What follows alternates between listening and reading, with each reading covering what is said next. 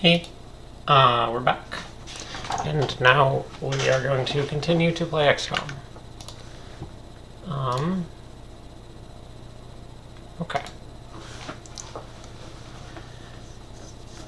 Let's see where we were. Did we have a mission ready? Nope. Mission, abduction mission, swarming. Have not chose our dudes yet. Okay.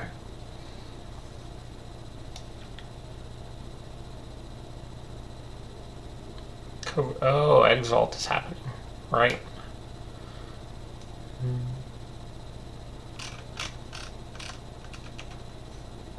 Okay, so who do we want on a swarming mission?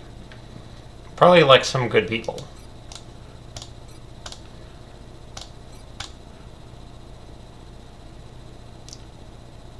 The problem with tank infantries is, like, as you level them up, they don't actually do the thing that they're supposed to do until they get 1200 XP, because that's where they get suppression. And until they get suppression, they don't really have that much to bring to the table.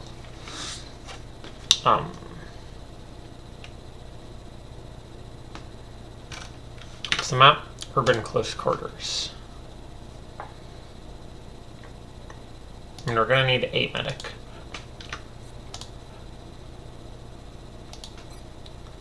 What does Fee have? Smoke and mirrors, steadfast. Oh yeah, we'll take that. Could be good to have some smoke grenades and so forth. Let's see. Need more infantry. How many infantry do we have? We have quite a few. We have 7. We're going to need more, but we have some.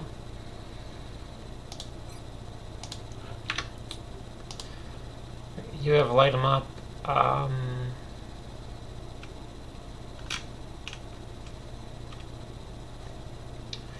Bring an assault seems good.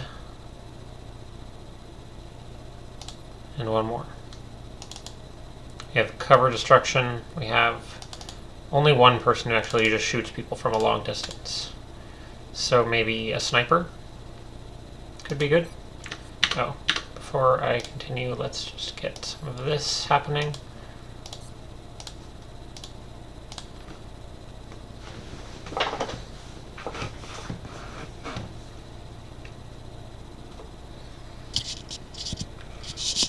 Been finding that a lot of times I like lean forward and then the camera is like this, which is not great. So we're gonna try to avoid doing that. Do you have Deadeye? Yeah.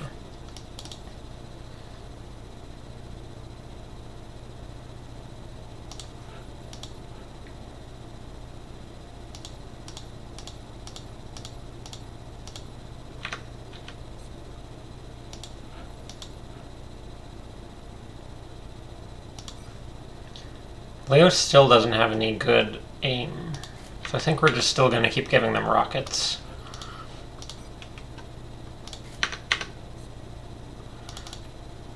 Oh, so here's the thing. A new mod has been put in the I&I. It's medkit and pistol slot.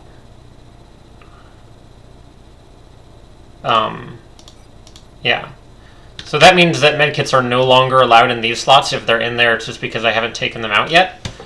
Because the game's I&I won't let you make it so that you can just put it in either one.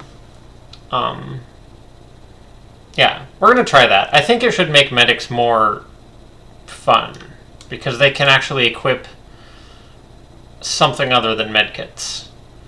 Like, for example, you can build an Overwatch medic now because now you have room for a scope in your inventory.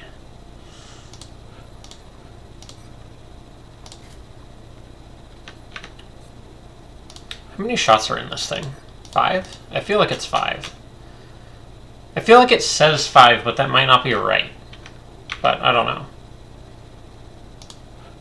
Also, I wanted assaults to be black. I don't know why they have the 31 as opposed to the 32. So what this does mean is that it's very important to look for Packmaster and Savior on our medics because one medkit slot is all we're going to get. Like, you can't pack your slots with more medkits for a long mission. That's not a thing that is allowed. But now we can have flash and smoke, which is handy.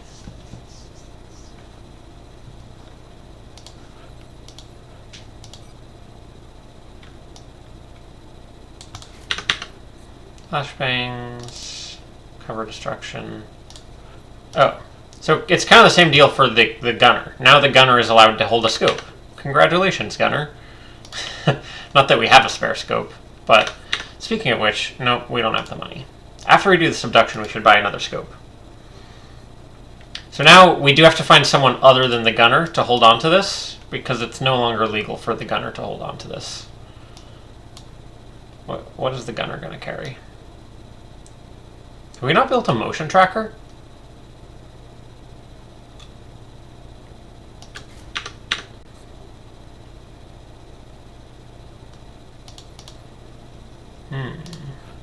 I don't know why this is the color that's on snipers. I wanted like one of these green colors. Like this one. So that they can be stealthy.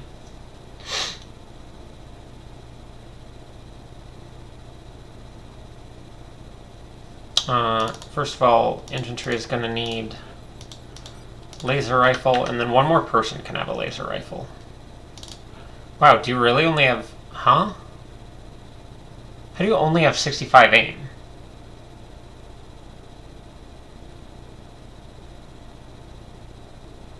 Because that's after your first promotion.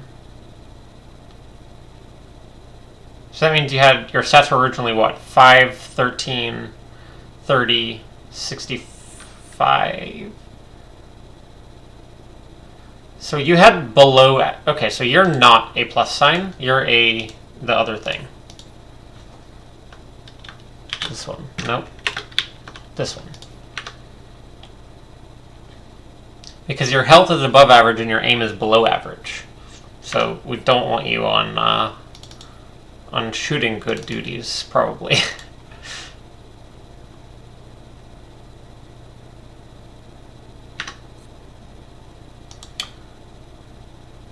We're 1 day off alien materials.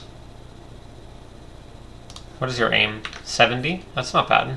What is your aim? 70 also.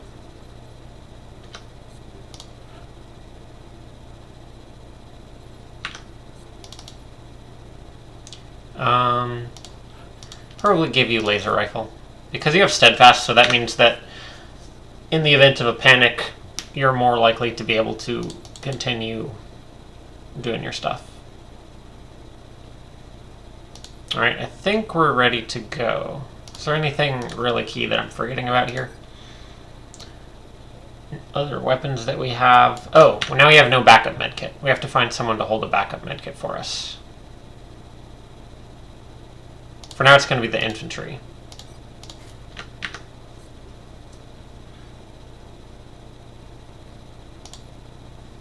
Gunner can't hold it. You can't hold it. You're eventually going to be holding... what do you call it?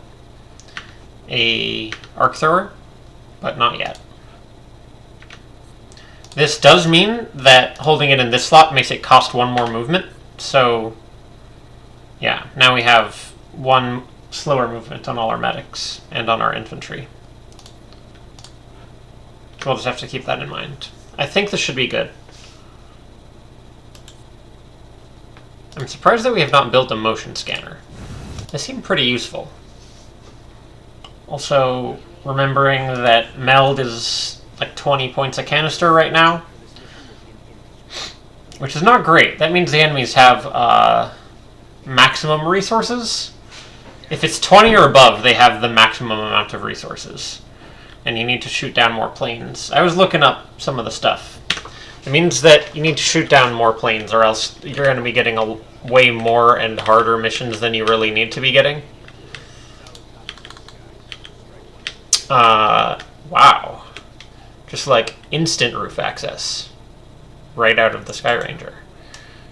Now that's helpful. Wait, what map is this? Oh, I know which map this is.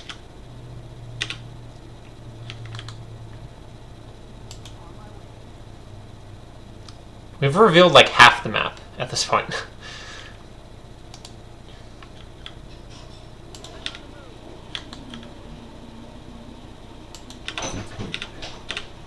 Oh, I need to increase the process priority of XCOM. I wish Windows made it more convenient to do this by default.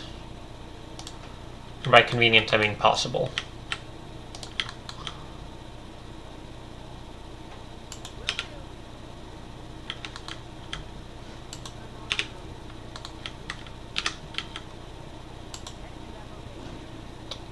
Oh, hang on, I'll be back in like 5 seconds.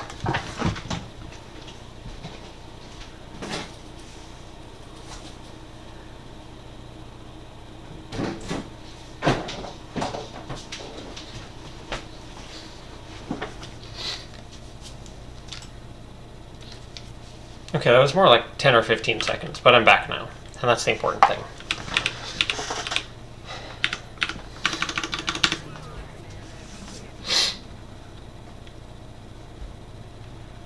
Seekers! We got a steadied Rocketeer.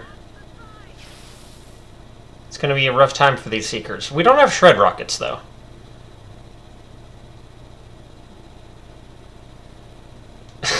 I love the delayed Overwatch on the snipers. Oh, they... Actually, if they patrol here, they're probably going to... Oh, no, we're good. Are they all landed? Should we even use a rocket? What kind of question is that, Hazel? Should we even use a rocket? Shameful.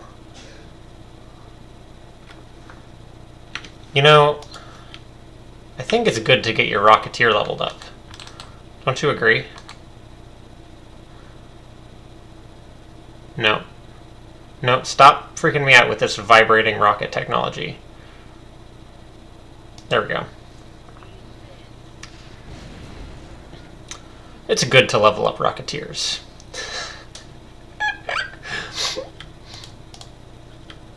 So who has vision on that person? Just you? What's your hit chance? Not good from there.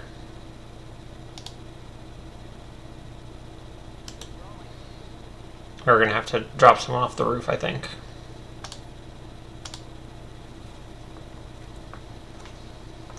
And rip in peace that pod. I love having your soldiers, like, actually set up and ready to go.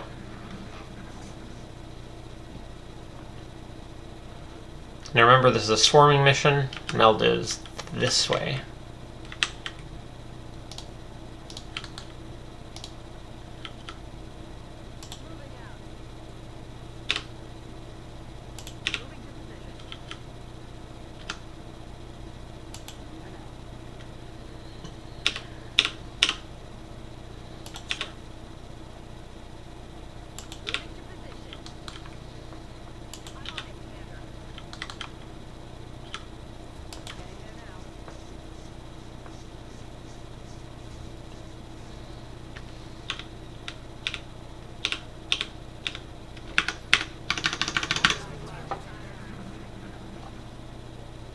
Sectoids in the direction of the meld? Or in the building, I guess, is also possible. We're gonna have to take this in 2 steps, I think.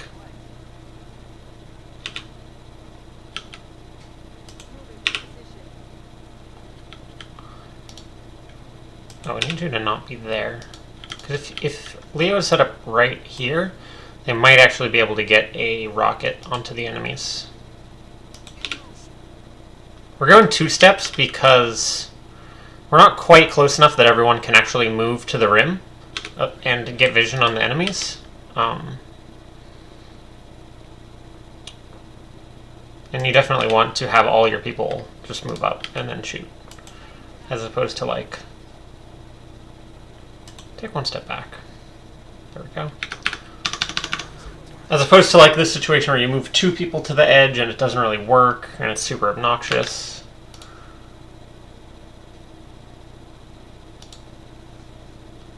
Yeah. So who do we send first? I think first we send...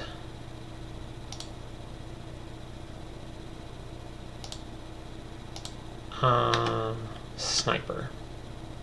It's right in the middle. 3 floaters. Oh my god. The amount of lucky that we're getting this mission. It's incredible. And we're going to use the shredder rocket so we don't bust the meld. Look at this perfect rocket. Boom.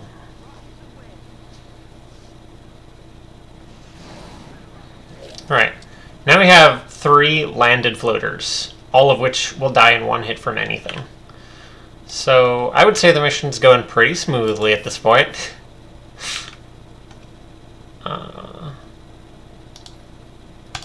We're not doing anything like suppression, we're just gonna kill them all. Let's get some... This is a bit dangerous. We might reveal on the right side if we try to move with them. Let's see if we can avoid that.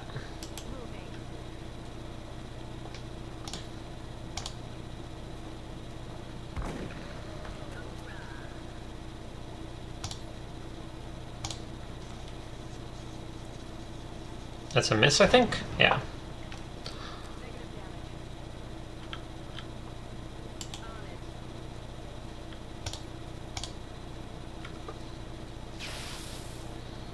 Alright, getting some whiffs. Do we do this, or do we just grenade him? I think we do this. Well, it was the wrong call. And now we're going to get mass acided by Thin Men. Yikes, that's going to be a nasty acid.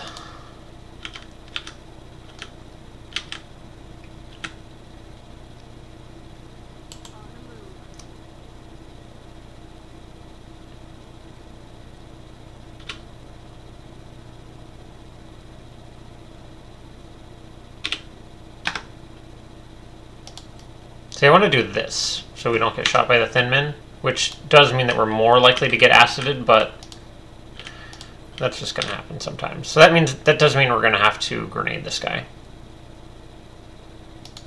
in order to avoid taking that 25% chance of missing and not being able to do the smoke. This acid hurts already.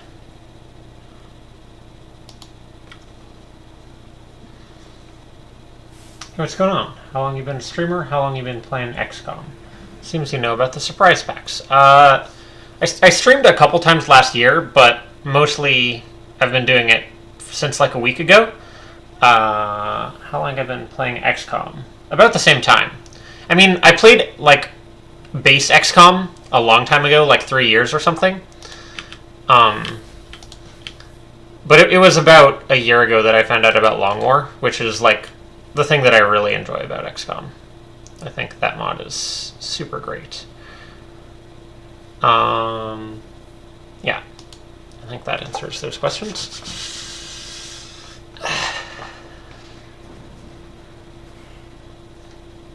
Okay, thankfully the Thin Man did not acid us, because it could have just put an acid right in the middle and hit basically the entire squad, which would have been bad, obviously. That meld is going to expire this turn.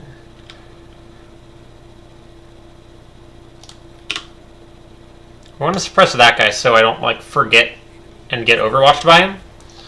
Huh?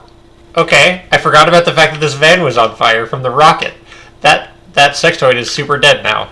That's amazing. This is what, the 3rd pack? I want this meld.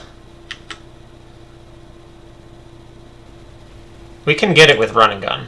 It's just a matter of, are we going to activate new pods? And the answer is, we absolutely are going to activate new pods. But I think at this point, we're down here, and that's just how it is. So we're going to grab the meld.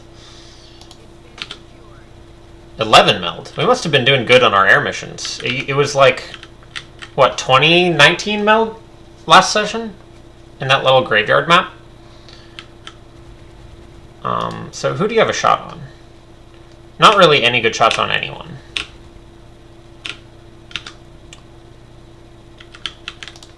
So what kind of grenade can we get on these guys? A really bad one, basically.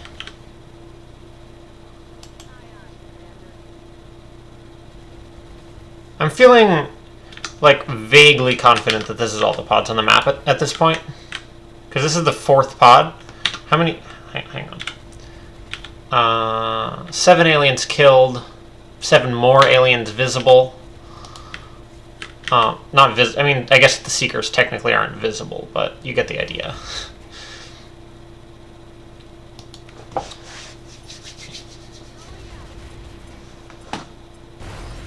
The point is, this is very likely all the pods on the map. Because if there were more than 14 aliens on this mission, that would be pretty terrifying.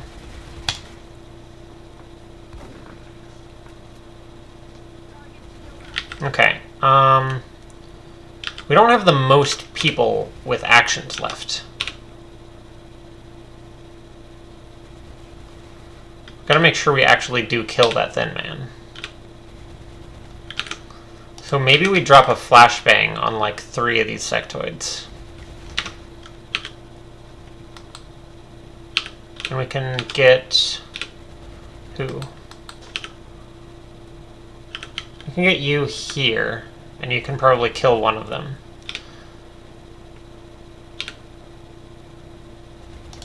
Right. Try and actually kill that thin man for us. Perfect. I really like Long War in XCOM 2, but I'm very bad at making decisions. End up losing my good people early. Alright. Yeah. They're pretty hard. Maybe hard is not exactly the right word. They're pretty, like... You have to be very consistent. I mean, at least if you play them on Long War. Or, not Long War, the frickin'... What do you call it? Ironman. Apparently they're making Long War for XCOM 2, which I am super, super excited about. We're shooting the one in the back because they're farthest away, and this person has a marksman rifle, which means quite bad at shooting close-up people.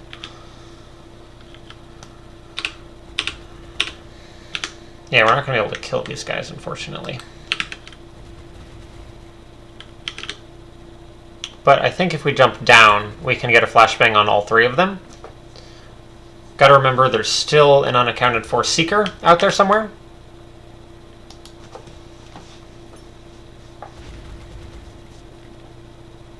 Dink.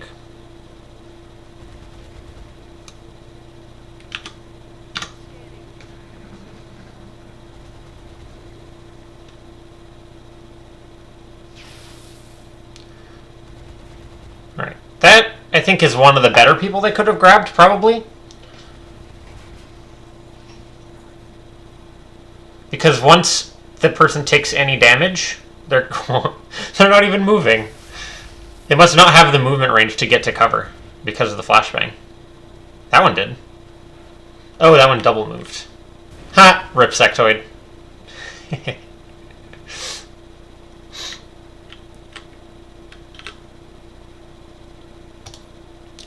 Because since they grabbed the assault, once we do a little damage to this guy and make him get loosened, the assault will be able to finish them off. Okay. For future reference to myself, the infantry are not a good medkit carrier because they actually use their pistols.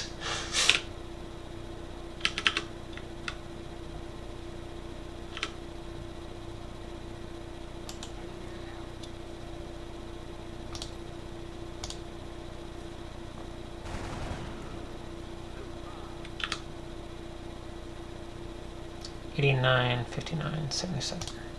Shoot that dude.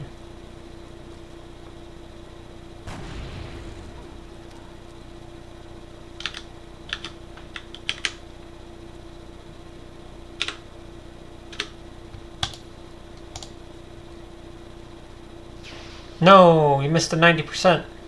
You kind of needed to hit that one, my friend. It's okay. I'll look as a chance also. There we go. That's fine.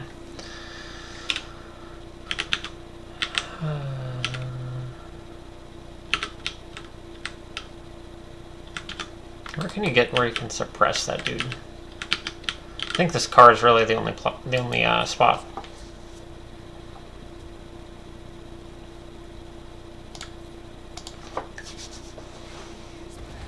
All right, next turn, that dude should be quite dead.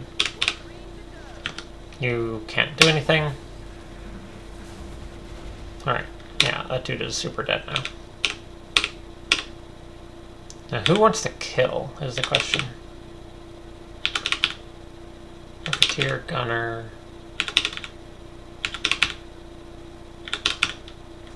I think start off by letting the medic... Oh no, they're hunkering. That's absolutely not going to work. It's either flank or nothing. Now this isn't a flank, is that right? I don't think this is a flank here. So I think the most effective person to do this is just going to be our Rocketeer. I don't seem to miss too many shots. Yeah, the thing to like not just randomly dying all the time, you have to make sure that you can do consistent stuff. So you need to either have cover destruction available so that you can get the flanks. Yeah, cover destruction is super, super important in XCOM. I like never ever go on a mission without an engineer or someone who can destroy cover. Because you don't want to just like sit in cover and take shots back and forth with the enemies. That's like a recipe for dying.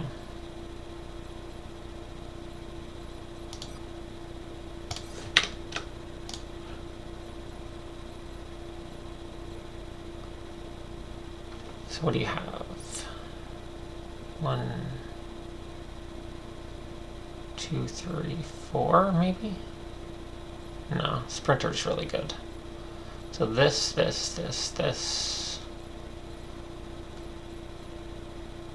Probably flush.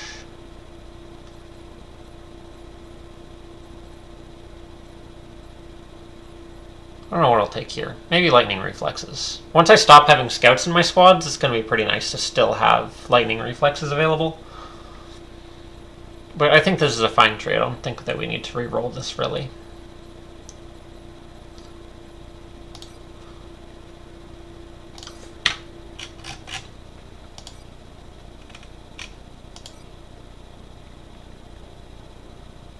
Okay. I was just saying I was going to build another scope. Wait a minute. I see. Maybe a scope is not what we should build. Maybe I should see... How come I'm coming back? Oh, I missed that part. How come I'm coming back to streaming? I don't know. I just was playing Long War again, and I was like, this is a really good streaming game. Maybe it'd be fun to stream again. And so I have been streaming.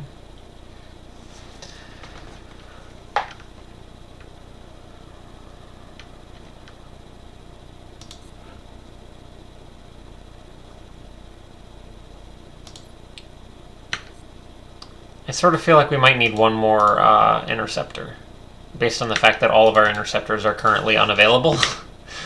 That seems to indicate that there aren't enough of them, to me.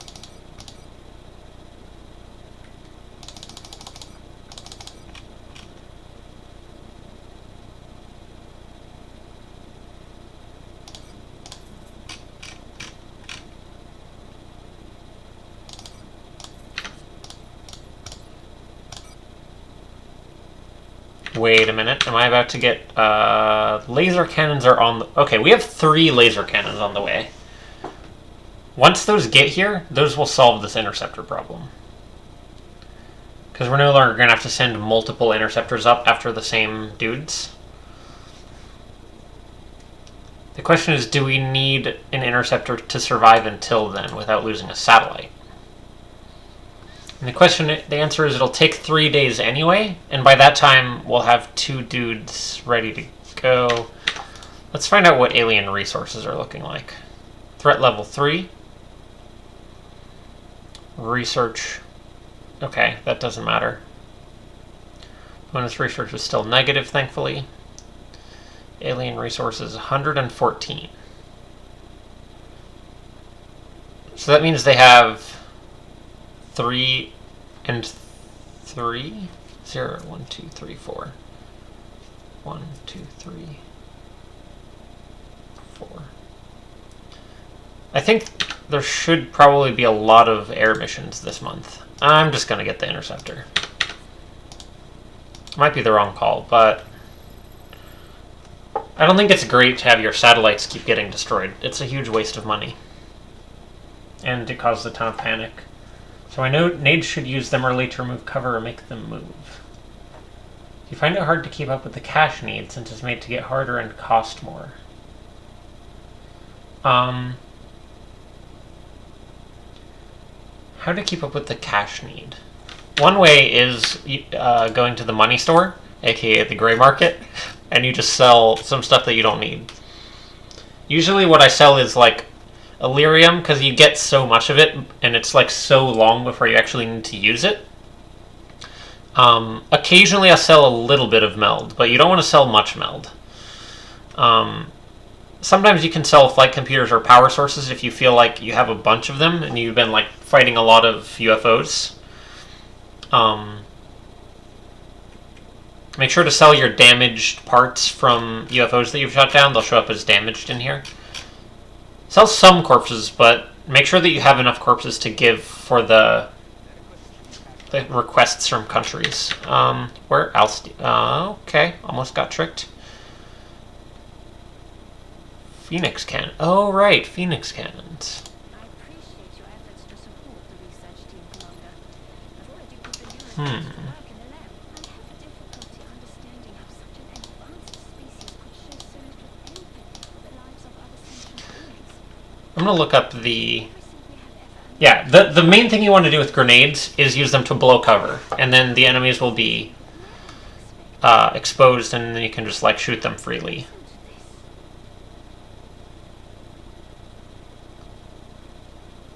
She's mad about science being used for evil, which is understandable.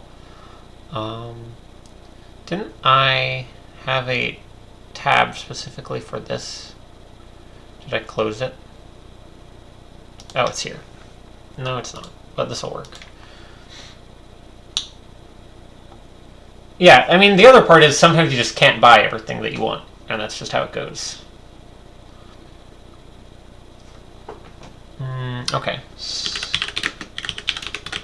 Because what I want to do this time is do a very early base assault. But we really want to get the Super Sky Ranger upgrade. Super Sky Ranger. Advanced Aerospace Concepts. So to do that, we need Experimental Warfare Interceptor upgrades. So that's what? That's 2 researches, or we could grab... Let's grab body armor first. Now the other option is alien computers into floater autopsy into AIM module. And then we can do better in our air game.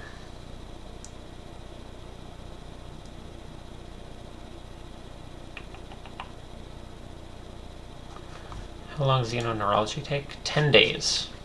That's pretty fast, actually, isn't it? Maybe we want to... Don't have money to build anything. Saving up for a steam generator, that's right.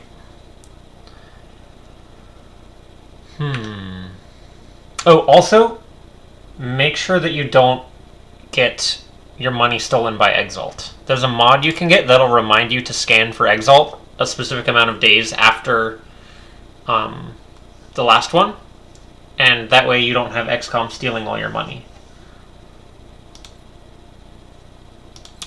You're saying armor into experimental warfare? That could be good.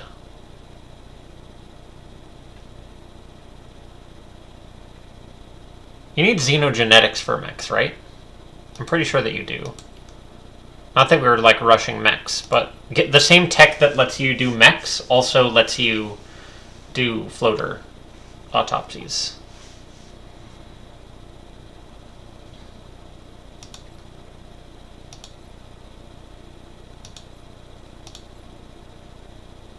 Yeah, we'll grab body armor, I think. We don't have... I would actually just grab xenoneurology right now, but it won't actually be good because we can't build the building just yet. Those lasers are going to keep us feeling pretty happy relating to the air war for a pretty long time.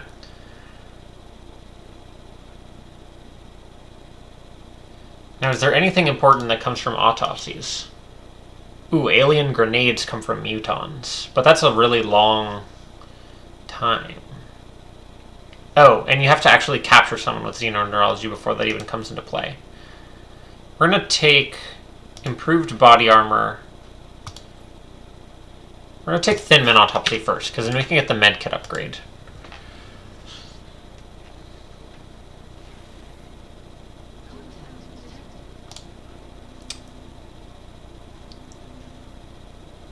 How long is it till that interceptor I built is done? 1 day. Alright, thankfully the person we have available is our Stingray person, so they'll have a pretty decent chance of doing well in this situation. Oh, this is a Raider, never mind.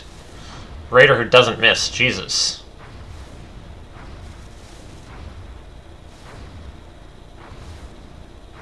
Nobody can hit anything.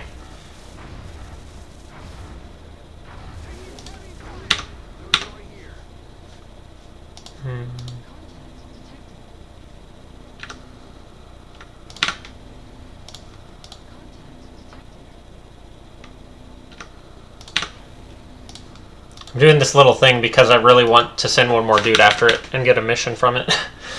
and I had a person who was 1 hour away.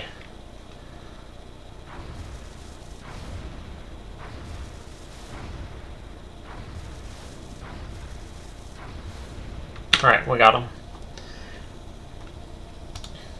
And we didn't lose our satellite, which is very important. I think if I learn the build paths, I mostly know defense ones, since I know I'm bound to mess up.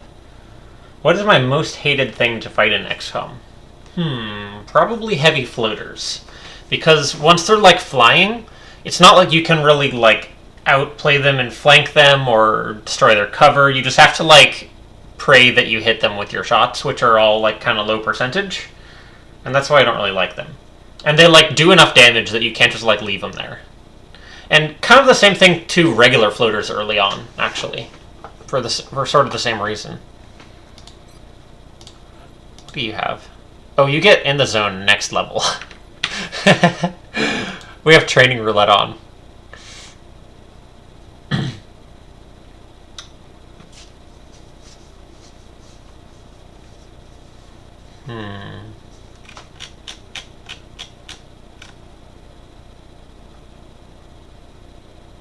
Marshland coming up in very soon.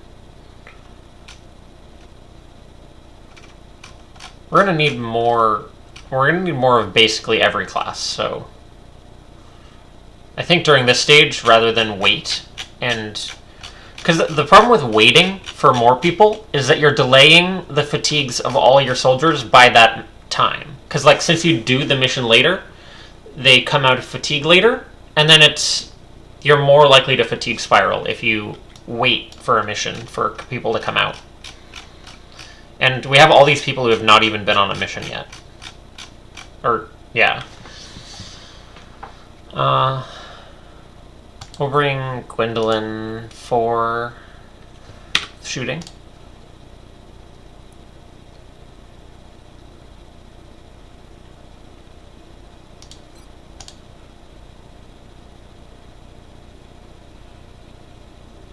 Nice job in the air fight. Yeah. Yeah, that went pretty good.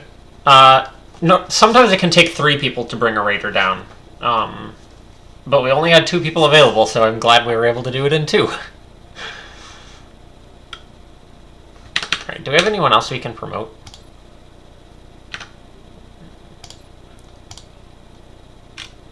You could we don't want snipers as that thing, though, is the issue. So we've been making gunners our officers, but I feel like that might actually be a horrible decision. I sort of feel like infantry might be better. The issue with making gunners officers is a lot of times you want your gunner to shoot first so that they can do holo targeting. But then one of your... Like if you command someone to shoot again, the first shot has to go before you so that you can do the command, which means it doesn't benefit from holo targeting. So it's kind of like awkward.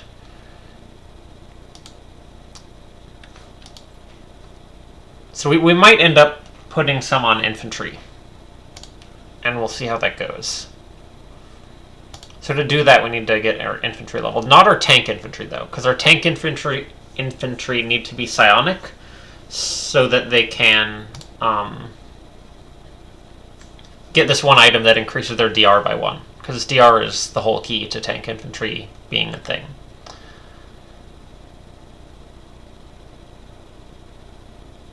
I think you're totally average, isn't that right? You had 4, 13, probably 35, or maybe 31. Yeah, I think you are an average soldier, which is fine. Oh, I know why that doesn't work. The problem is infantry need... Actually, maybe it does work. Because we have so many people that have this, like, high aim and also high will, that maybe that's what we do with them. We make them officers. Could be good.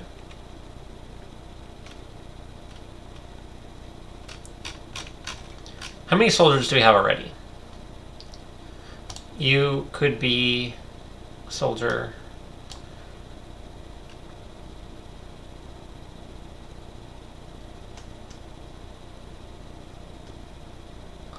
Who got wounded? Someone got crit wounded, right? I'm pretty sure that someone got crit wounded. Oh, it was you. Okay, I like to make sure to mark my crit wounded people because they have like super reduced will. So I don't want to like accidentally try and make them into scions or something. Vivian actually could be an officer if we're doing that plan. I think. Anyway, that's for a little bit later of a time. Get you. Gunner, infantry, sniper, medic. Need cover destruction. So we're going to need one more engineer.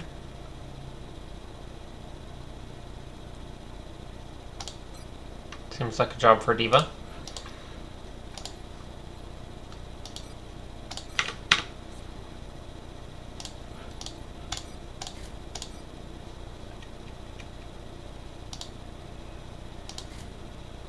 Hi, Captain. Not what you want. What do you actually need? I guess flashbang.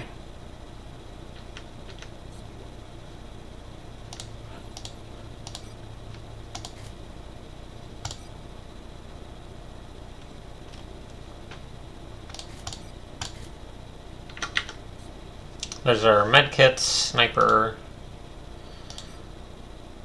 Do you want a sniper rifle or a marksman rifle? What's the map? Okay, if it's an urban block, you definitely don't want a sniper rifle.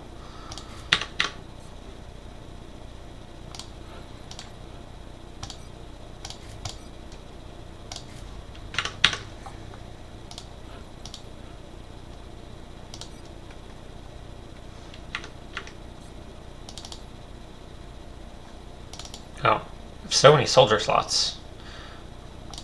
So we have cover destruction, medic, 2 people who shoot people, 1 person who suppresses people. What else do you really need, to be honest?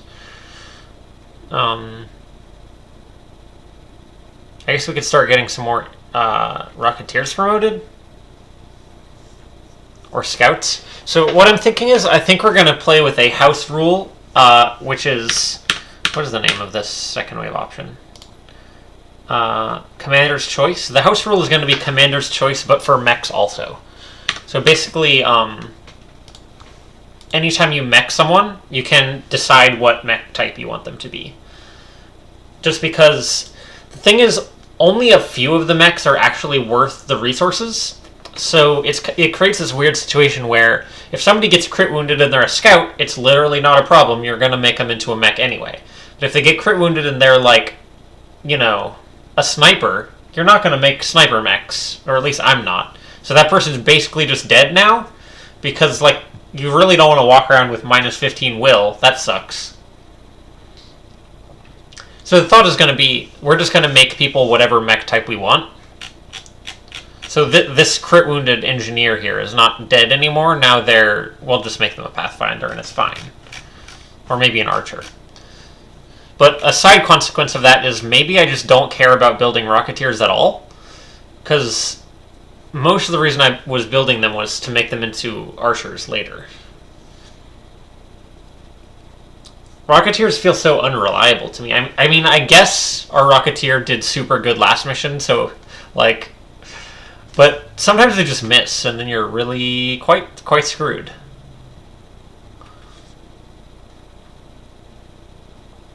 Who else do we want to level?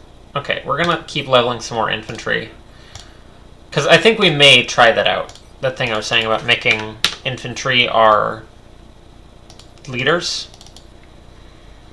I wonder if there's a way to unpromote somebody. Run and gun is good to have in every mission. In most missions, yes. My biggest problem with run and gun is in a tight space, like a small map, you're very likely to activate a new pod when you go for the run and gun flank, and then your assault is in quite a bit of trouble because they're probably flanked by the new pod. But even if they're not flanked, that's still a bunch of people that you're not going to be ready to fight. So that's my issue with assaults. I do, however, think that they're very important on UFO missions for killing the outsider. Shredder is a great ability. Just no one is really high enough level to have it yet at this point. So we should totally make another assault. Who has good movement? You do. You can be an assault.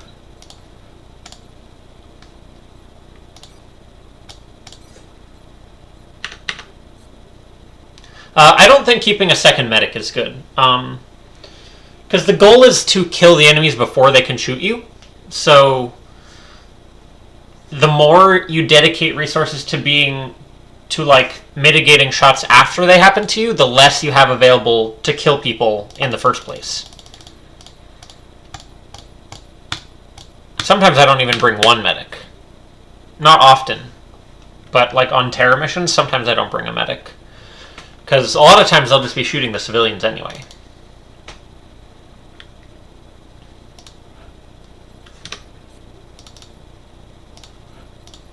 Also, the other good thing about bringing 2 infantry is... Why are you wearing a tack vest when you had 3 health? That seems questionable. I don't know if I would do that if I was you.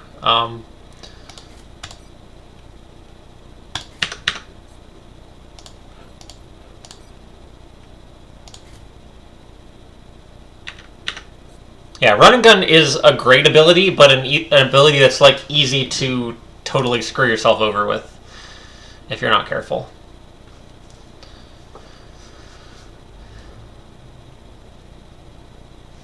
Oh, I would rather you not have this set of items, I think. Attack vest, ceramic, and flashbang. How many flashbangs do we have? 1, 2, just 2. That might be okay, though. Oh, no. Don't take a smoke grenade, take a flashbang. Flashbangs are super good for fighting the outsiders. Because if you can't kill them the first turn you activate them, you just flashbang them and then it's fine.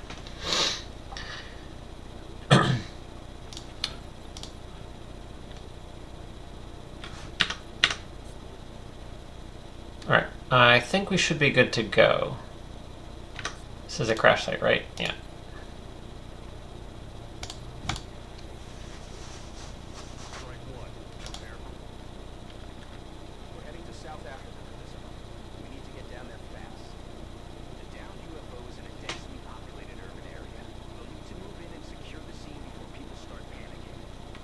Yeah, this is the map that I figured it was. I don't think there's very many urban block UFO missions. So I didn't want to take a sniper in this map because I feel like it's kind of awkward. Okay, we need to get onto this high ground right here.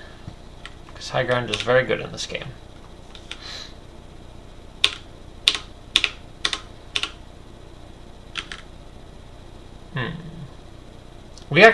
It feels like we want to go to this full cover. The problem is nobody else can reach to actually fight people if we activate by doing that, so we should not do that. We should just go to this half cover and get everybody all kind of together.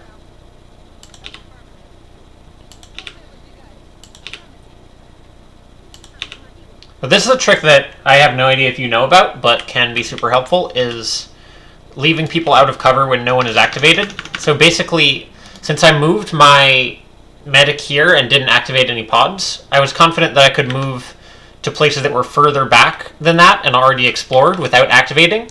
Whereas if I was to, say, move this person up to that cover because I didn't want to leave him out of cover, maybe I activate a new pod, and then it's not great.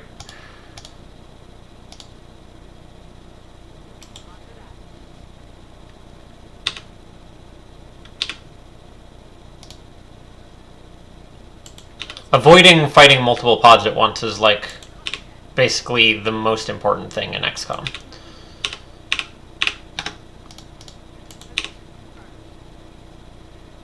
You basically always want to be fighting pods. Like, you activate them with the first blue move of your turn, and then you have everybody on your team able to act before the aliens get a turn. And then you can just stop them from ever getting a chance to shoot at you. Even better is to overwatch and let them patrol into you, but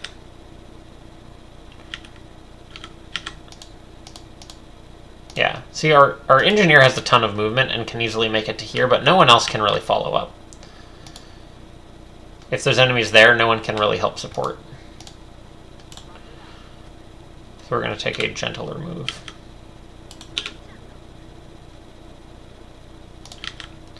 It's fine to leave our sniper behind just a little bit because they have that squad sight. What would you say is the most important class to try and level up fast? So group without pushing further than you already know. Yes, that is a super important thing. The thing is, like, if you watch other streamers, sometimes it's like everybody knows that, so nobody says it because they just assume that it's, like, so commonly known that it's not necessary to tell people about. I don't know. Maybe you don't. Maybe you don't. What would you say is the most important class to level up fast? That's hard. It's especially hard because I'm in training roulette mode right now. So, like, each individual character has a different set of perks and a set of levels when they get them. But by default, I would say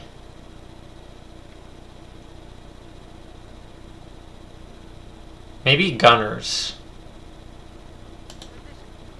Because gunners get a huge power spike when they hit their last level, and suddenly they can deal damage and shred and hollow target somebody just by suppressing them. And that's, like, super good.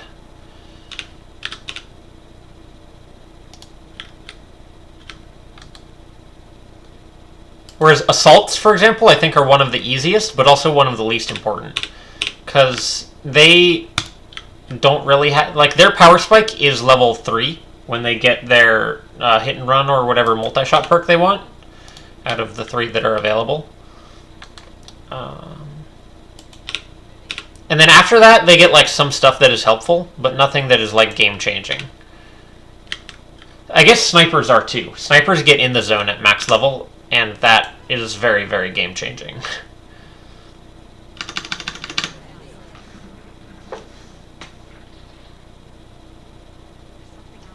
Because the idea with leaving people out of cover is, if they patrol into me, I'll get whatever Overwatch shots I get, and then they won't have a chance to shoot at me before I can go.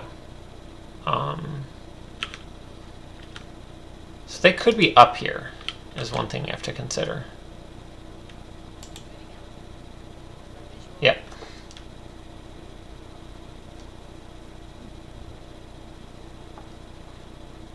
So, wait, where did they go? One is down here somewhere, one is over here, the other 2 are on the roof. Sometimes I feel like I should give my assaults regular rifles, because if I had that, I could run and gun to here and flank that guy. But with a shotgun, that's, like, gonna be a really bad chance to hit. See, this isn't great, because nobody has, like, good movement and can actually get to cover up here. Or at least not to full cover.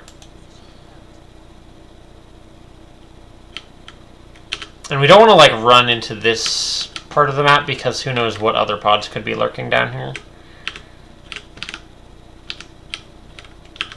I'm looking for the other sectoid.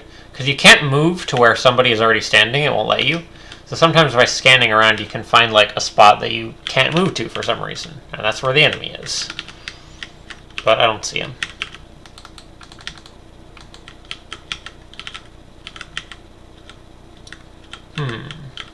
This is a very awkward fight.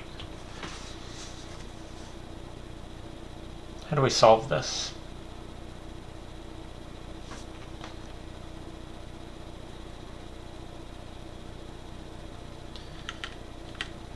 I think we do go for this run and gun.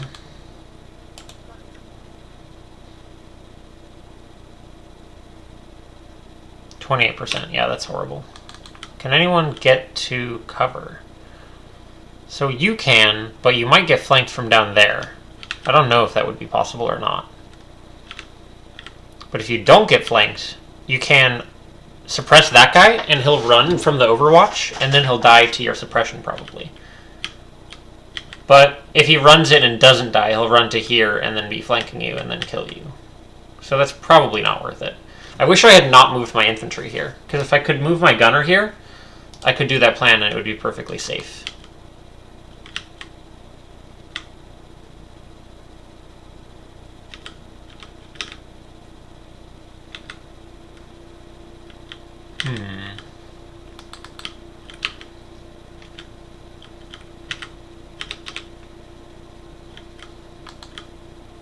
Oh, never mind. Our gunner can't make it up there anyway. That was our, I guess, our engineer that I was looking at.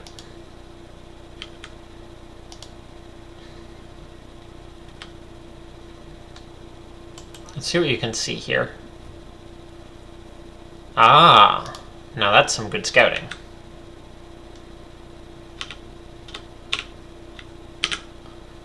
Right, go ahead and do a snipe on that guy. 100% to hit. Okay, cool. So that one is dealt with. We have another one down here somewhere.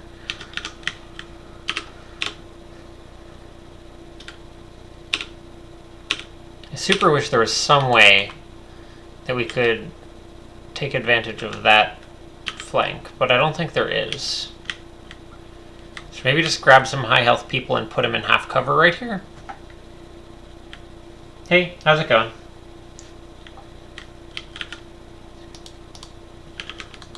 I don't like this. I don't like to be shot at, basically. It feels bad.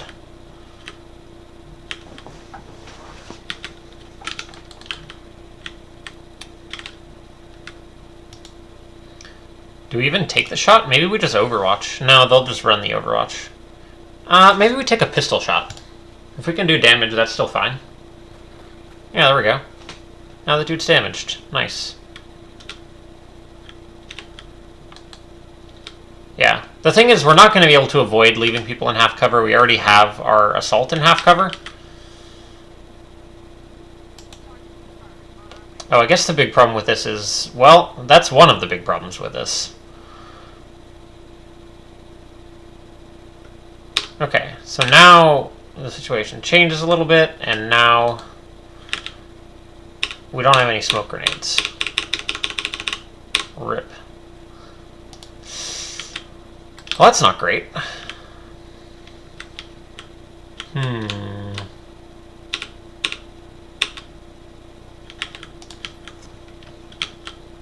Can't get it. Nope.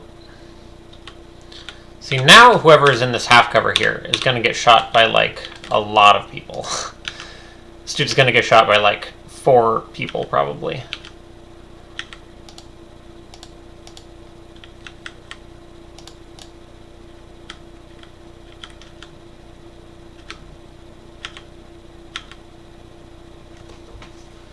I do group, but not as tightly as I've seen you do it. So maybe that could help. I normally group together, but try for cover every move, so when I don't see people, I should chill in the open a bit more. Yeah. You cannot break floors in XCOM 1.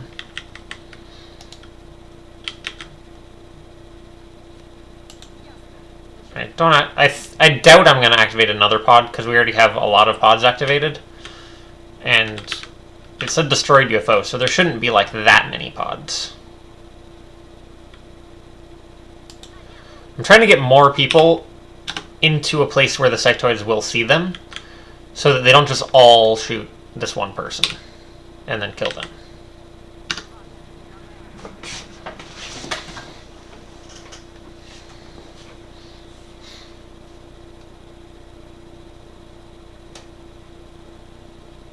Alright, every mind merge that happens is a person who's not shooting at me, so that's fine.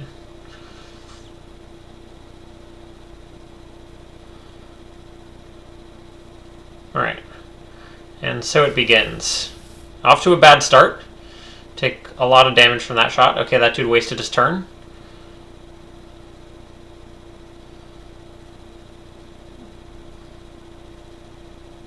Don't die, Diva. Just gotta survive one more.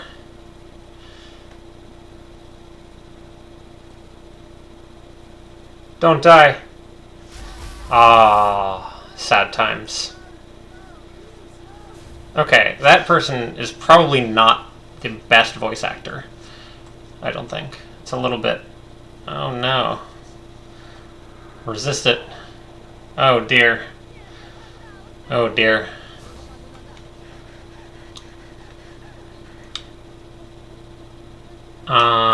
So we only have 4 people who can actually act against 7 sectoids. Which is not great. You can't shoot anyone.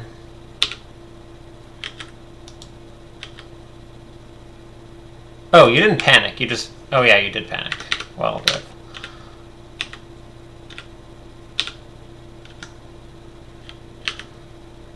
Where's our engineer? That was who died. Oh, that's gonna make this hard.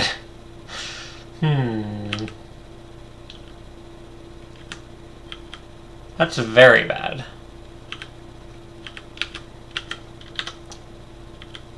Is this a flank? This is a flank.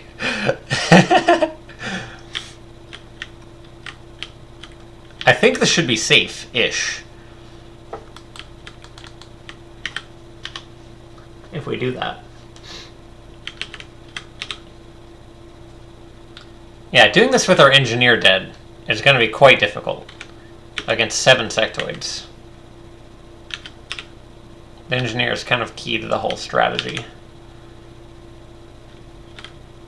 Our sniper can't get vision on anyone.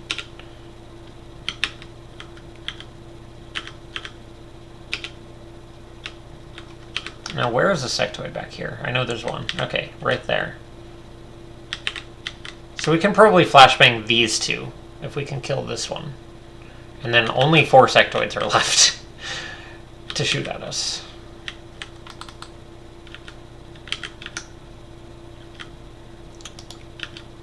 I'd love to have everybody in full cover. But I guess we have a person panicked in half cover. So that's not great. But at the same time, it's going to be hard for anyone to get vision on her. The other problem is you can't run away, and they can just run over here and flank you. And that's not good. It's too bad that our assault is one of the people who panicked. Because they're usually one of our people who, like, solve problems for us. Alright, I need you to do big damage here. Can you even do 7 damage? Let's find out. Oh, beautiful. That helps a lot. So you can suppress that guy, which is not really what we want. We want to flashbang those 2.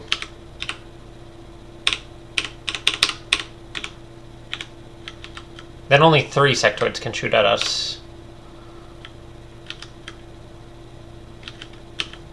I need to find the other sectoids, because if I can suppress one of them, then there's only 2 who can shoot at us. And that would be a huge improvement. I think maybe we run to this full cover here, or here.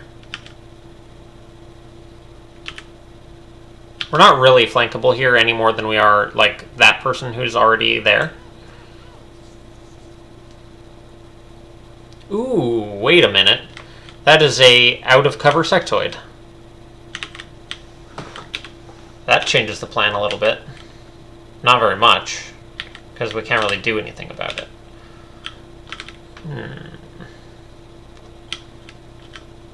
We can flashbang those two and suppress this one. And that should be pretty good. You can suppress from full cover, which is always preferable.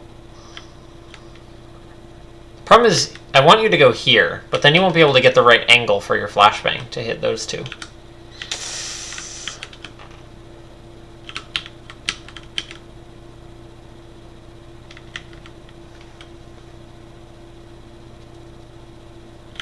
And this person is like not totally safe either. They can probably somehow get an angle on them.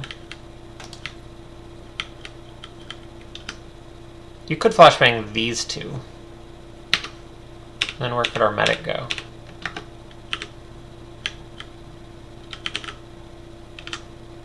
Maybe that's the play. Flashbang the front two that could easily flank us.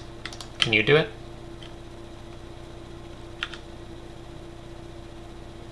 Yes. Maybe if I'm very careful, I can get all three. I think that will hit all three, actually.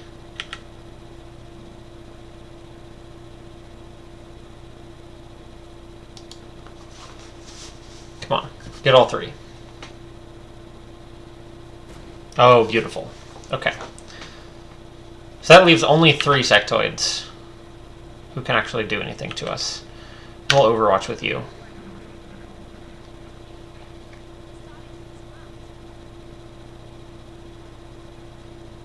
I say only as if 3 wasn't a very large number. Okay, I love when they mind merge flashbang sectoids. That's always super great. Okay, that dude is not flashbanged.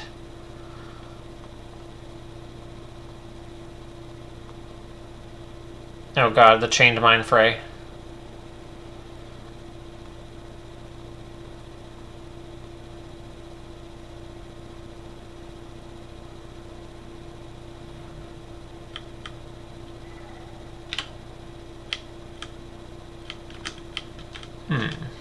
What did that other sectoid do? They didn't move? Okay. I guess that's fine. Alright, hang on. How many sectoids? 1, 2, 3, 4, 5, 6. Okay, so if these dudes are flashbanged,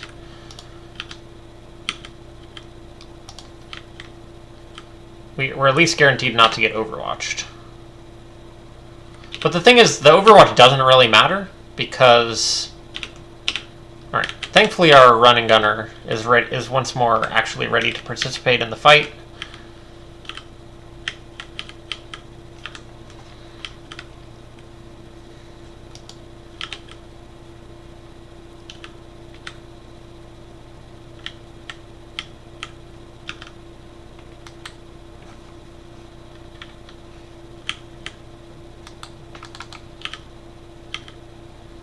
Okay, so we can't actually get the flank here, sadly.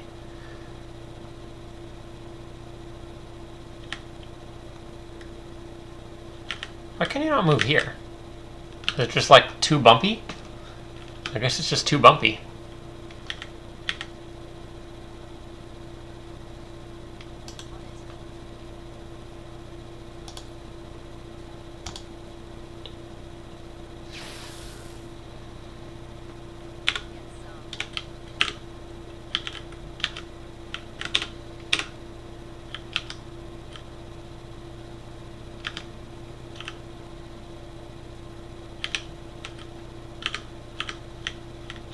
Now, this assault, does she have CCS?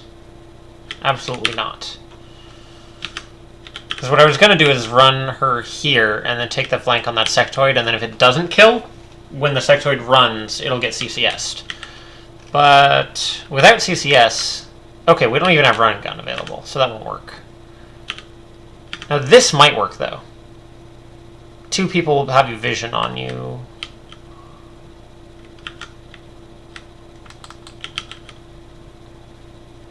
We could also go for something like this. We'll take an Overwatch, but it's a flashbanged Overwatch, so it should be like super, super unlikely. 1, 2, 3, 4, 5. What do you have? Oh, you have 71. I don't know how you have 71% to hit. Is your aim just that good? Can we get a hollow on that guy somehow?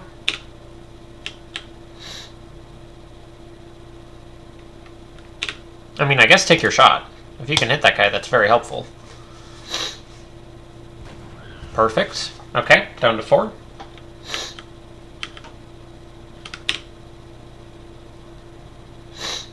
I say perfect, but the number of enemies who are currently around is still very high.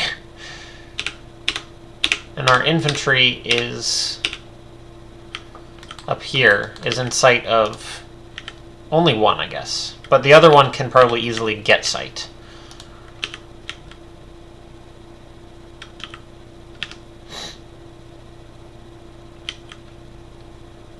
So what is the play here? I think we run our assault over here.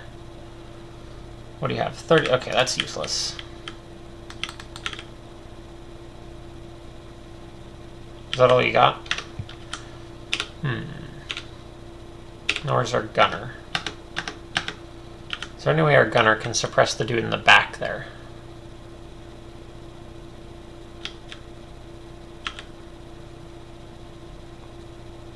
Not really in the right place for that, unfortunately. I guess you could run up here and flashbang. Maybe that's what we should do.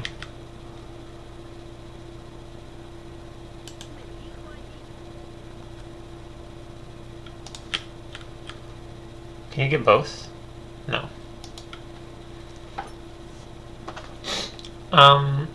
So the outsider fight is going to be kind of rough, because we'll have wasted all of our flashbangs on this fight, but that's how it goes, occasionally. Oh, I measured that hit chance with my pistol. I bet it would have been better with my shotgun.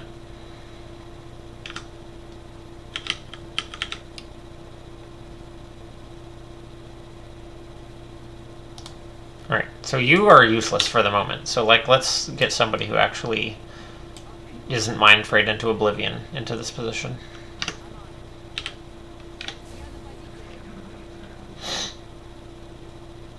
If that dude doesn't... Okay, no.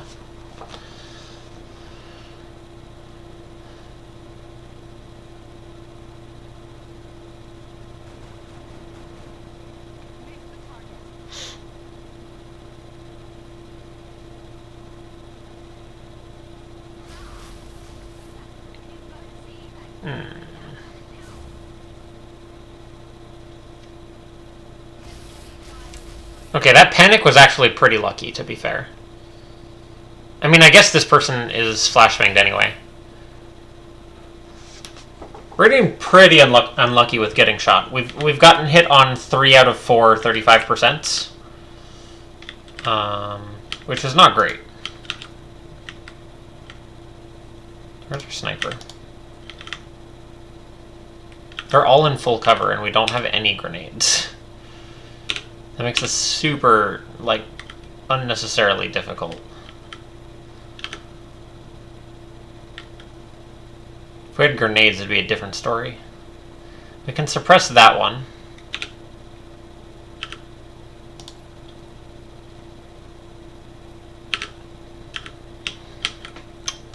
So we could go for this type of a situation on that guy, and now we're not totally screwed if he doesn't die. Yeah. See, if we'd been standing next to him, it would have been quite sad to see that. It would not have been great. So, how can you suppress that guy from full cover? Easily, in fact. Just like this.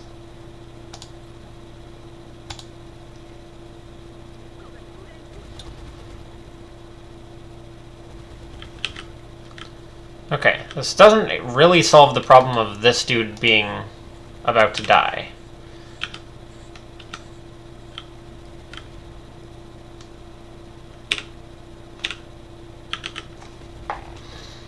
Not having an engineer makes this, like, so much harder.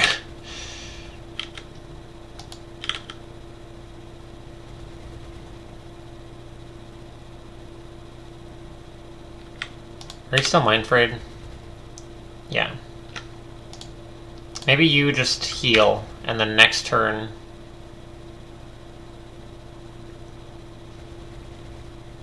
do it like this.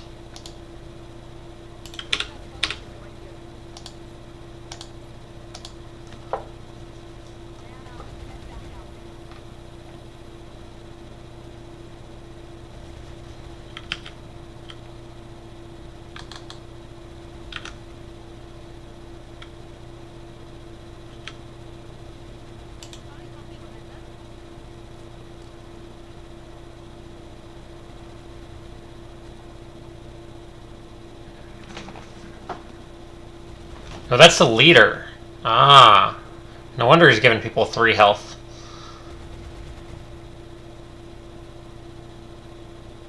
Don't... well, rip. Okay, not necessarily rip, but definitely in that department. The panicking is so much. It's only panicking all the time.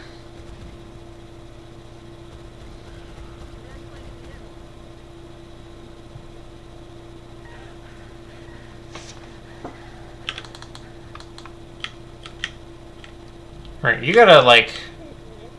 oh, you're so far away. Who else has medkits? Just you. Our other medkit holder is dead. Okay, so you can get here this way, and have a pretty good chance of getting them before they bleed out. 76% into full cover. You're pretty awesome, aren't you? You can't actually get a flank. Can you do it from full cover? No. You have to roll max damage to kill him, unfortunately. Can you get a flank on anyone? No.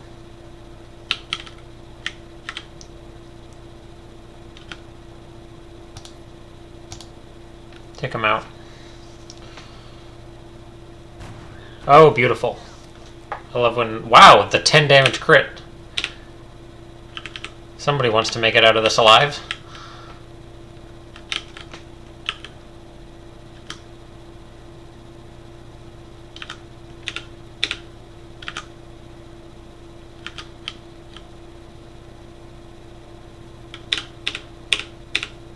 So, do we bet on that being all of the pods?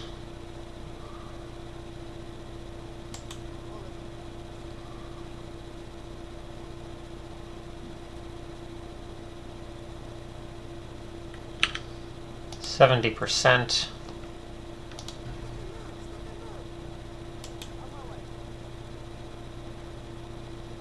9100.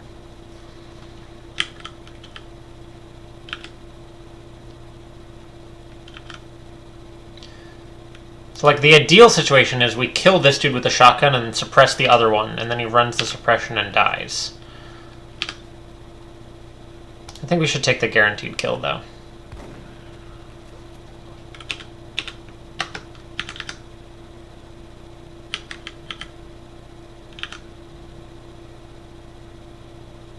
We can still get suppression on that guy.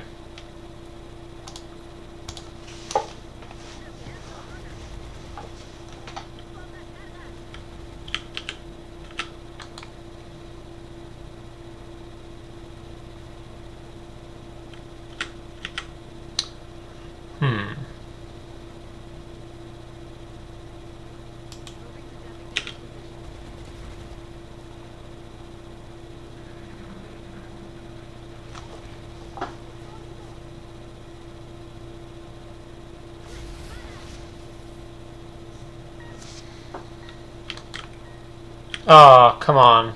This random hole in the ground. Is the person gonna die because of that? That would suck. Maybe? I'm almost positive this won't work. But it's the best we've got, really, so... oh, we got it! Okay, we got the stabilize.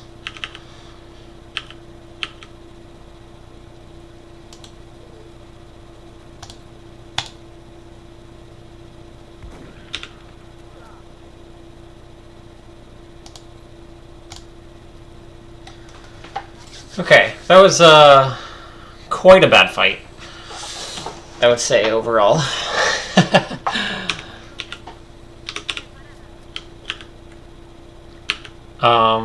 I think the lesson is your engineer is absolutely not the person you want to stick in half cover.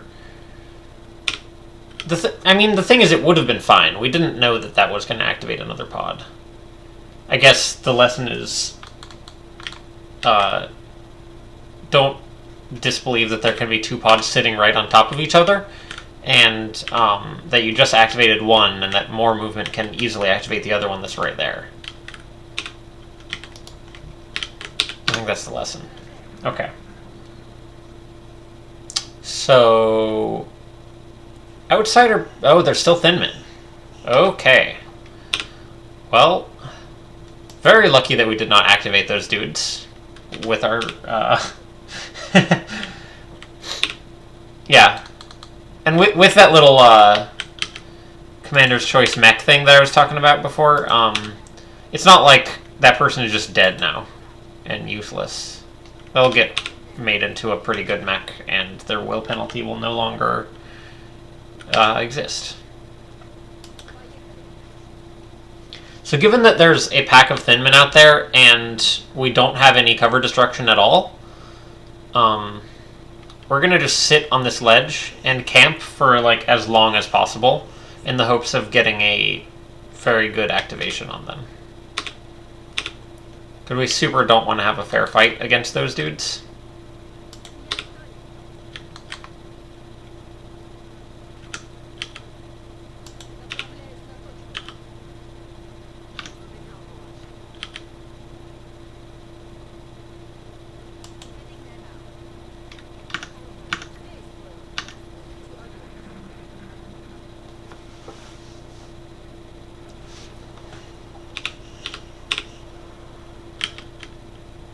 Oh, please don't activate. Good.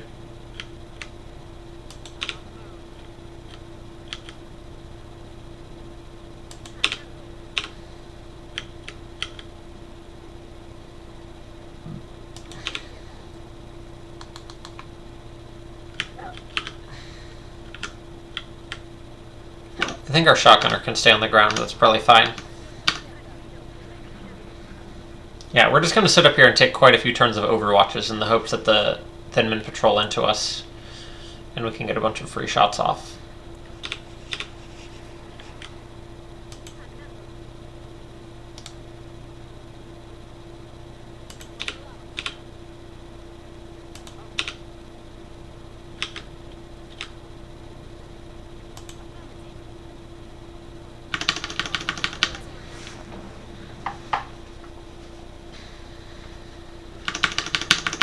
The outsider fight is also going to be pretty interesting with only 5 dudes and no flashbangs.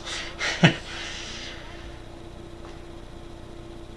there should be 2 outsiders on a ship like this.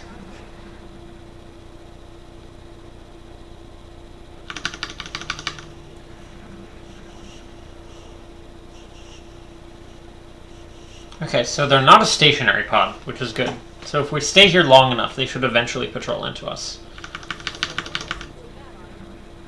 Oh, really? Well, maybe we can get one of them.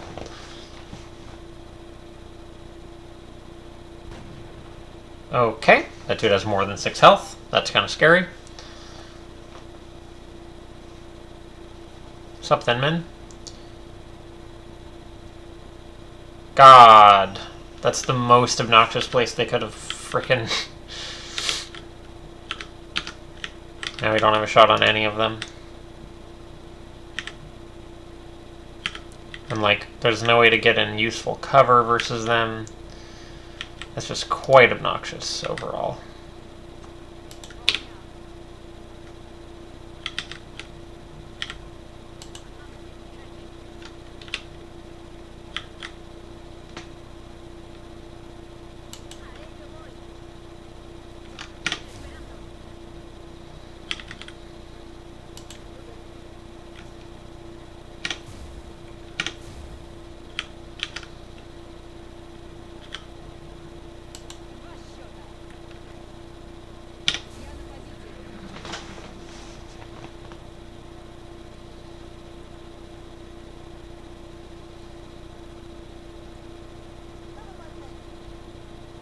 Okay, Thinman has double moved and flanked us. That's fine. We have a shotgunner for almost exactly that scenario, who is now suppressed. There's 3 Thinmen. We should be able to drop you down and get a flank on that guy. Don't get overwatched.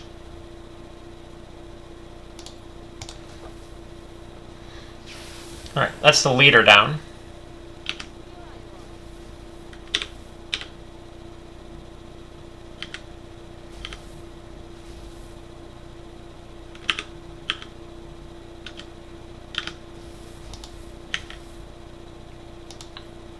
I can suppress 2, my friend.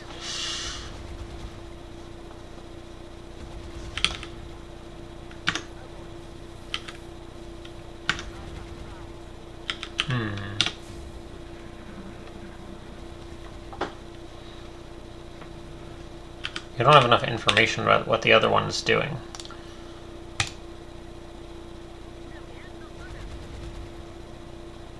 In fact, we have literally no information about what the other one is doing. Like, we're super likely to just get overwatched if we try that. Let's see if we can find the dude.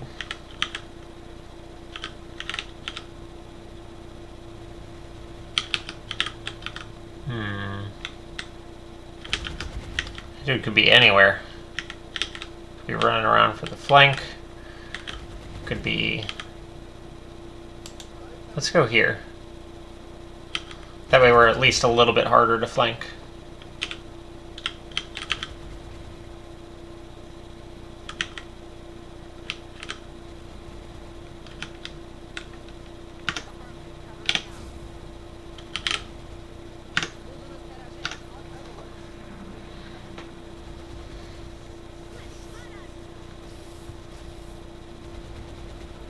God, where's the other one? What?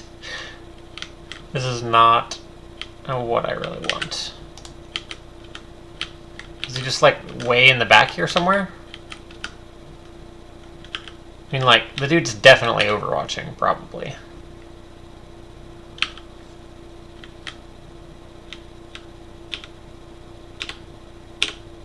It's too scary. Don't get overwatched. Well. And of course he doesn't miss.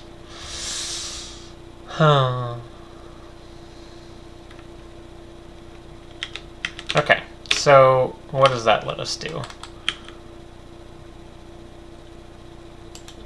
Lets us make sure our sniper does not die. Because now we know where everybody is.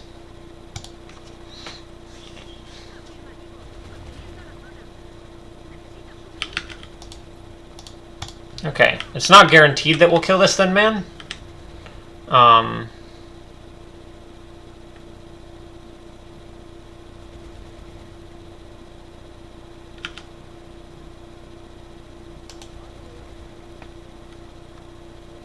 But we have to depend on the fact that we will.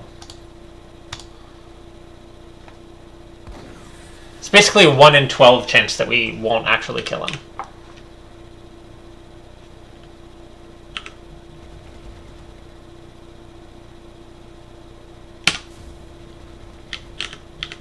Alright, she should be literally impossible to hit, given all the defense bonuses that she has in that position. That's 60 from the hunker and 30 from the suppression, so she should be totally safe.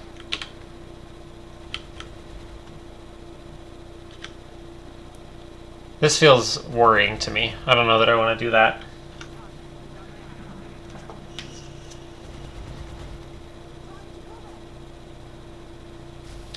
Jesus, these dudes are getting so lucky with their shots.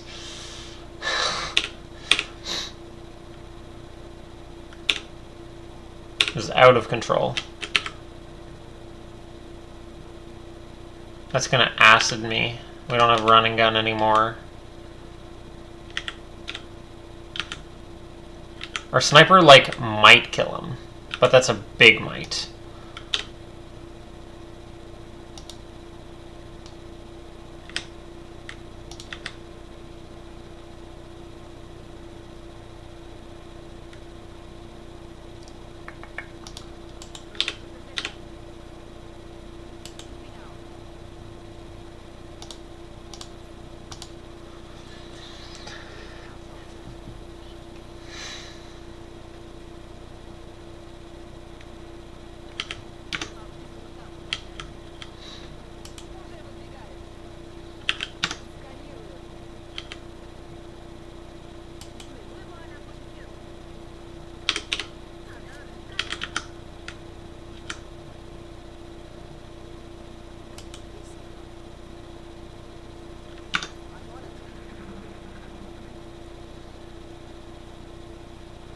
Okay, dude's just wasting his turn. That's fine. What did we have to hit him before? Can we get a suppression on him? Does not look like it.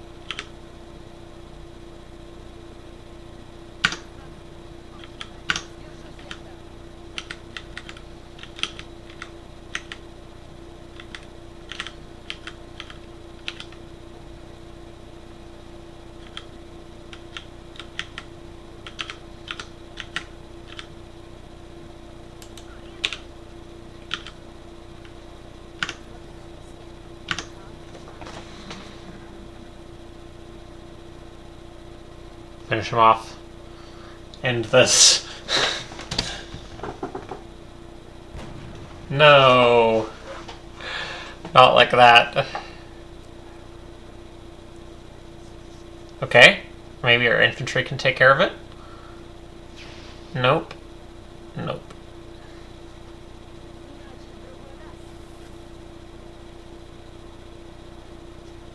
Alright. Probably not the best usage of your turn, Mr. Thin Man.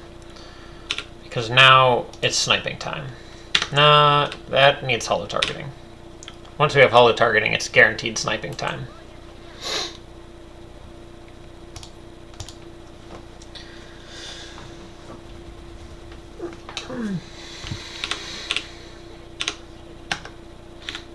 See if we can give it to the medic first. Yep. Okay. Now, what do we think our odds are of being able to assault this outsider without dying? I wonder.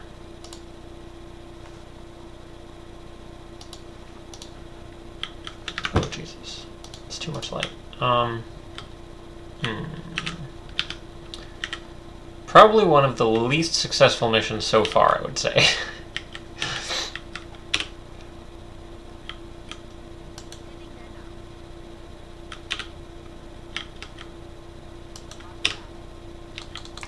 I'd love... Okay, so I don't know if any of you have played Blood Bowl, but there's a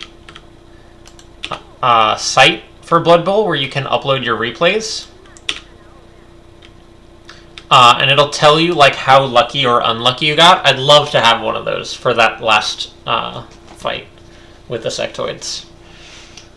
I feel like their hit chances were super, super good. And there was also the fact that there was like a lot of them, so that helps their hit chances also.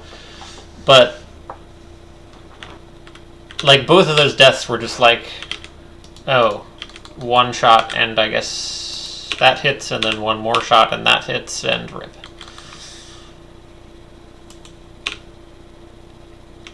I think there was 5 shots and 4 of them hit, and that was what caused those 2 people to go down.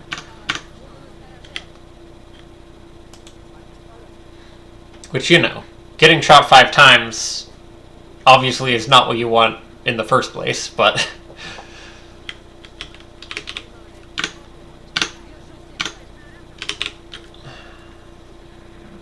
God, we do not have what we need for a successful outsider breach. Let's see. We've got 1 sniper. She does have ranger. Wait, you have ranger? How did you do 4 damage then? Huh? How did you snipe a dude and deal 4 damage with a gun that has 4 to 6 damage and plus 1 damage? Hopefully the ranger perk is not bugged or something like that. Not that that would have really changed anything, but now I'm confused.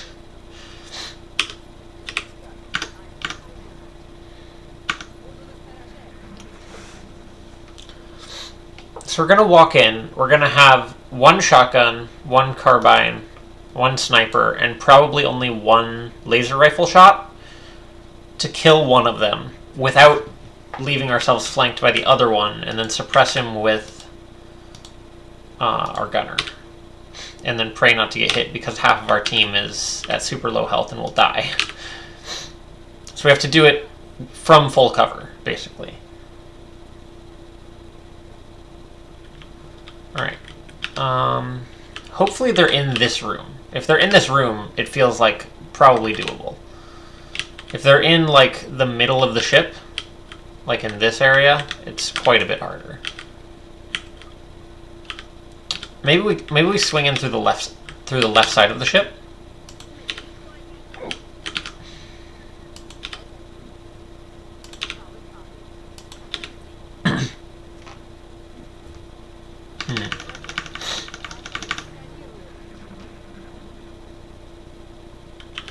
Okay, that's not really the angle I need. Give me a little bit better of an angle.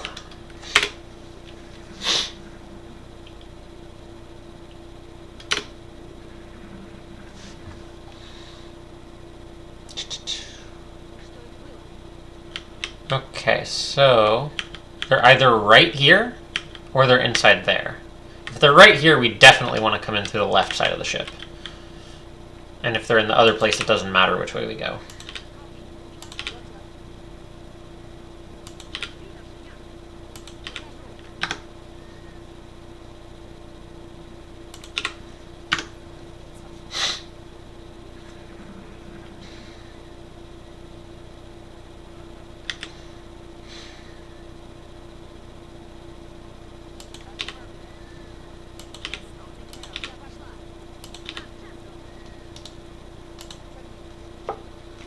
So we're like, I guess we don't know for sure, but we're very confident that there's only one pod left and it's the Outsiders based on hearing. And the fact that we're not hearing any sounds. The Outsider pod is always silent, for reference, whereas each of the other types of pods has a sound associated with them that lets you know that that's what that dude is. We're gonna have, like, basically all of these people needing to be in the medbay too, even of the ones who lived. Is this our first downed medium? I think it is, actually.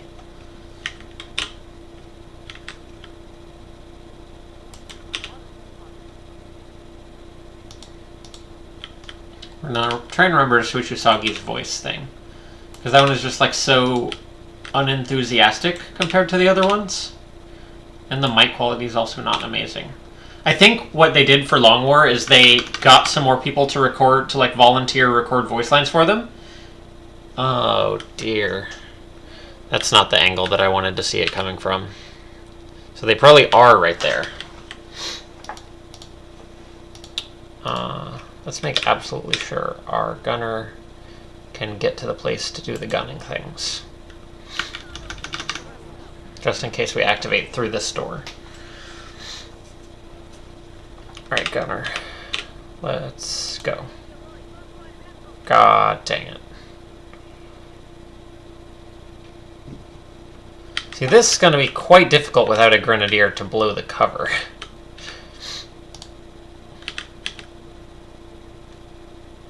This is a flank, isn't it?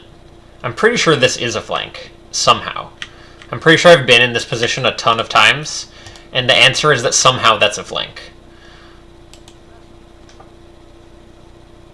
Sup? You're flanked, somehow. I'm gonna just shoot you through this wall real quick. Seems reasonable. 100% balanced. This is actually not good. Okay, just do me a huge favor and straight up kill this guy. 1 health. So here's the issue. Now we're gonna suppress him. He's gonna run the suppression. Maybe he dies, maybe he doesn't. If he doesn't die, either way, no, they're not gonna flank themselves. Never mind. We're okay. You don't have any full cover you can get to in here. Nope.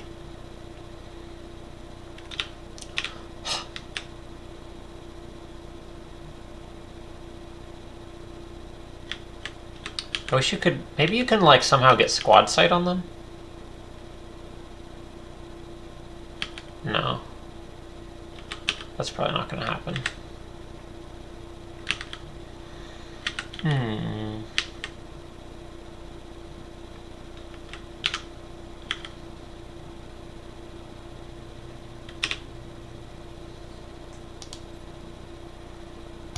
Well, I mean, we got to do the suppression. That's for sure.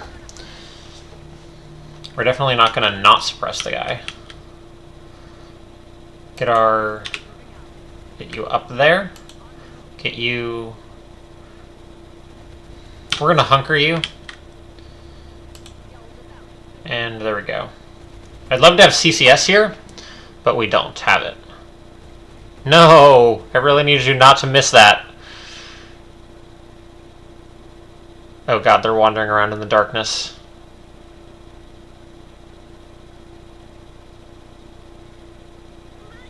Okay, that was scary.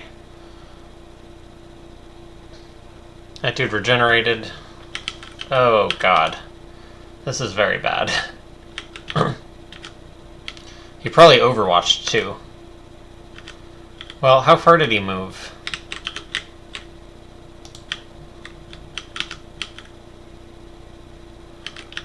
It looked like he went back here somewhere.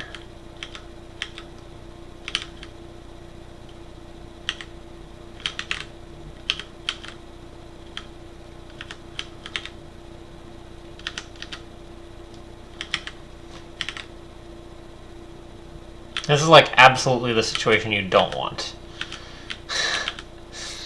And we don't have running gun anymore either.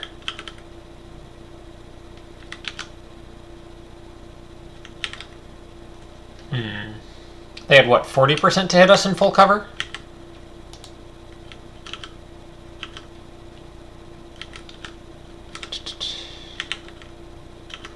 Can you flank us?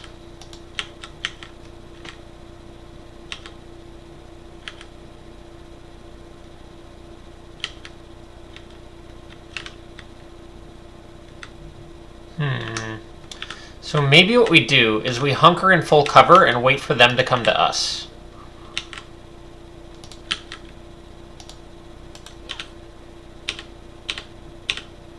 And break line of sight with everyone who can't do that.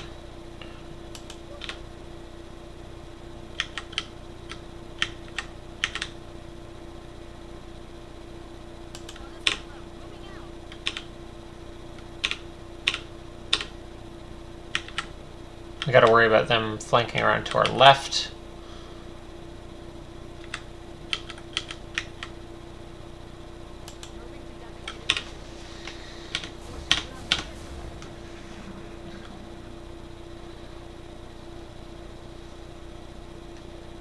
Yeah, we gotta count on these dudes making a bad decision, I think. Why don't you keep an eye out to that side? Okay, haven't come through there yet. Can't come around this way because that is empty space. Full cover hunker.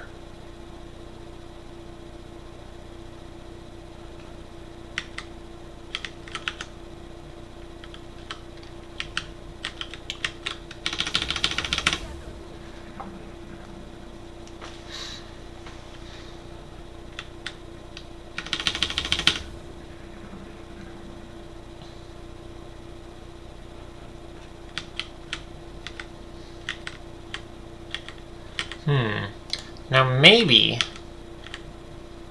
we run you around and try for a flank.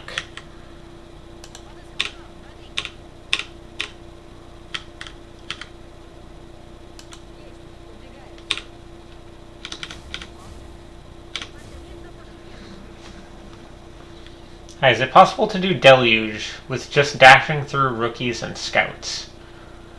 Deluge. Which one is Deluge? Is that the one that's on a bridge and you have to keep activating the beacons? If it's the one with the beacons, the answer is no, you absolutely can't do that. Because what happens is you get mechtoid drop-ins, sometimes 2 per turn, and when you try and dash, they will just overwatch you and kill you. And that won't be good. That's not what you want at all.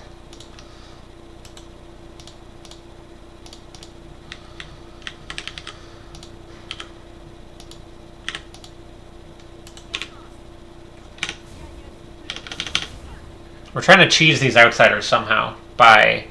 So, okay, so the one that's on a train, you can do it on that one. But you can't do it on the one on a bridge.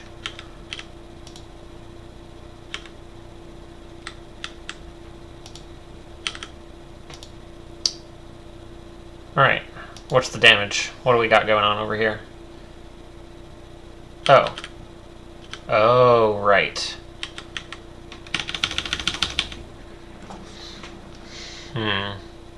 We're hoping that one of them just gets confused and just, like, runs out into no cover. Which sometimes they do when they don't have a good shot available.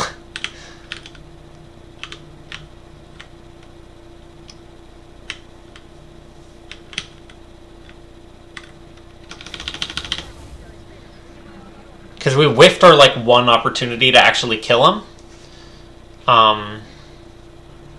When our assault didn't do 10 damage, and then our gunner missed the overwatch. So, thankfully, they cannot flank us. So if we just keep waiting, eventually something good might happen. I guess, maybe.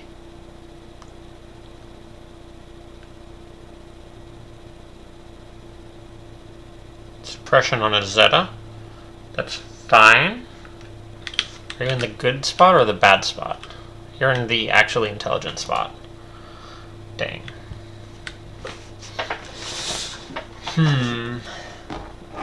Is this mission worth risking some soldiers, or should I let it go? If you let it go, you'll let that whole plot line go. You won't get the next mission either. If you win the mission, you get a psionic trooper, who's pretty good. And has, like, above average will. But that's pretty much it. You know what I mean? Like, oh, Jesus Christ. Okay, that's the mistake we needed.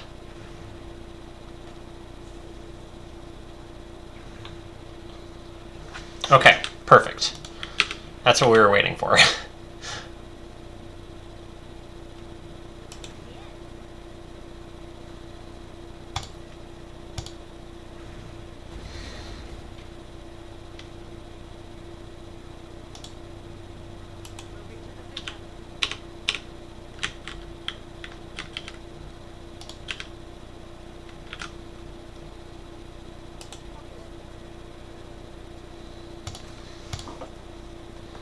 Yeah, probably have to let it go if you don't have people available for it, which kind of sucks, but sometimes that's how it goes.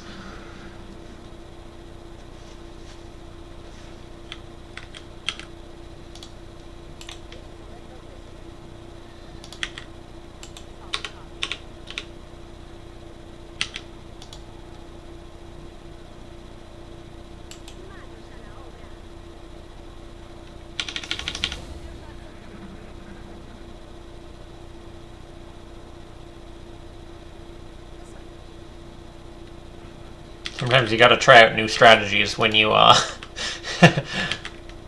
have two of your team dead and have no flashbangs. But, I mean, this seems to be working. Like, there's nothing they can actually do to us because they have, like, what, minus 90 to hit, and they don't... Probably later on they'll have good enough aim that they actually can hit us if we do this. But for the moment, they should have, like, basically 0% chance to hit. I want to take this position, but I'm worried about getting overwatched.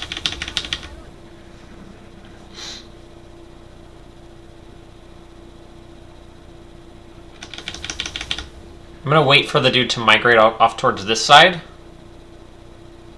And then we'll get ourselves back into the same position we were in before.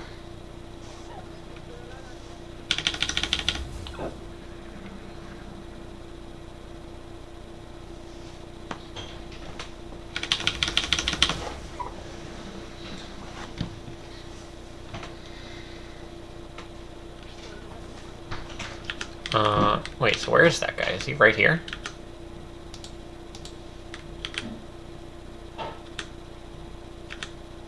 What?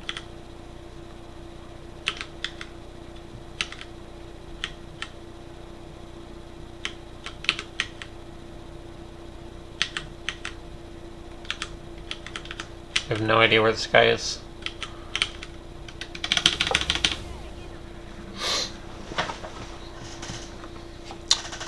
Okay. So that's our signal that we should be able to move up. It looked like he was there, right?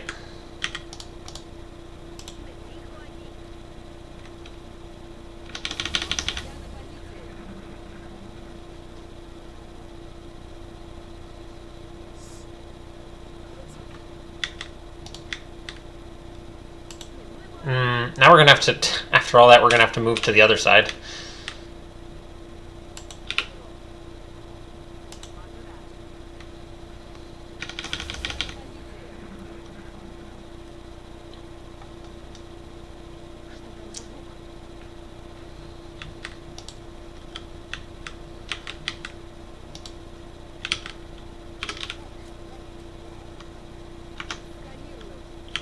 Oh, why did I overwatch?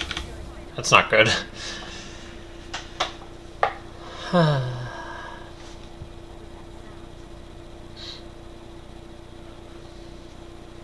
Overwatch, huh?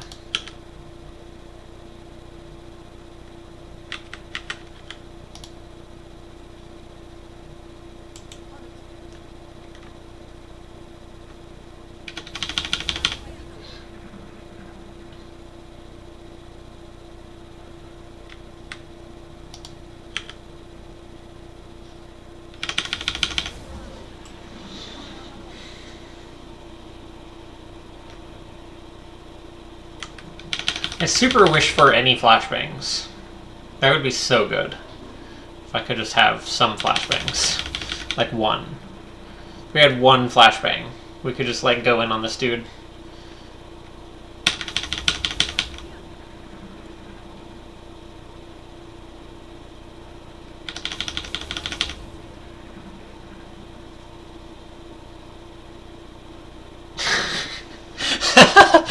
This is annoying.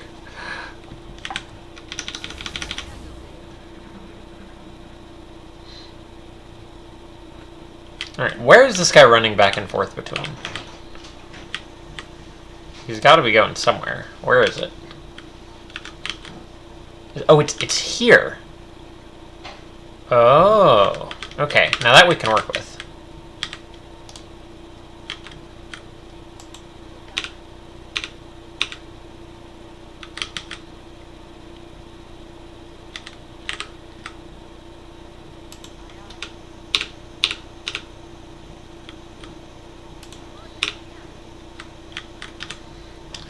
That dude's there.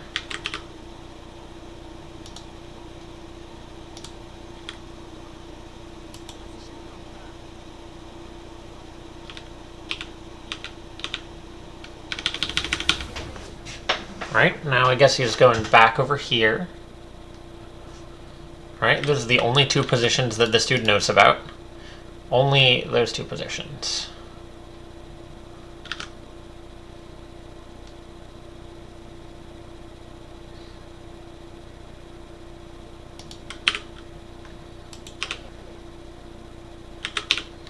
So we do have the option of suppressing him.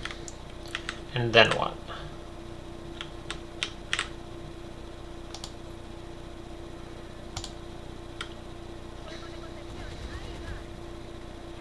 Then we run people up for a flank next turn.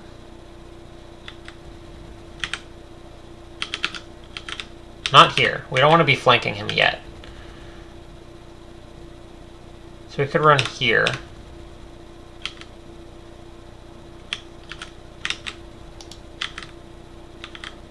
Is this a flank? Yeah.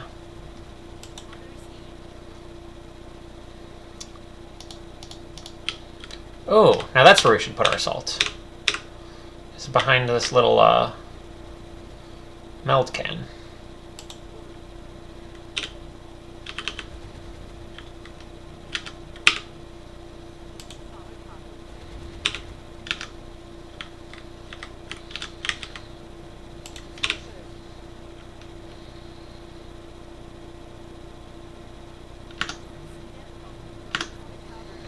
Alright, just stay right there.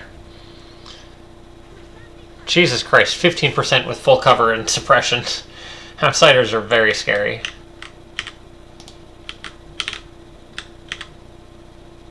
So he's not overwatching anymore.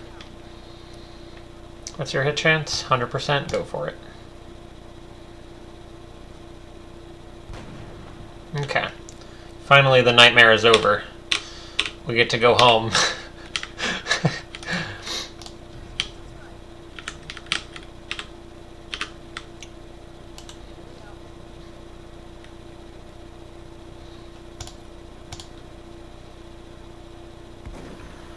Alright.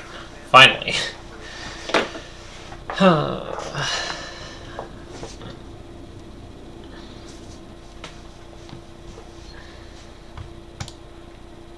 Rip in peace, Diva. 0 kills, 1 mission. Urks and Gwendolyn's out for 26 days. That could be worse.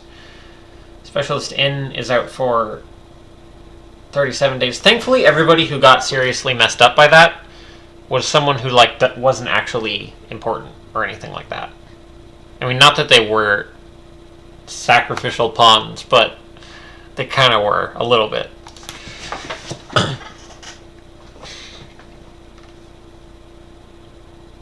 One, two, three. That's going to be a reroll. Unless we go for the Overwatch build. But, why, though? You know? Okay, reroll number 1. Boom. No, wait. Boom.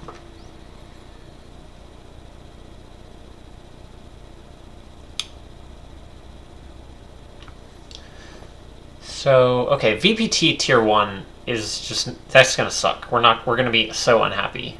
Because it's gonna be so long before we actually have time to do these, that it's just gonna be useless for a really long time. Yeah, we're gonna take reroll number 2. 1, 2, 3, 4, 5, 6. It should be fine. Flush or Executioner?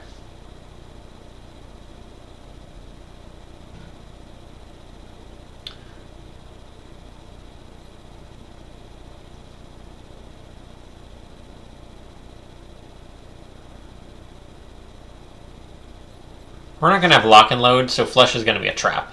So we're going to go Executioner, Aggression, Sharpshooter, Hit and Run, and then probably Extra Conditioning. Because I think Rapid Fire and Hit and Run is going to be too much. We'll just, all of our ammo will constantly not be in our pockets, and instead we'll be constantly feeling sad. And this gives us just that little bit of extra aim and will.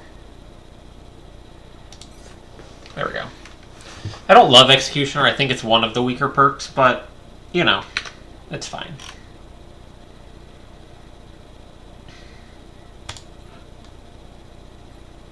Yeah, I don't know if who has been here and who has not been here, but the deal is with the trees, I have a mod that lets you re-roll it, and we're re-rolling it up to 3 times. Looks like I'm having some internet. It looks like my bitrate is going like this, kinda. So hopefully it's okay. I don't know. Tell me if the stream looks weird.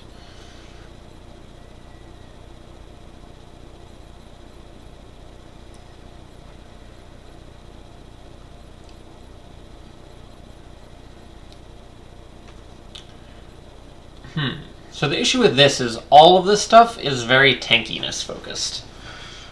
Which isn't horrible, but... Actually, wait a minute. This person would make an excellent person to send on Exalt missions, wouldn't they?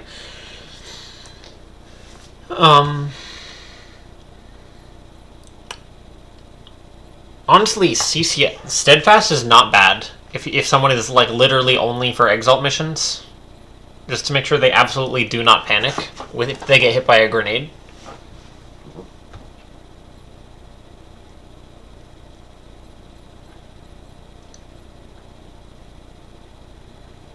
Maybe lightning reflexes over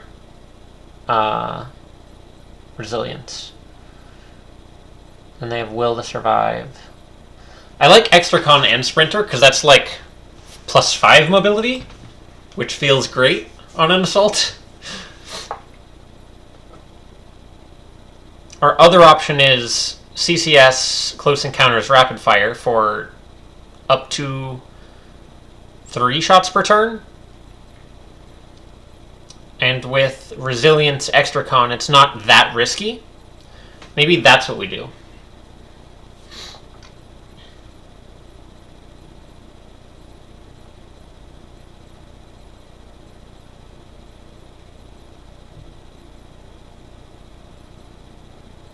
Either way, CCS is just too good to like ever realistically pick Steadfast over it, I think. I don't think it's worth making a person who's just bad for everything except Exalt missions. That's a lot of money. I mean, I guess it's like 1 abduction worth of money, which is... it's not amazing. You need a lot of power for alien containment. Save up for steam generator, then. That's going to be our next plan. Alright, please give me the easy one. Thank God.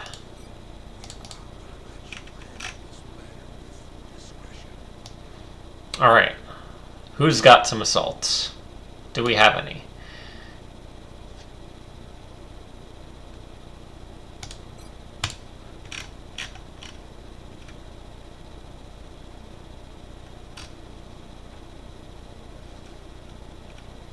Alright, 2 assaults.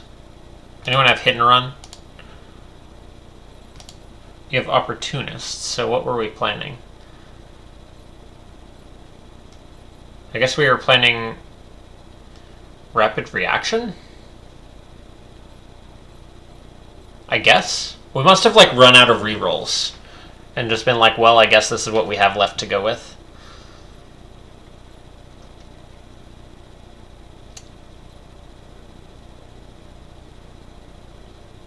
Maybe we don't even go max crit build. Maybe we just take aggression, and then we take... oh, wait a minute. We take 1, 2, 3. This just burns so much ammo. It feels weird to have rapid reaction without lock and load.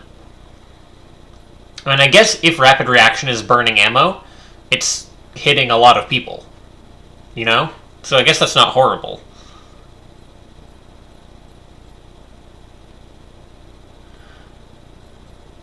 Whatever the case, aggression is what we're getting. Not on this mission, though, maybe.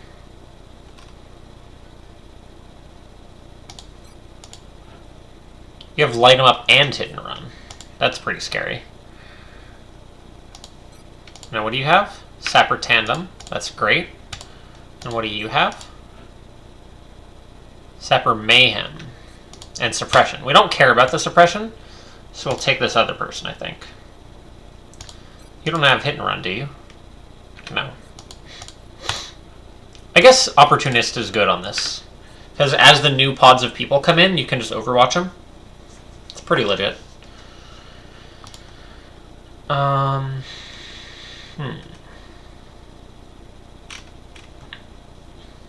hour on Marceline. What do you have available? Hollow Suppression.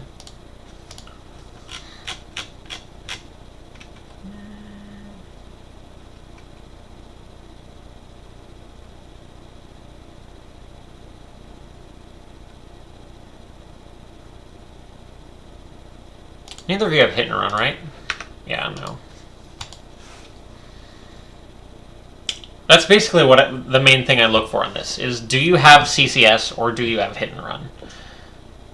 Speaking of which, I guess we need more than 1 engineer on this mission.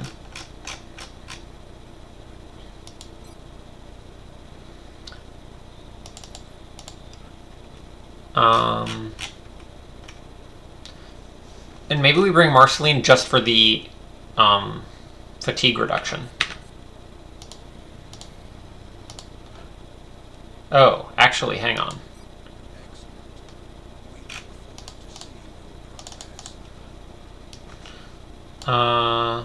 Okay, so Kerrigan's only out for a day. as is Lady Maria. So if we wait a little bit...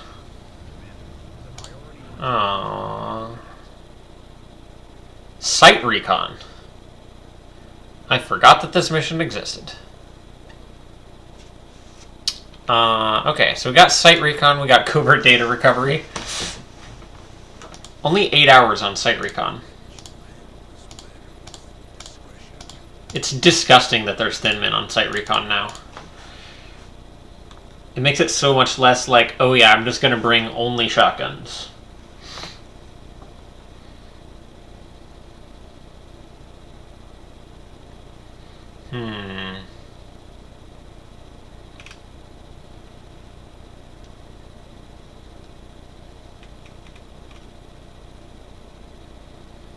So Nomi's going to be great on this map, I think. With 3 shots per turn and stuff like that. We're definitely still going to need an engineer. I think we want our Mayhem engineer, which is Armin. Just for maximum damage on the chrysalids. But then you're going to take this. And you're just straight up going to take this setup of items.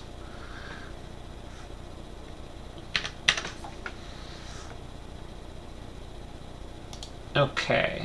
We're going to want an assault. 1 day covert operations, 1 day, 23 days. So we want to take the longest fatigued one.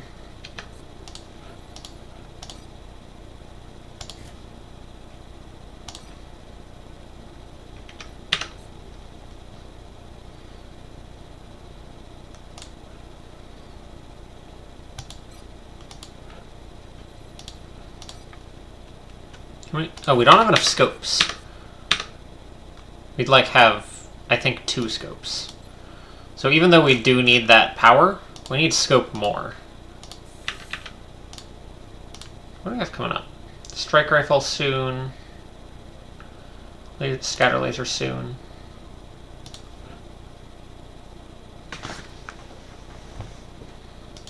We're gonna get a bunch of money off this. Right, nice. Alright, you don't need this ceramic plating. What you need is AP grenade.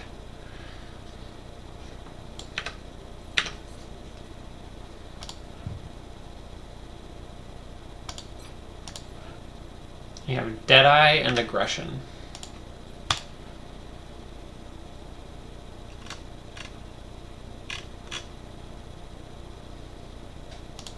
Vivian has Opportunist Aggression. The weird thing about this mission is it's not actually hard. Like, it's not like you super need your best team for this mission. You just need, like, the right team.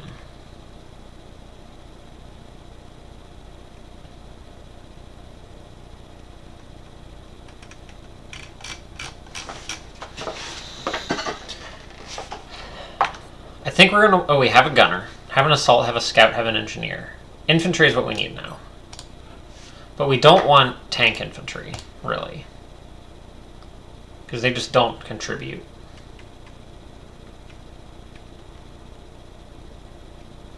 How's a sniper on this? Nah, it's too easy for them to not have line of sight on the dudes, and then it's just very, very bad.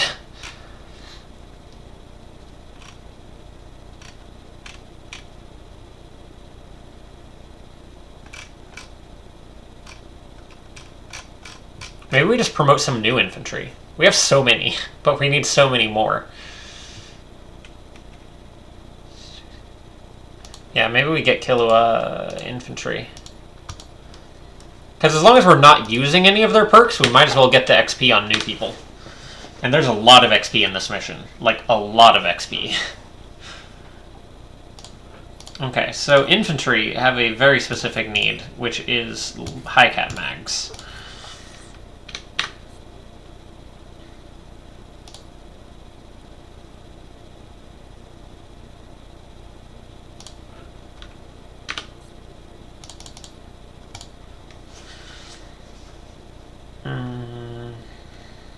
What else?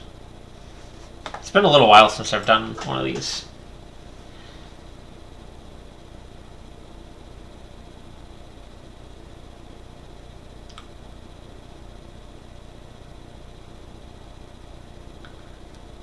It's not like anyone really has a level 1 perk that's going to be game-changing.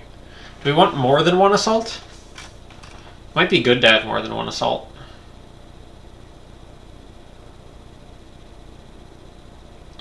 I guess the main thing assaults are really bringing to the table is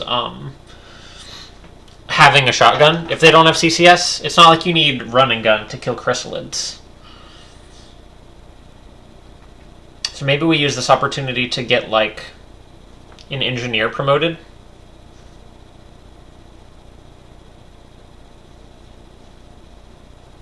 Undyne would make a good engineer.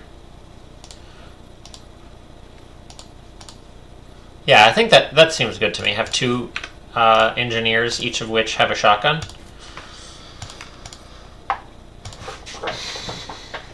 And 2 AP, 2 shotgun, or 2 AP, 2 heat. The squad sight might be nice for killing the dudes, maybe?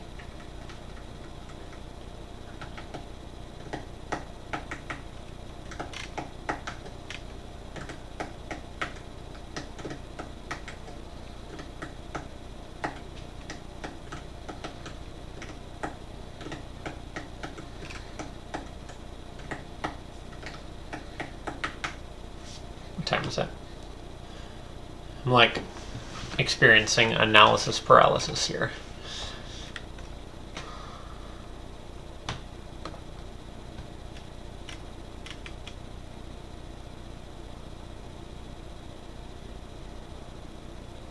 Right, you're a sniper now.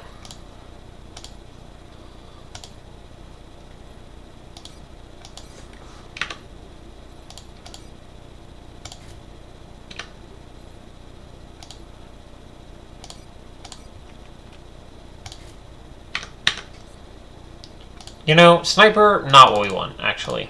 That's totally incorrect. What we want is another infantry.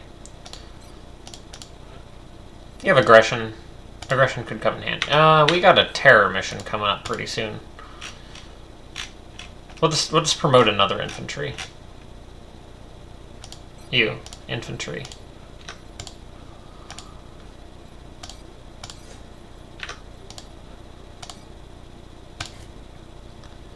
Take a little bit of a pocket shotgun. We should give our other infantry a pocket shotgun too.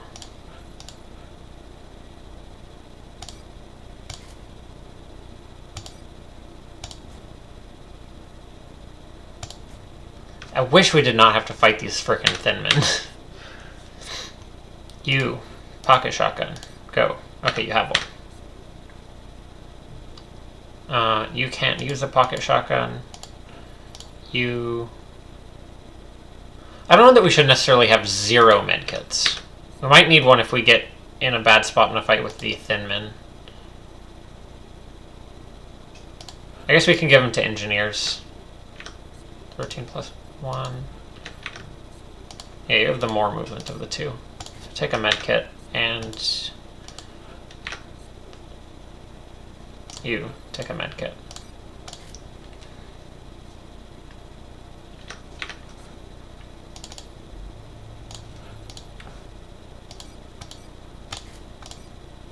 The other nice thing about this strategy is it means that we're able to make use of both of our laser rifles. The strategy meaning taking 2 infantry. Okay, before we go, 115.99. Okay, 16 more rank ups. Alright, so I think this should be good.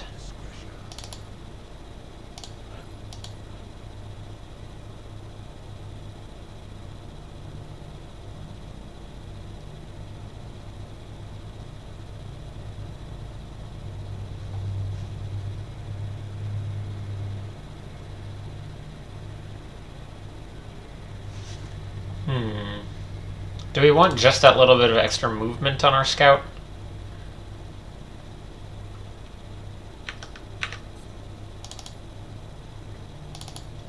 Here's the thing. If you have a really high movement scout, there's one strategy you can do to make the...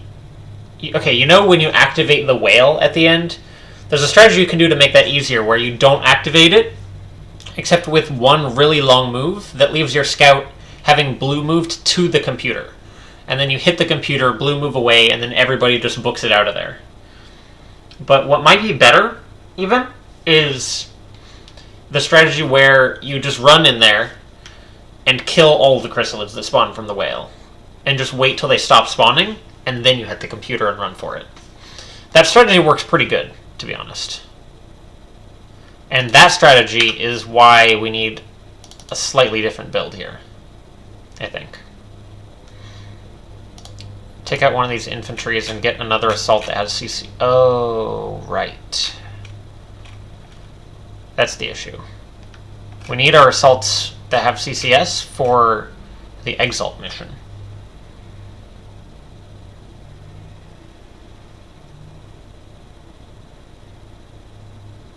No, we need them for this mission.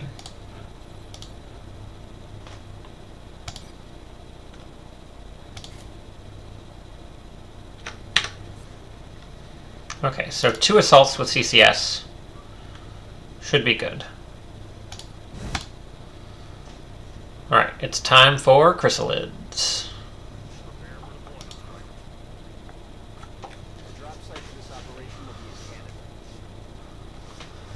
Okay, thanks. Canada sounds good.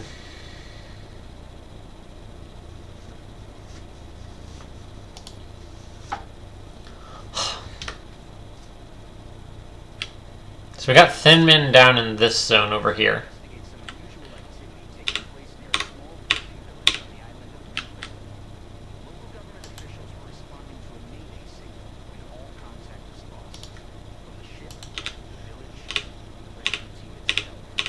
Alright, we have 4 shotguns. So with our 4 shotguns, killing this 4 thin men pod might be a little awkward. Hey Kara, how's it going? We're doing the Newfoundland mission. Site recon, I guess it's called. Sorry, there's a... Okay, yeah, makes sense.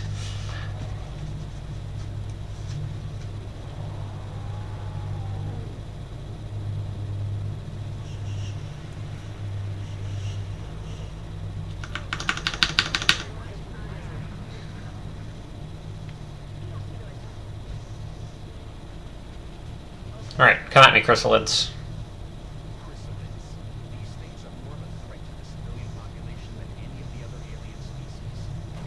Okay.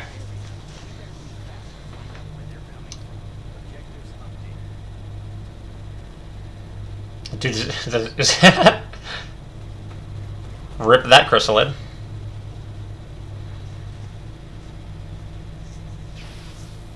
Wow, through the lightning reflexes. A true hero. Alright.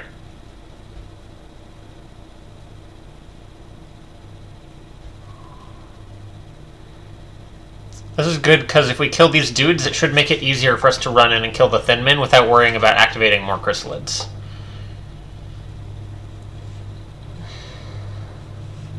Am I still hitting that dude through, what do you call it? That ability. Who's our better engineer? You are.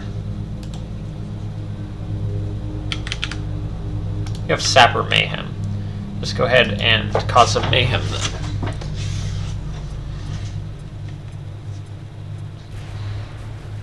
Alright. It's quite a bit of damage. Nomi is easily going to level this mission. Like, very, very easily. Several times over enough. So we're going to try and give it to other people instead.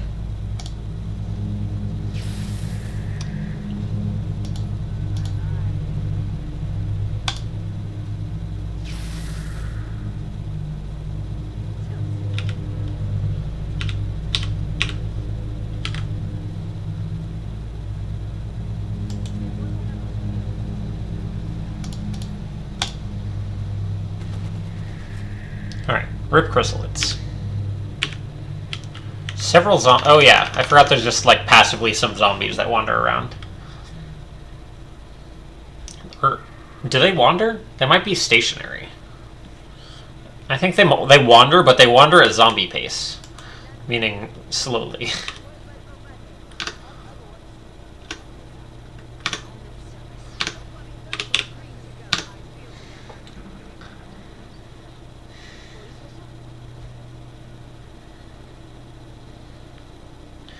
The real issue we usually experience in this mission is one thin man always gets away, and then like we can't do anything about it. And we just have to constantly try to be in cover while fighting the chrysalids. And it's a nightmare.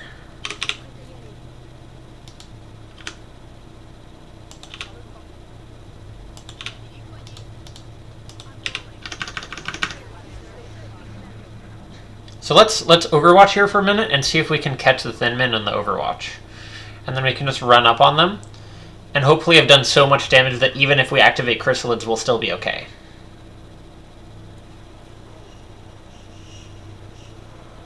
The problem is there's so many chrysalids on the map that alien activity takes a long time. Oh, my stream is a long way behind.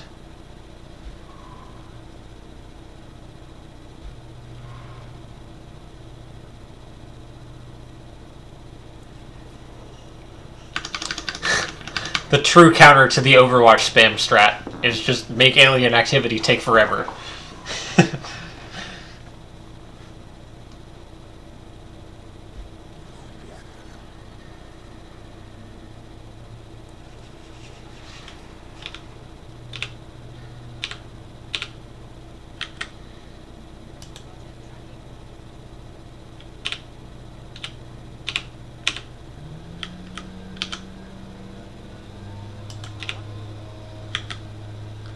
Right, getting our shotgunners down to shotgun land, where they can actually do something to the Thinmen if they show up. I guess we'll move Kilo up too, with the thought of getting to that full cover right there. And maybe even also our gunner.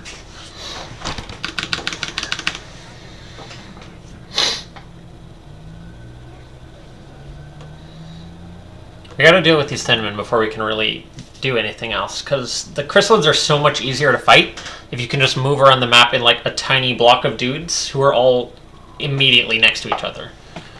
And then you can avoid awkward activations where some people can't get to shoot. We're gonna take one more turn of Overwatches and then move up a little bit. Oh, before we do that, we should put our infantry on this heavy cover.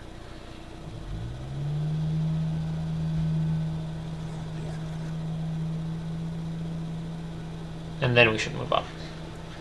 And that way our infantry will be able to take 2 shots.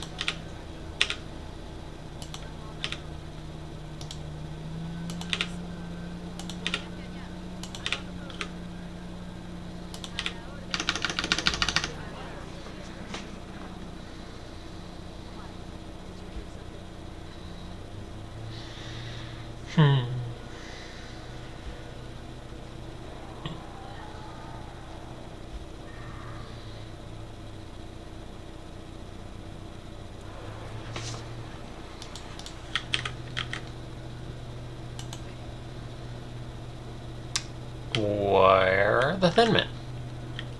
Are they not always in this part of the map? I thought that was true, but maybe it's not true. If they're random, that's pretty scary.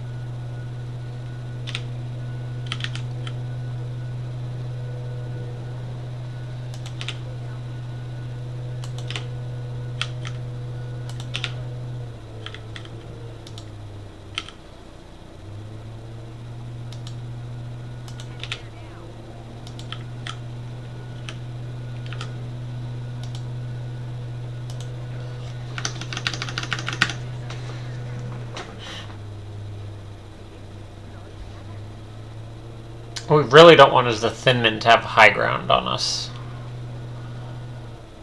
But I guess the other side of that is everywhere that they could have high ground on us, they're all sitting right next to the edge, indestructible cover.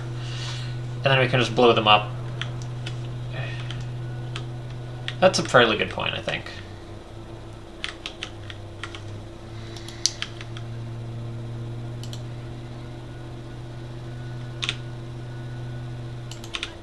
I've always done this by moving along the top side of the map. I wonder what, like, how much better or worse it is to move along this side. You definitely want to clear the top side before you just, like, walk straight up to the whale, obviously.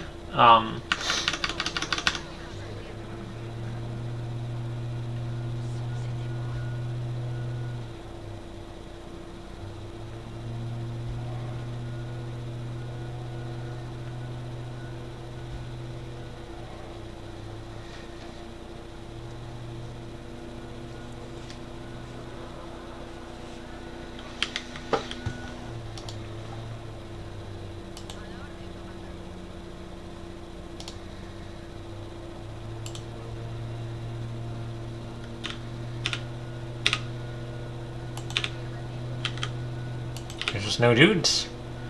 I don't know where they are.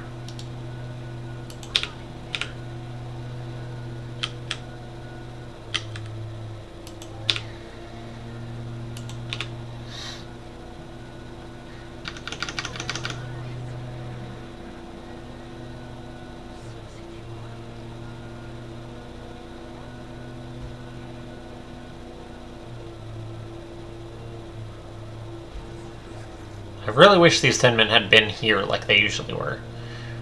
It's very upsetting to me that now they could be literally anywhere.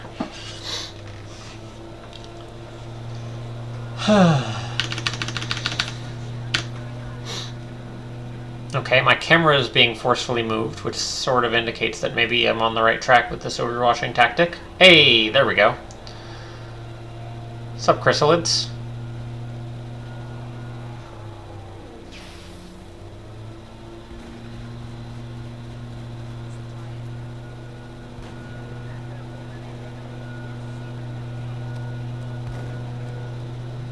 Not the best aim.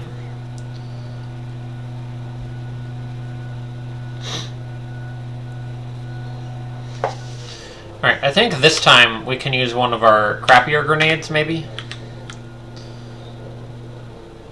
Actually, we'll use an assault grenade. Which is our crappiest kind of grenade.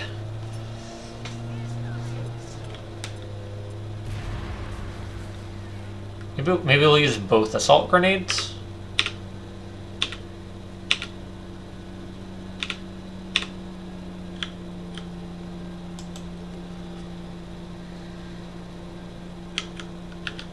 Do we need it? How's our hit chances on stuff? Not great.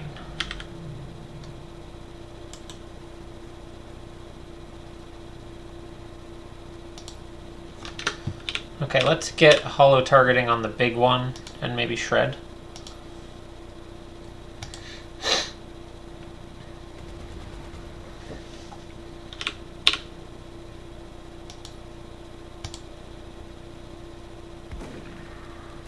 %90 miss. Feels bad.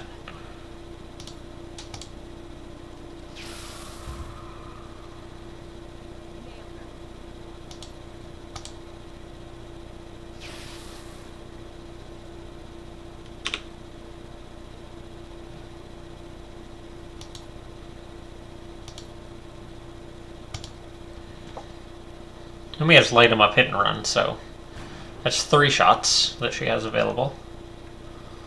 Who do we still have left? Just these 3, right? We still have Armin's grenade as a backup. Or Usagi's grenade, rather.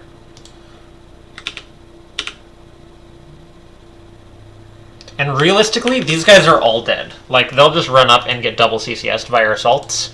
But I don't like depending on that, because, like, I don't know, maybe they take some wonky path around and then somehow don't get CCS'd.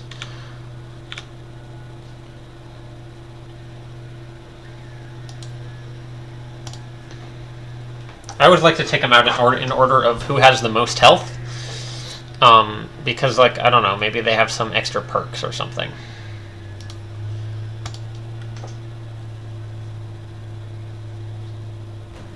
Alright, so we're going to have to use a grenade here. We don't want to use one of Armin's grenades, I don't think. This is guaranteed, I believe. I don't think there's any way that this can not kill them. So we're going to see if we can maybe... I guess you don't get the corpses, do you? It's not worth the risk. It's grenade time.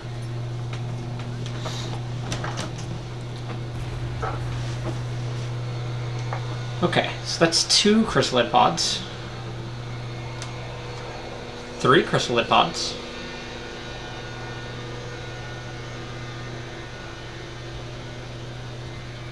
And the Thin Man. Well, that's quite bad.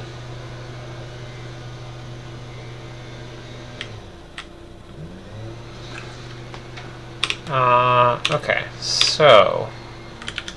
it's definitely going to be time for our strongest tier of grenade. Let's see, you should maybe be able to kill that Thin Man.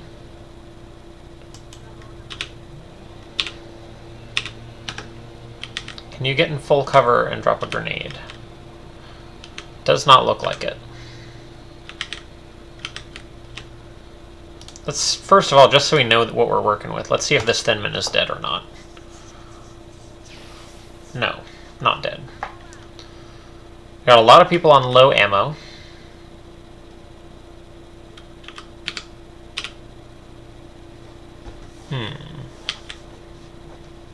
Okay, so we maybe want to suppress that Thin Man and get the Overwatch kill on him.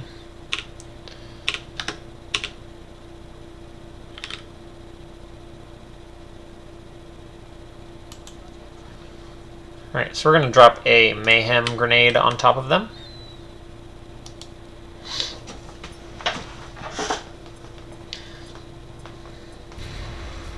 We may even just double grenade them. Just because we don't really want to get caught dealing with these guys when we know that those Thin Men are out there.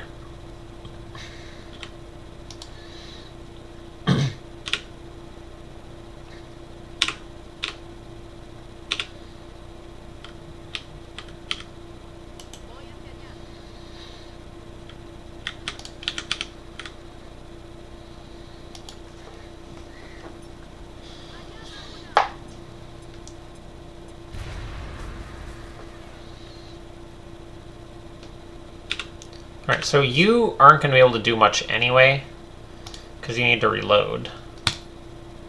So go take out that back one, please.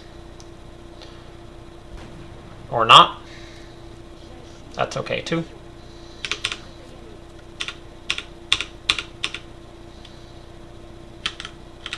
And yeah, sadly we are going to have to, at the very minimum, shoot at these guys with our assaults.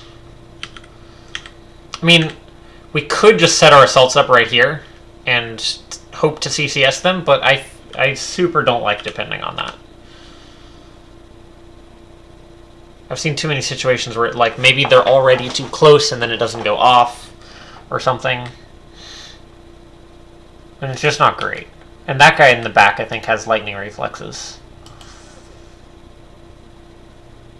So our assaults are going to get shot, which feels bad.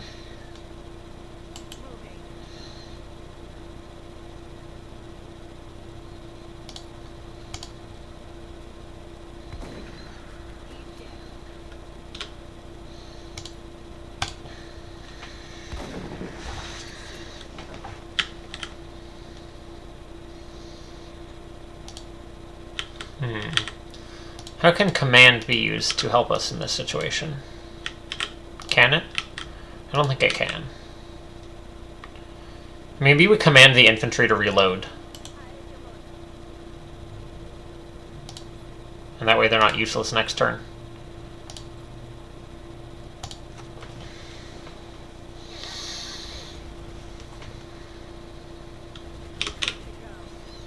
Alright, so the bad part is our half cover assaults are going to get shot at a lot.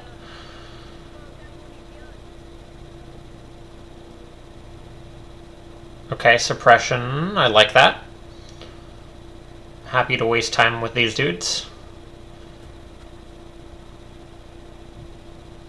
More suppression. I guess they're very worried about the possibility of assaults. Okay, I thought he was going to sit in that height advantage. That was about to be scary.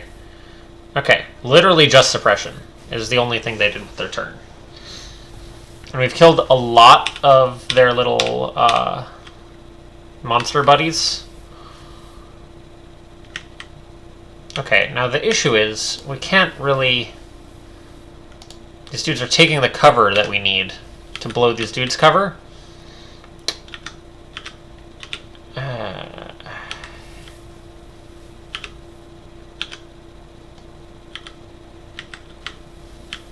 What are you hiding behind? Oh, these barrels, I guess.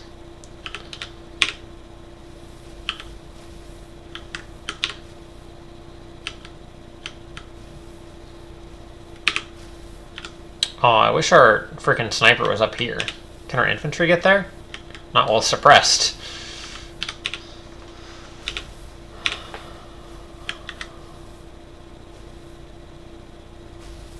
So that one is the one who's suppressing this guy.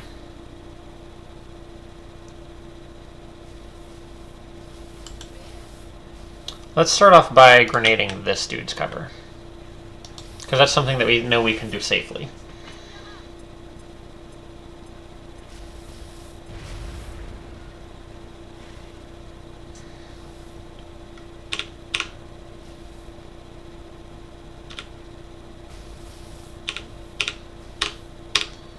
Alright, you have hit and run, so...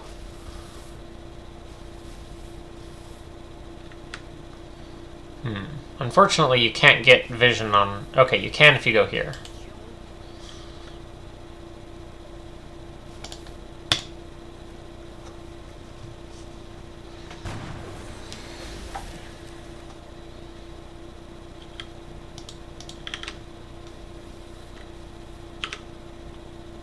I don't know, even if we go here, I kind of don't think we can actually get that guy's cover.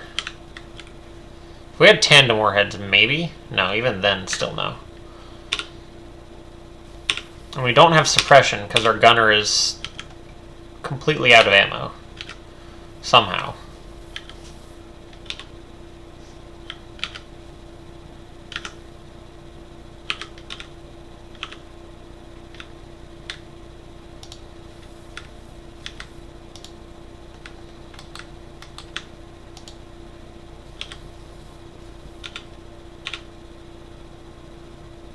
I guess you can try it. Well, the other option is that you hunker. But the thing is, Undyne's already not hunkered and looking at the same target. But at the same time, Nomi is much more important than Undyne. Cruel though that may be to say.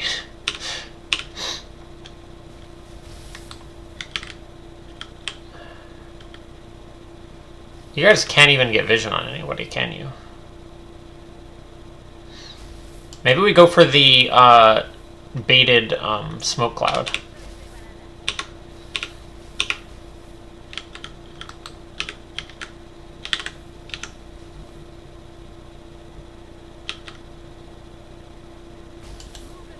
Yeah, we'll see if we can bait out 2 smoke clouds.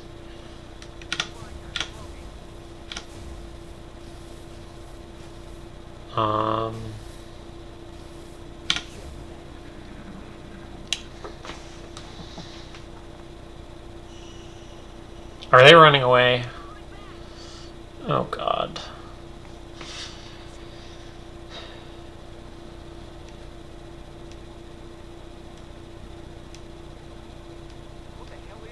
Zombie!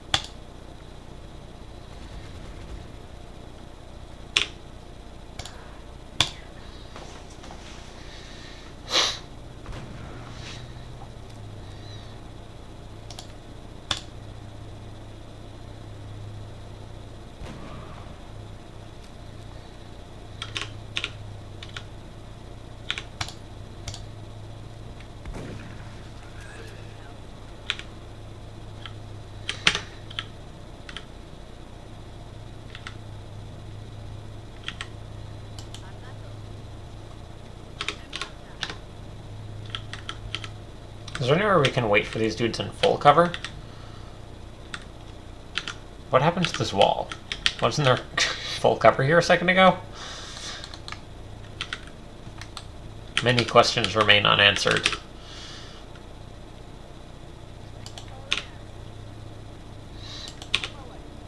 Alright, I think we're going to camp against those thin men.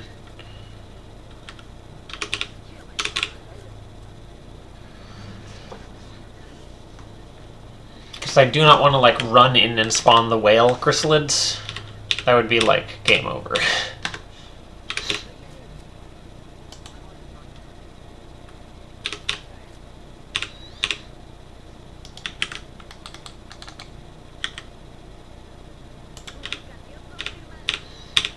So the way we're going to do this is we're going to put our long-range people up in this tower, and they're going to sit on Overwatch, and then everybody else is going to sit behind the tower. Now that we've killed some chrysalids, the alien activity shouldn't be quite so long anymore, which is also handy.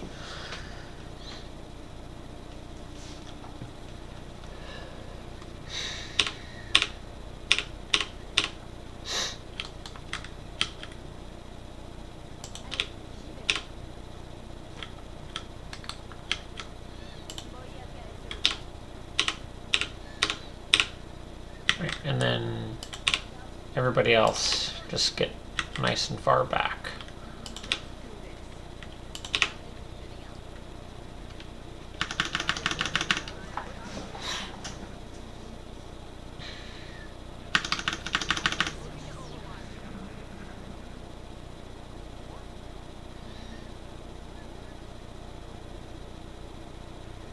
Another zombie. Okay, well, this is fine too.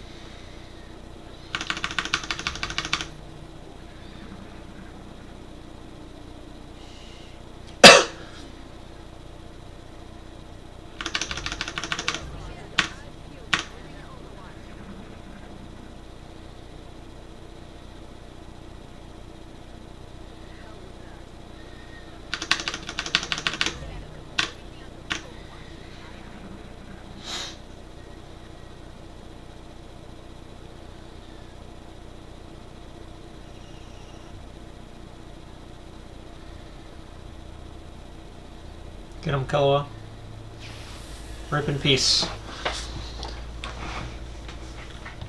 That's 100 XP that we've gained so far in that one person in this one mission.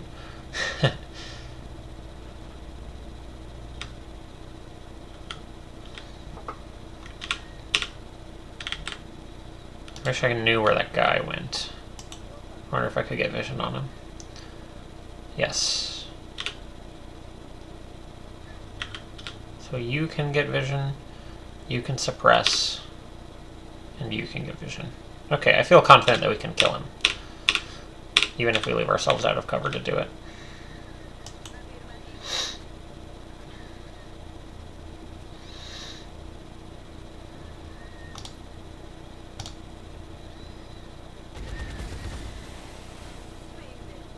Marceline earned a promotion. This map is like so good for farming XP on. That's the other reason why it's good to do the kill everything that comes out of the whale strategy. That's like an extra 200 XP across the whole party, probably. It's pretty good.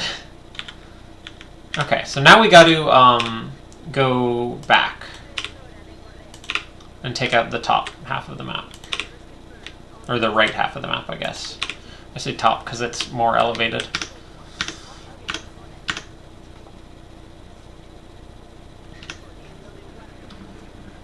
Alright, so now it should not be too hard, because we can literally just walk around in a tight cluster and never have to worry about one person not being able to shoot the chrysalids.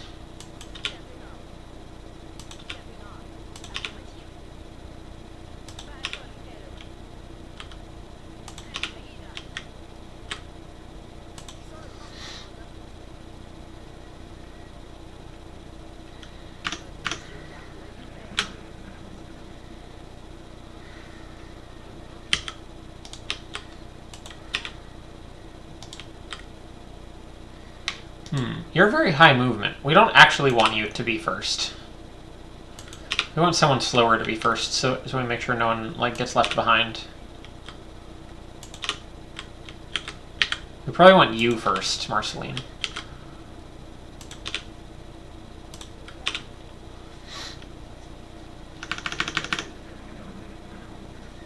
Zombie in that direction. I know there's a baby chrysalid off in that direction.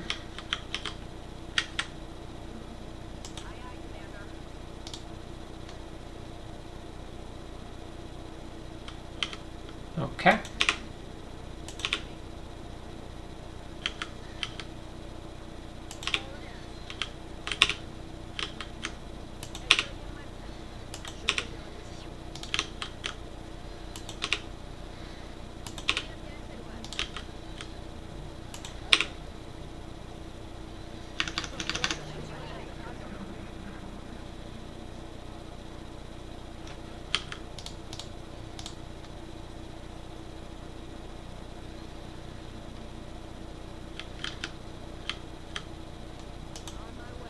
Should be one right here, or not.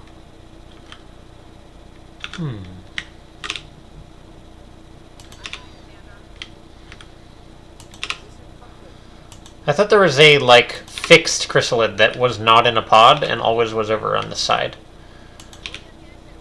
Maybe not. Maybe that's just a weird random thing that's happened to me every other time I've played this map, even though it's not actually part of the map.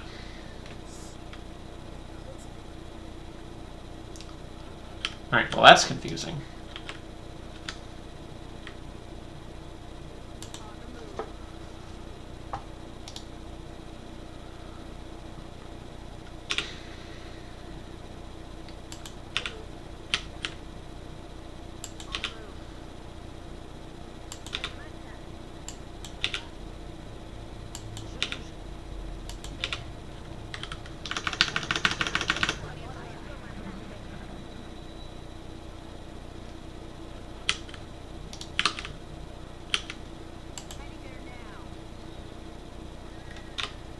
There's not really a ton to talk about here. We're just kind of moving through the map, keeping everybody together. Yeah. Should be pretty straightforward from this point on out. It's just a matter of actually, you know, executing it. One more zombie up here. We may have killed all the chrysalids on the map. I don't hear them anymore.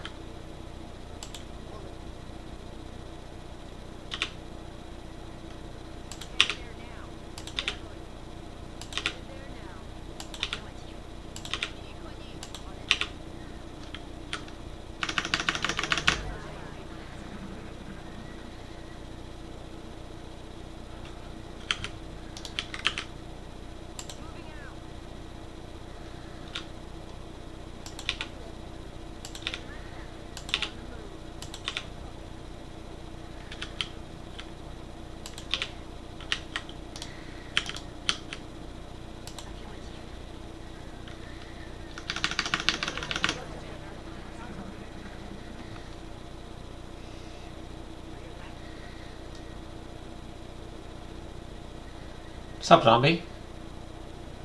Bye, zombie. Hey again, zombie.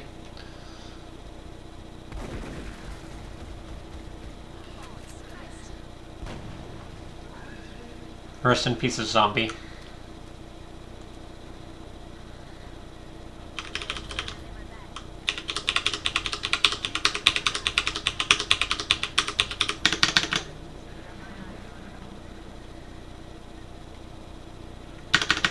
So is this map clear now? I think the map is clear now. Now onwards to strategy, execute all the chrysalids.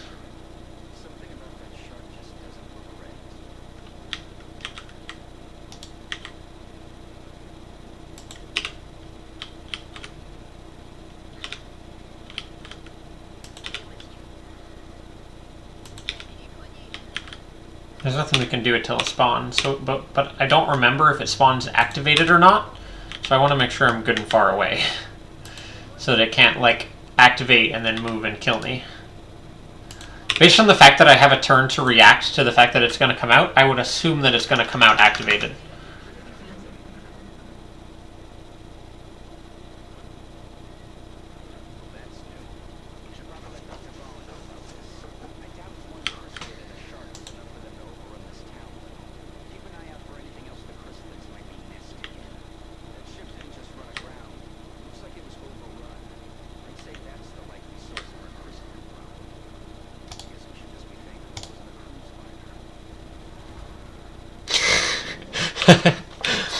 I've never tried that, just like shooting while they're still talking to seeing what happens, and apparently it works. Aww. Trying to power level you, my friend. You gotta hit your shots, though.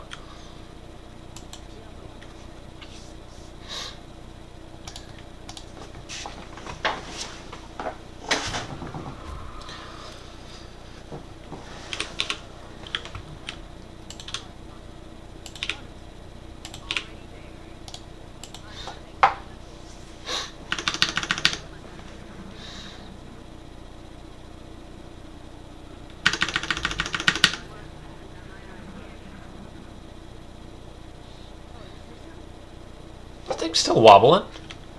Didn't you already, I don't think this dude is still supposed to be wobbling. You're just, having a bit of a dance?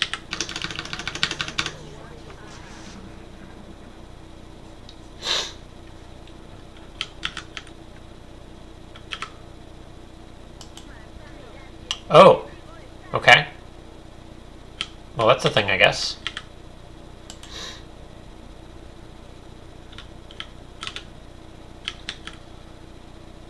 I thought we already killed 3 zombies. There's still 2 zombies? What? This is not the first time I've played this mission, but strange things keep happening, and I'm not sure what is going on. There's somehow still 2 zombies.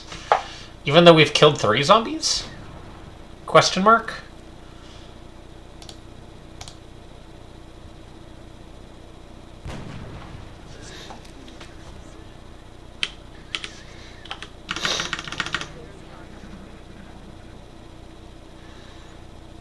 Alright, where's the last zombie?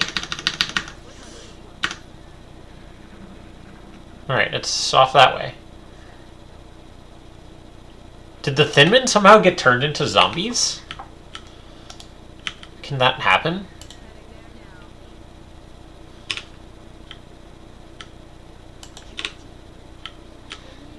Yep. Hey there, buddy.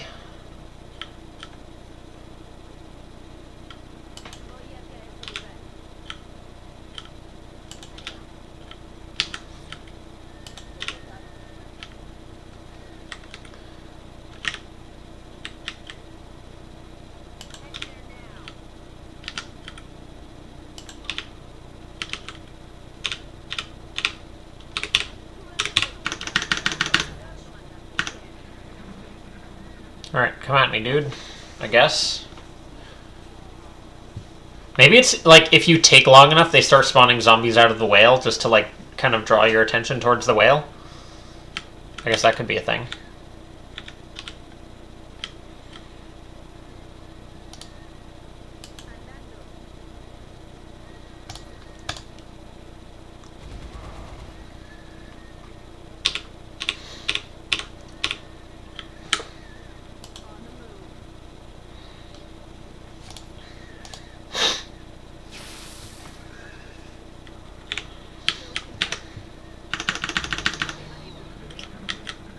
Now, if we're lucky, we might be able to get some of these assaults, like, leveled up. Like, we might be able to get this person 200 XP. No, that probably won't happen. Actually. Usagi may level if we try very hard to make sure she gets every kill, which won't happen because she'll need to reload. That's fine, though. Oops. Forgot to reload the gunner. Okay, map is clear now. You can tell because there are no longer any more of those little attention waves. In what universe Did you think that I wanted you to walk? What? Observe where my mouse is. Here's my mouse. Here is how it interprets that mouse movement. Okay. That's one of those things where if that happens like in a way that it's damaging, I will super sure reload that. Because like what? That doesn't make any sense.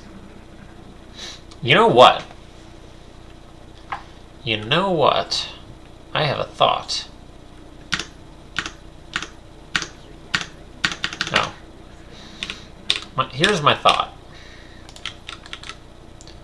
I don't want to fight this chrysalid on the way back. Does this work? Get wrecked, chrysalid. I don't want to fight the other chrysalid either.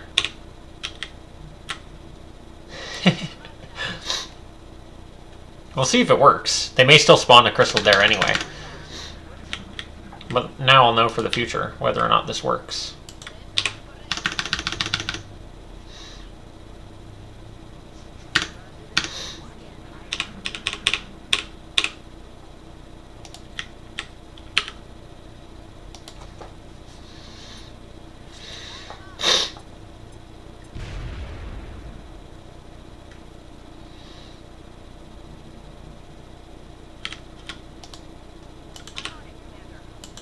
I think we still have enough to blow that one too.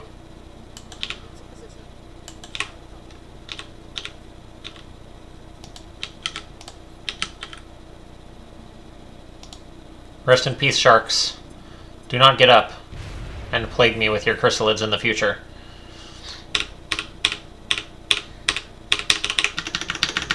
Well, we'll see if it works. I don't know.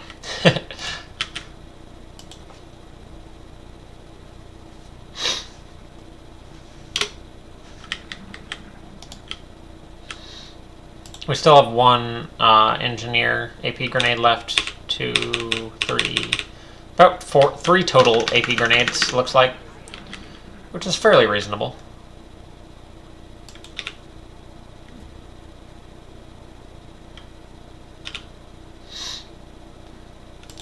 So the most difficult part of this the strategy is the first turn, where you like have to awkwardly get in there with not really enough movement to be where you want to be.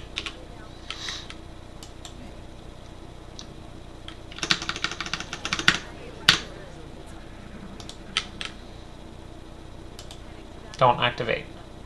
Perfect.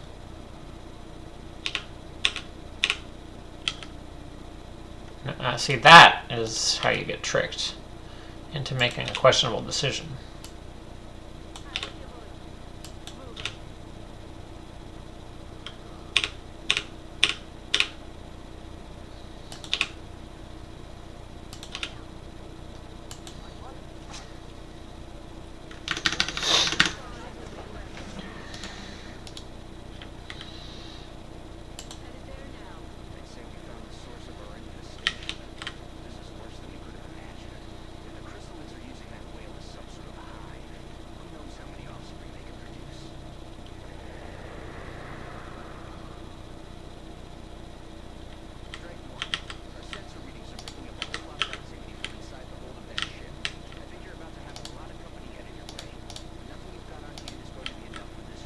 Nothing you got on hand is going to be enough for this one. Well, see, Bradford, you never heard about CCS, did you? Because it's a good perk. And with the power of CCS, we can do anything.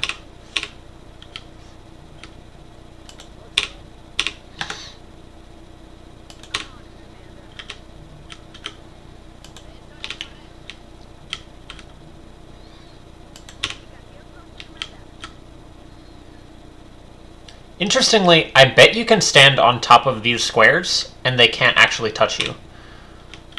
Not that we're going to need to do that, because, as previously mentioned, CCS is a very good perk.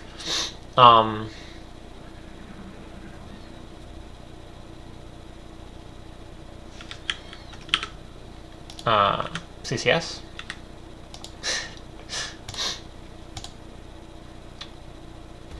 Maybe it doesn't work on these guys. That might be how it works, now that I think about it. But anyway, they spawn slow enough that if you're in position, you can easily kill all of them, and it's just not even a problem. Alright, so we want one there. One there. I'd like you to be a little bit more far away from everything so that you can get your proper line of sight type stuff going. You're going to want to overwatch. Reload you. Overwatch you.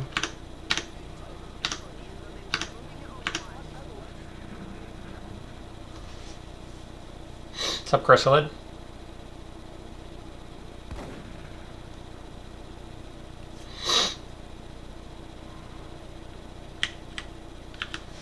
Is that it? Just one Chrysalid? Come on, game. Do you really just gonna give me one Chrysalid?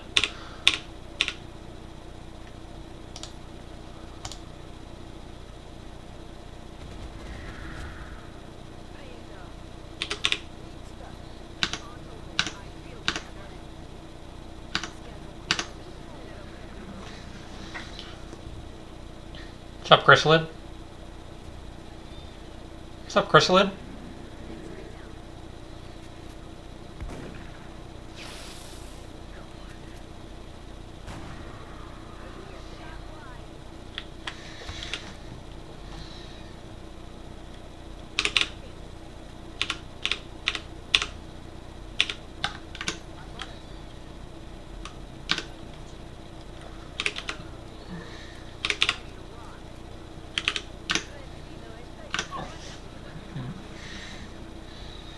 See, like, we're killing them on Overwatch. We're not even having to use our actual turns. This part is, like, so underwhelming as a part that's supposed to be scary. Also, I think if we had enough grenades, we could grenade these and this, and there would just never be any pursuit after we hit the button.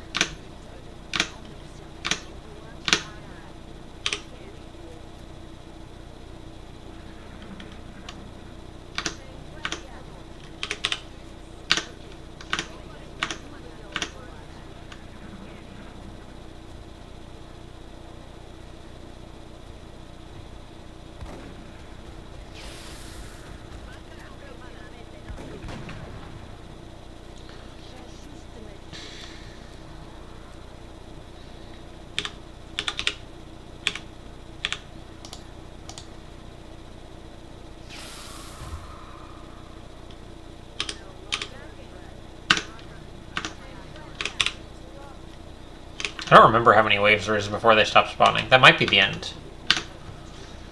Nope.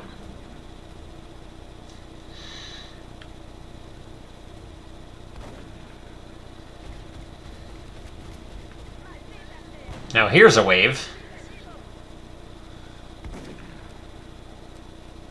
Not that it's, like, big enough to be threatening, but it at least is enough to count as a wave.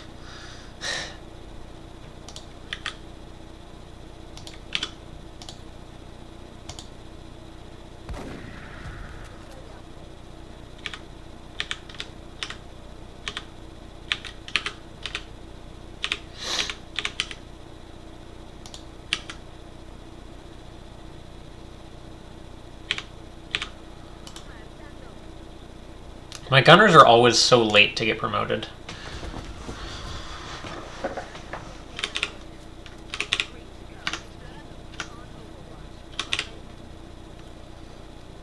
Since that was 3 in one turn, I bet that's the end, but we'll see. Nope. Look, I'm happy to keep soaking all this free XP. It's too bad they don't let you keep the chrysalid corpses. Those things are like $7 at each.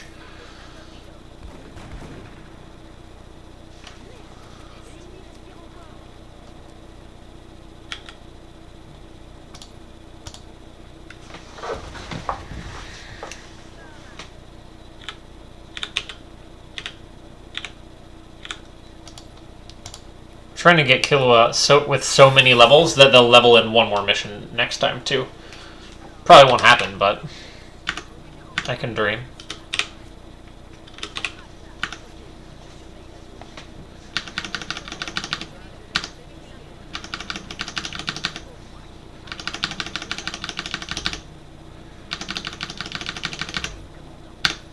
Okay, I think we're clear.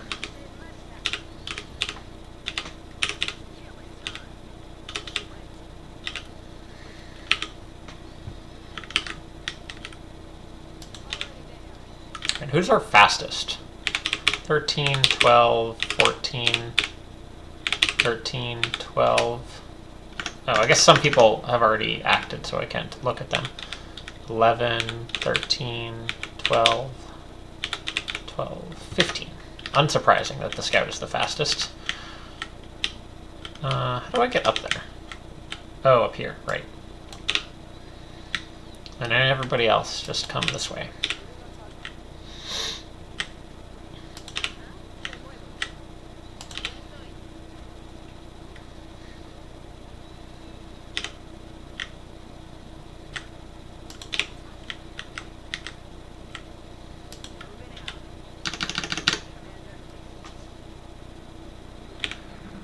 "34 aliens killed."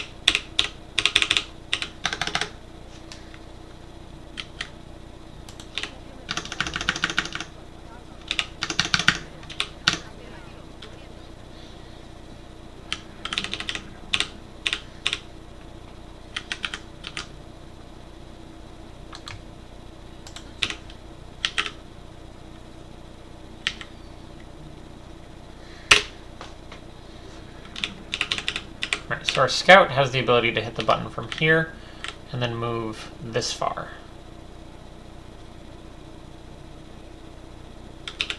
And I want everybody else to be a little bit ahead.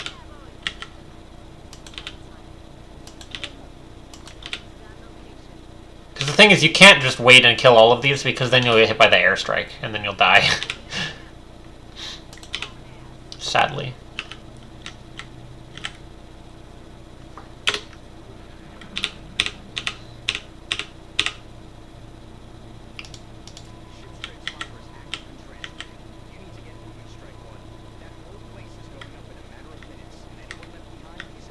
I like how the canonical time per turn is that 8 turns count as minutes.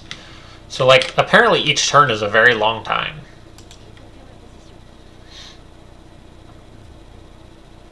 But I mean, that's like an extra 10 to 15 kills that you get if you hang out and do this thing, which is like 200 to 300 XP. That's like so big. Makes such a big difference in getting everybody all leveled up. Everybody else is slow, so like they can use all the head start they can get, especially with this awkward can't walk up this cliff thing. Oh god, I'm sorry, it's not my fault. It does this if you're running when the turn ends. I have to save and reload.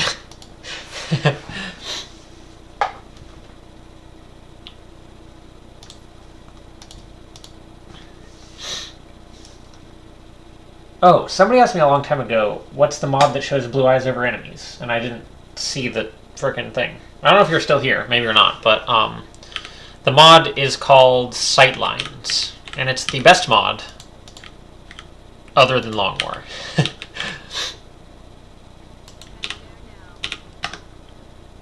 In my opinion, that's like the most helpful. It makes it work like basically like it does in XCOM 2. And it's just like crazy helpful.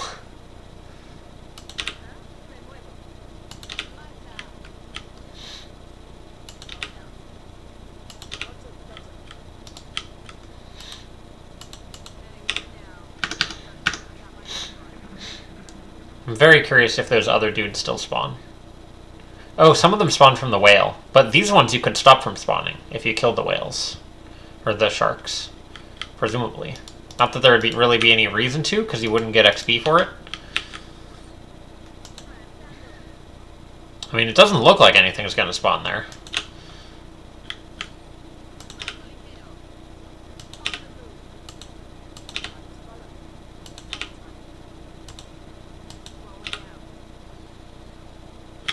I wish they made it like just a little bit easier to do this thing where you quickly scan through your troops, then move them all at once. Like as each one's moving, you command the next one to move. The biggest problem with trying to do it is when you hit the next and previous trooper buttons, it, like, recenters the camera on each person.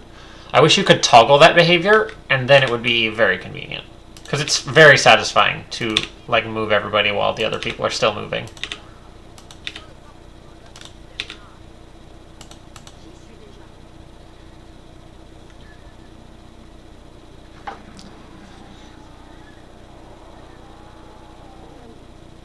Yeah, it seems like you can keep these dudes from spawning by blowing it up, which is pretty amazing. So who can shoot for free? You can.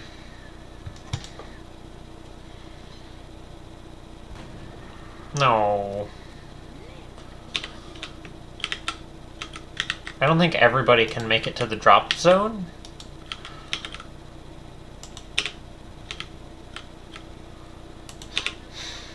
Yeah, so we're just going to sprint there. And that dude shouldn't be able to catch us.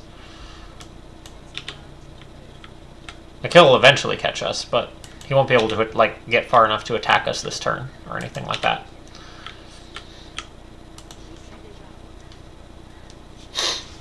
He may even get close enough that we can just kill him for free as we're getting into the drop zone, which would be really handy. Oh no, that's not going to happen.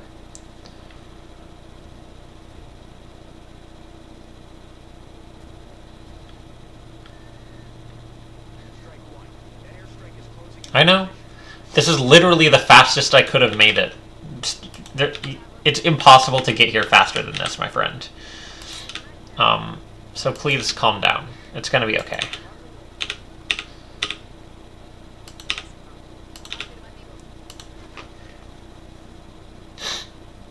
Alright.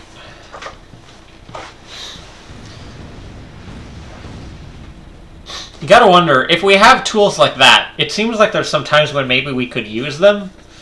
I don't know, maybe. Oh, and apparently we do get aliens killed for all the ones that had spawned, although I doubt anyone gets the XP. I wonder how that works.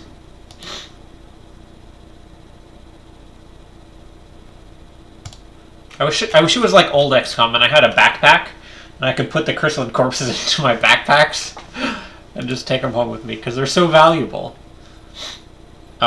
Yes. Yes, I do want light 'em up on my gunner. Thank you. Of course. Now this is actually a pretty hard call. Battle scanners are amazing. Heat ammo is also amazing. We can get so much shooting on this character. Jesus. We can get 4 shots per turn of heat ammo. Don't have mayhem, which is kind of sad. Yeah, given that we don't have mayhem, I think we're going to want to take our damage boosting perk in this situation.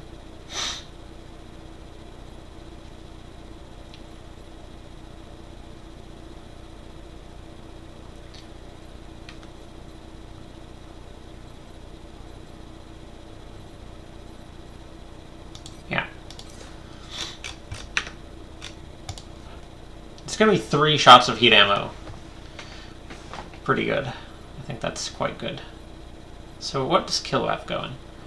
Deadeye. I always feel fairly happy to see Deadeye. 1, 2, 3, 4, 5. Perfect. It's just the crit tree. Oh, wait. Not perfect. There's a weird anti-synergy here, because Deadeye doesn't work with hit and run. I guess it's actually fine. Like, if you don't take your hit and run shot, and you just take 2 full accuracy Deadeye shots against Floater, that's totally okay. Like, that's not a problem.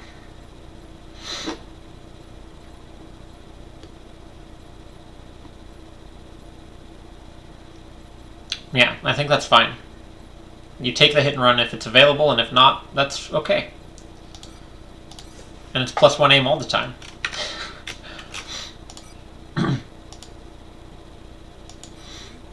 Alright.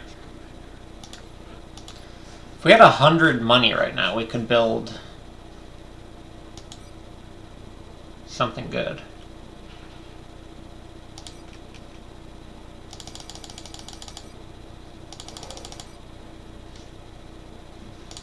There we go.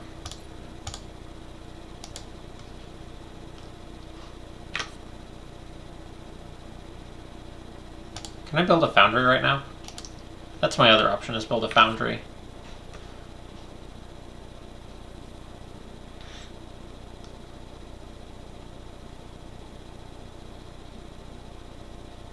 I guess there's no reason not to build a foundry, right?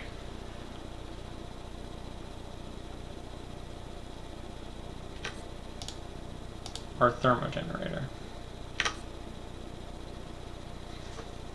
The thermogenerator takes a long time to build. What are we working on, tech-wise? We're working on armor, I think. Yeah, there's no foundry project that coincides with that, really. Oh no, we're working on Thin Man Autopsy. So we actually do need one of those things.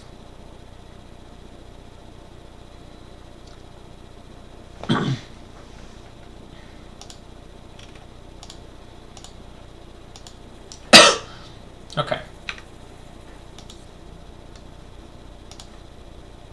Oh right, this mission is here now. Forgot about that.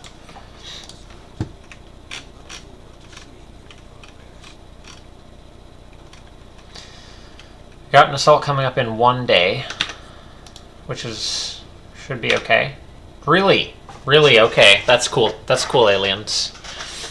You're not sending at me a ridiculous amount of missions over the course of 1 day or anything like that. This seems reasonable.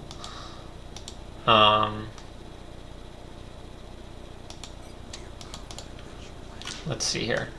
So how is this assault doing? 20 hours on Kerrigan. We got time. For real? For real?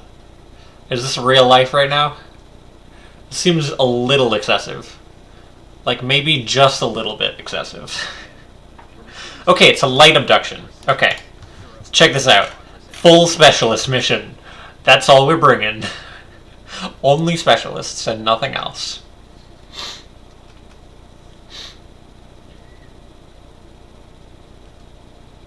Alright, Hazel, welcome to being an infantry. That's me. You're not really me, but it's fine. We get the idea.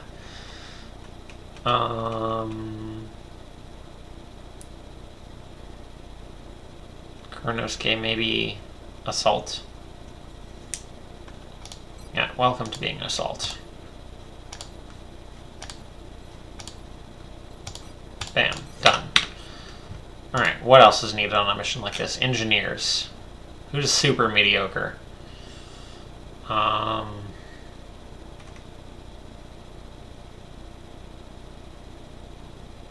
Mediocrity. Actually, you would be pretty good as a tank infantry. Mediocrity.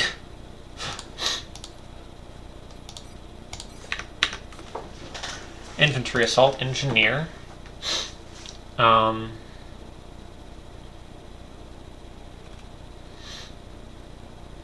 Sniper. Scout. Need a medic. Who's got high will? You two both do at 37. You have 39, but abysmal movement.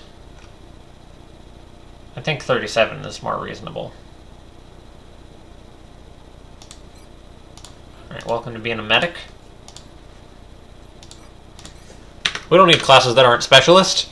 That's the only class in the game, basically. Alright, need another gunner.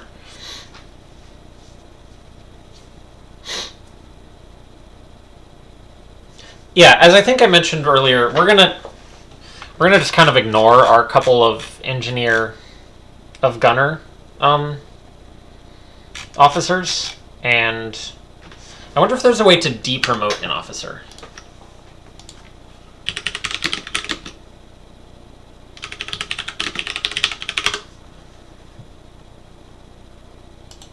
Remove officer promotions.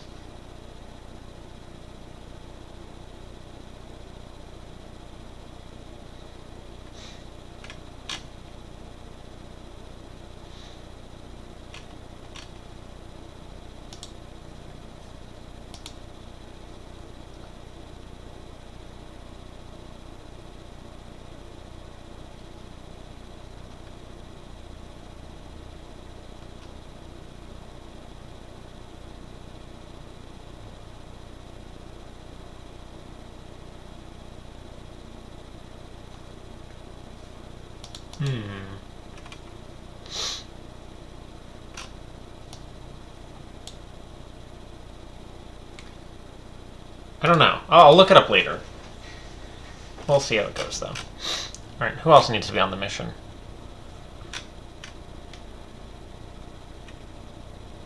"5 hours on Rose." I think we can afford to wait for that. Assign new research. Unlocks nothing. Nice. Unlock body armor.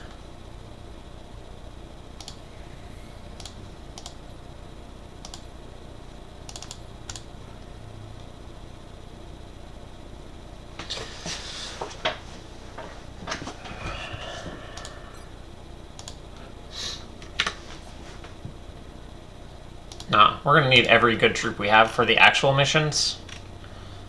It's literally just only specialists on the mission time. Alright, so find our medic. Let's see. Medkit. Only got 2 laser rifles, but we only have 2 infantry, so that works out good. Laser rifle. Scope. You have very bad, Oh, you don't need to sawed off. Wait, am I about to fatigue you? Are you the person I just brought? No. That's weird. Find our other infantry. I'm stacking aim as much as possible in case of floaters, basically. Because I feel pretty confident that there's going to be floaters. Assault engineer, scout, medic. Oh. Let's ditch the scout and instead get a gunner.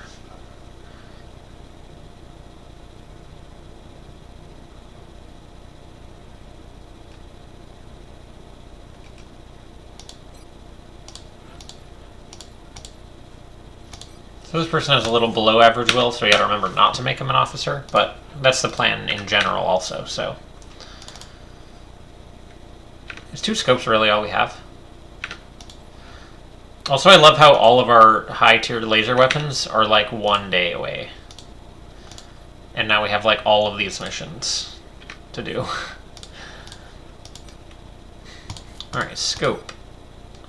What is the map? Roadway! Perfect. Maybe a little bit more armor. Maybe you don't walk around with literally 4 health. That might be a good call.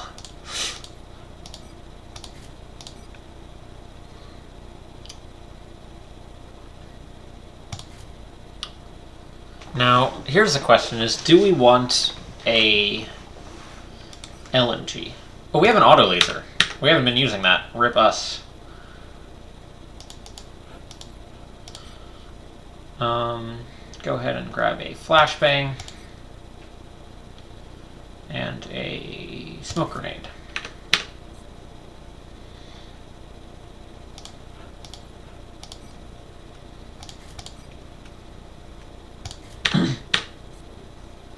So are we good to go in case of seekers? Our shotgunner should help with that.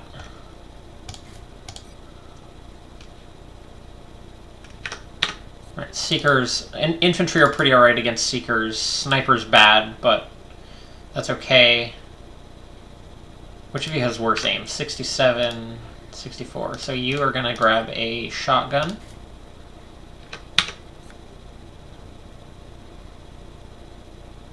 And you are going to grab a carbine. Everybody has either a shotgun or a scope or a carbine to help out against floaters. Have cover destruction. Okay, let's do it.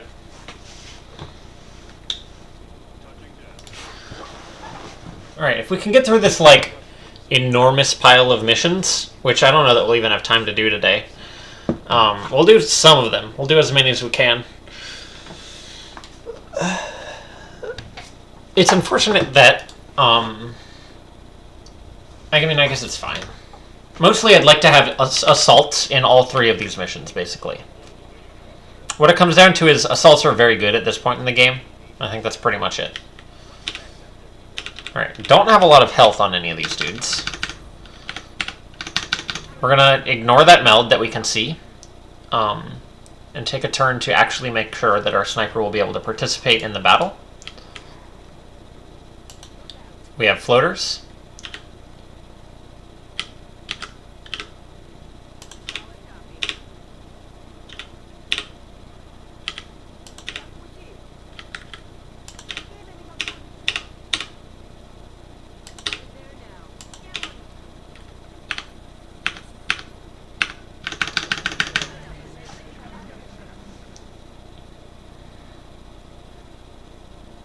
So once we take this first half of the map, we can just set our sniper up on the roof of this truck in no cover and protect her with the fact that she's too far away to get shot.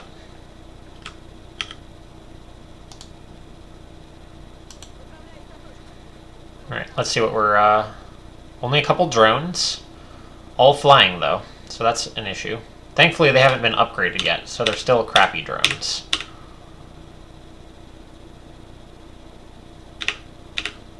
And we don't have any holo targeting available.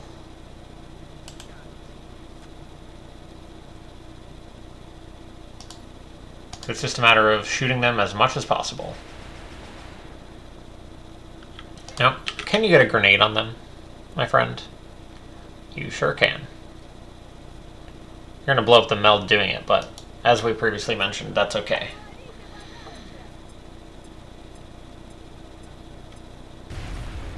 Okay, a little bit underwhelming damage, but it does help us decide who gets to shoot who. Our sniper's going to shoot the one that's at full health, because they have big damage. It's not looking good. Missing a lot of pretty high percentage shots.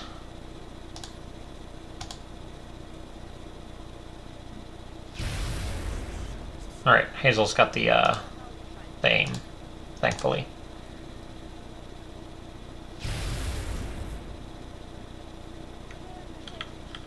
Hazel seems to have some sort of personal grudge against drones, which is accurate for me. Now, can I go here without activating? There's no way to know. Let's see, 1, 2, 3, 4, 5, 6. Okay, so the situation is this. Flanking is already going to be happening if we don't kill this dude. There's nothing we can do about that other than kill this dude.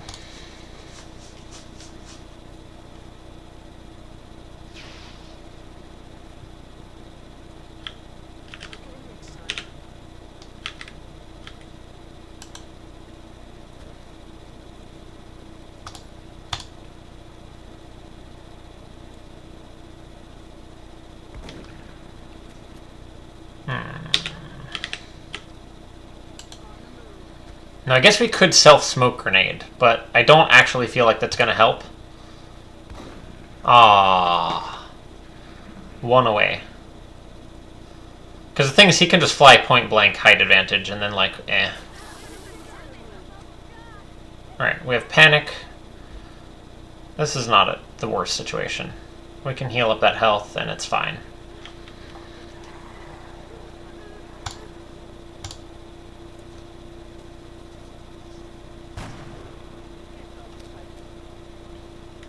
Oh, we forgot to bring a backup health kit.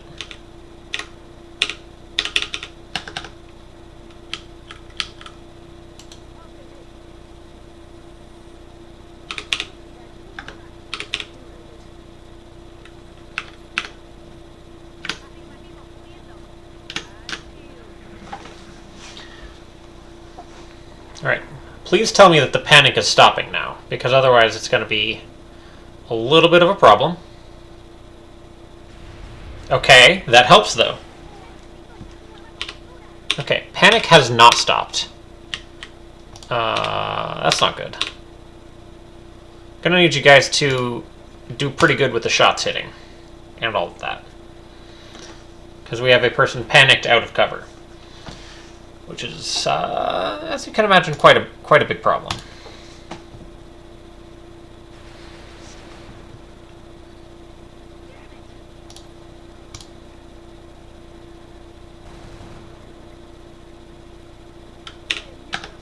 Wait, are you not panicked anymore?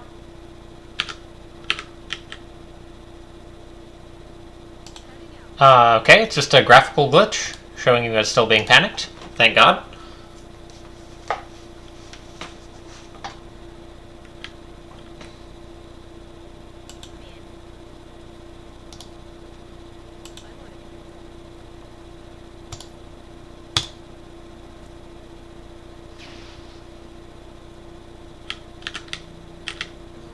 Let's see, 1, 2, 3, 4, 5, 6, 7. They're nowhere near flanking us.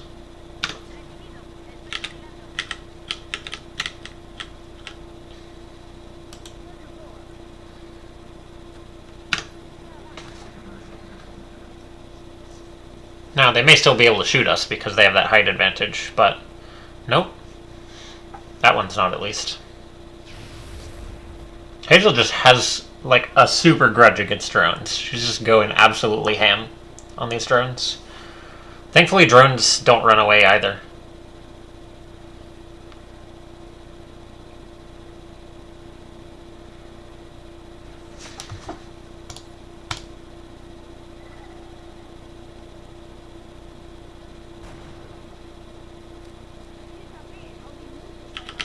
I feel like this is relatable. Just always panicking as your general like life outlook. That's pretty relatable, I think.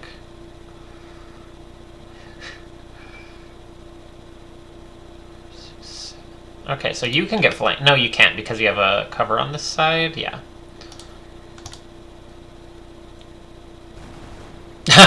Just bounced off into the sky. What about this way? 1, 2, 3, 4, 5, 6, 7. Okay, so I don't think you can get flanked if you run up here. Although this is probably a little safer.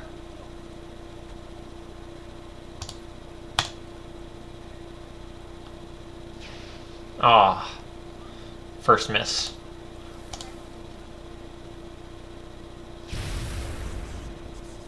All right.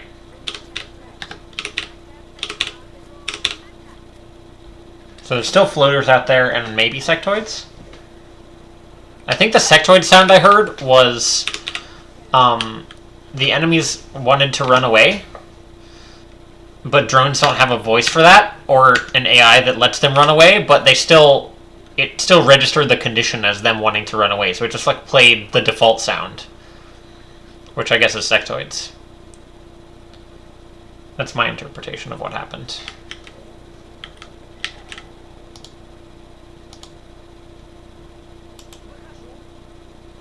This is the awkward part of the map, where you like can't really reach the next bit of cover.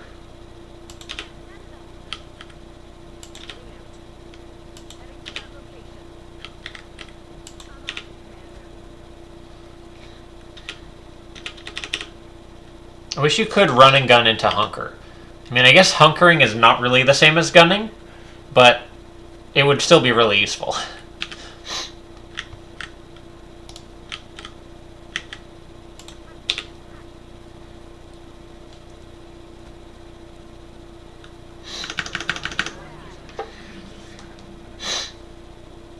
What's the exact direction?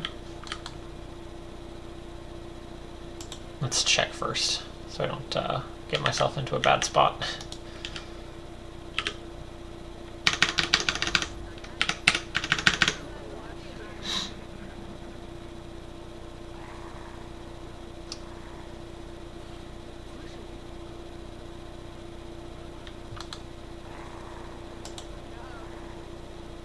How long have I been streaming? Since 11, which is 3 hours and 40 minutes. So I'll probably go for a little bit over an hour more.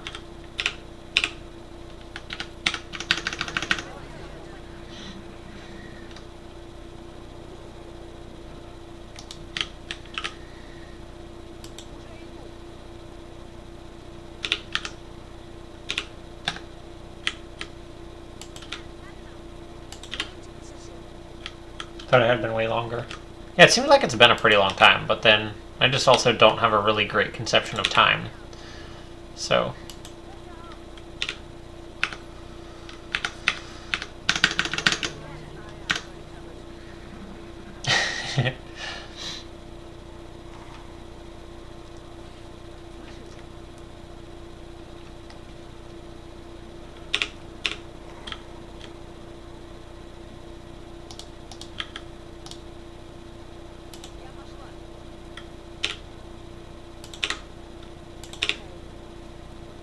Our medic, I don't know if you were here when this happened, our medic panicked, and it just never stopped displaying the panic visual indicator thing. So now she's just always panicking as her like general approach to life. Things going well. We had one very bad mission where one person died and one got crit wounded today. But I think campaign-wise, overall, it's fine. Because both of them were very low-ranking people. So it's not that big of a deal. I mean, it is, but it's also not.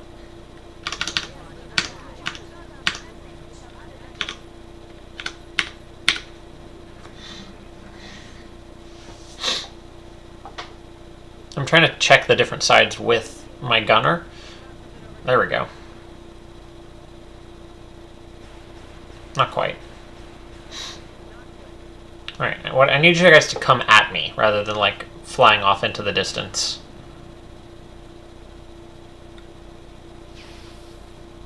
Nice. That dude flanked? Perfect.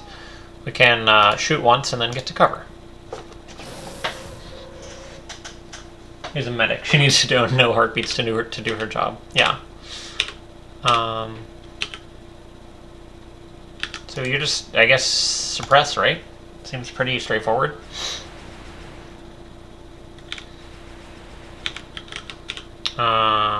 What about you? What can you do here?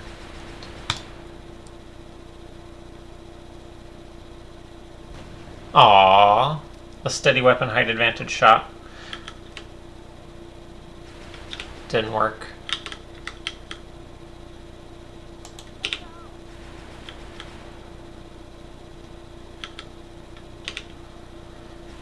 Now, it said it was a light mission, so it's very likely that this is every pod on the map. But we don't know that for sure.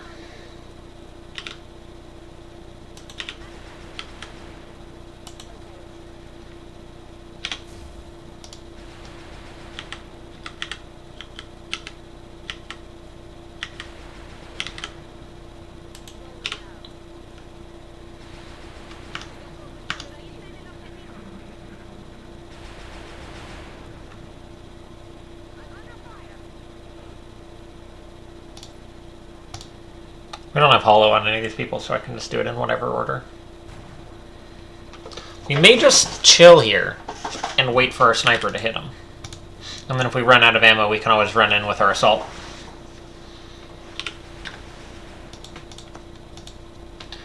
So here's a fancy thing you can do with infantry, is fire hunker.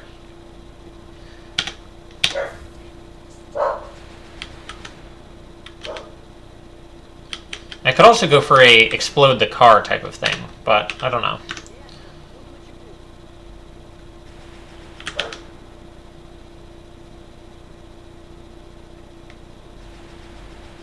Apparently I have line of sight here.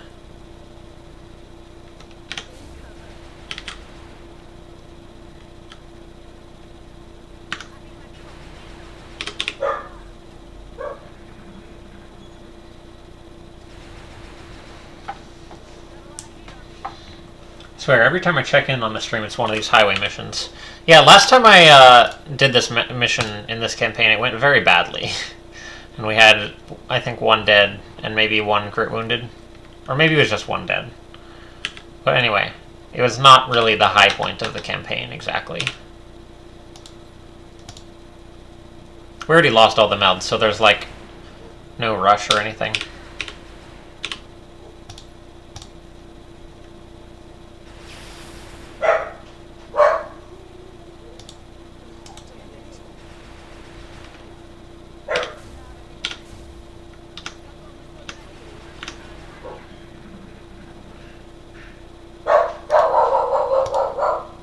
That Overwatch is actually really obnoxious. Because we just ran out of suppression. So now we, like, still have to kill this guy. Okay, that's covering fire. Okay. Good to know that covering fire is there.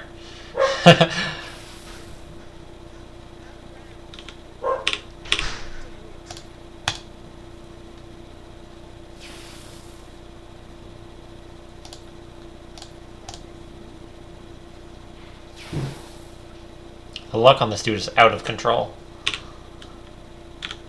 Who wants a level? Anyone? All these people have exactly the same XP amounts.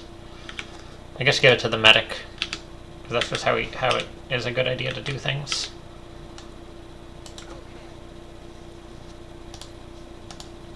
See, that covering fire actually kind of worked to our advantage here, because we wouldn't have really been able to run up for the flank otherwise, and then he might have been able to just shoot us again instead.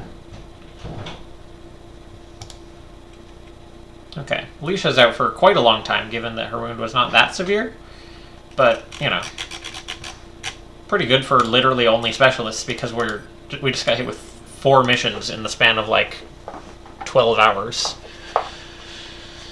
Well, that was one of the missions.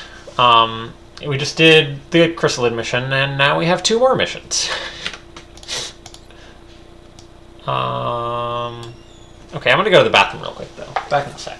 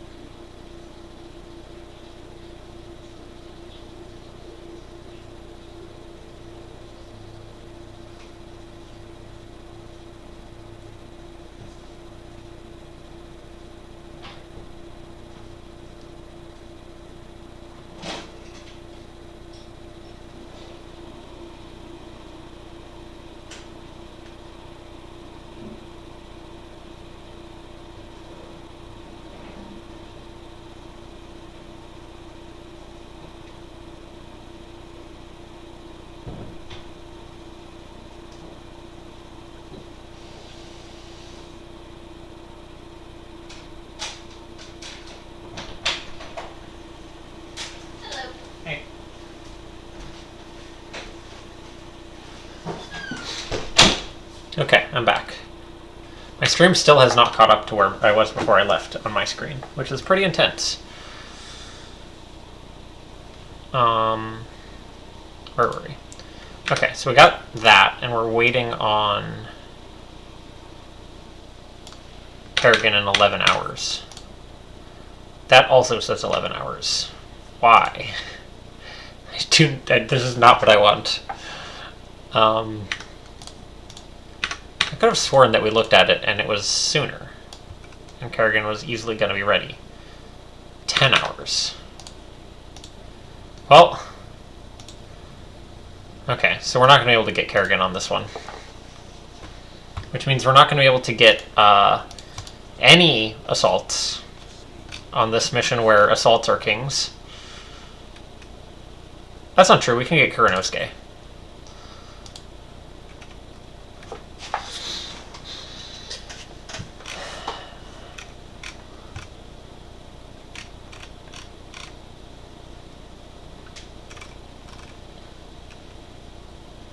Alright, is there anyone else that we want to particularly fatigue? Nomi would be super helpful. Wait, doesn't one of these dudes have hit and run? Who has hit and run?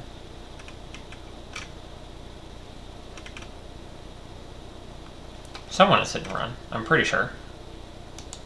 It's not you. Or maybe... no. It's not Kenma. Is it Bubblegum? Nope. Is it...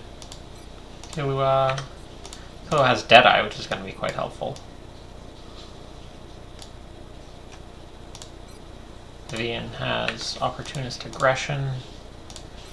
Trixie has Aggression Deadeye. I think the Opportunist is going to be helpful here. What does Aluka have? Sapper Repair or Sapper Tandem. We want Tandem for blowing as much cover as we can.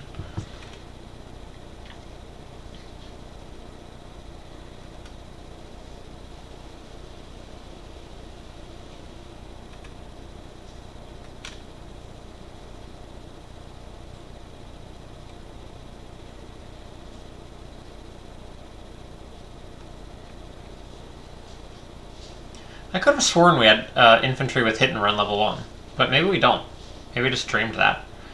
Hazel's 1 day off leveling. She was about to hit Lieutenant Corporal in 1 mission.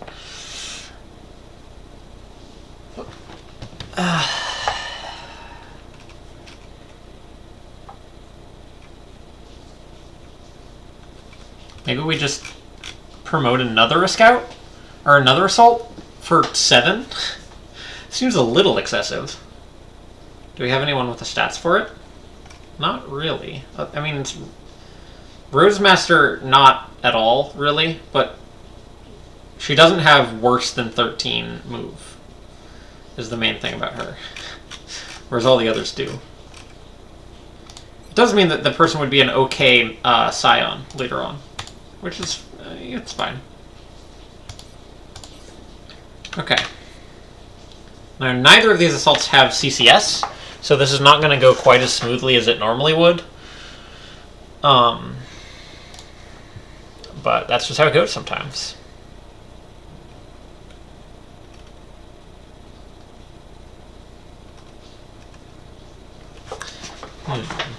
So what about even more infantry, maybe?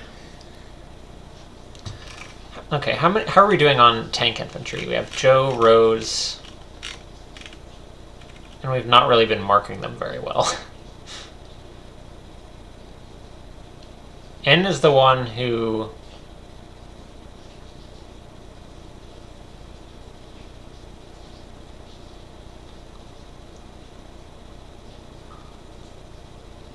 Wait, who got crit wounded?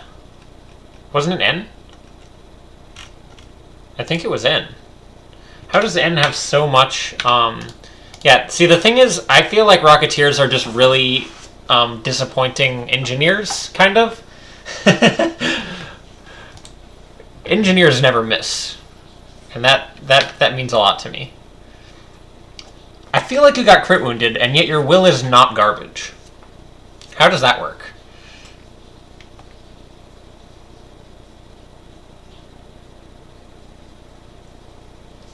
Maybe you just had pretty good base will, and you didn't lose that much?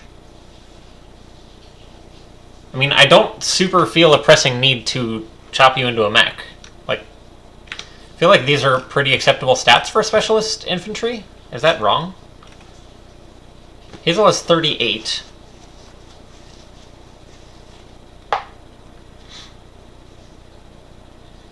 Hazel has 4, 13, 38, 68. You have 4, 12. Yeah, I feel like you took not much penalty, if that's possible. Do not make N a mech. I mean, I guess not. Like, they do have the problem of they're going to have constantly longer fatigue times, but I guess that's fine. We have a lot of infantry, so it's not really the biggest deal. I should have kept better track.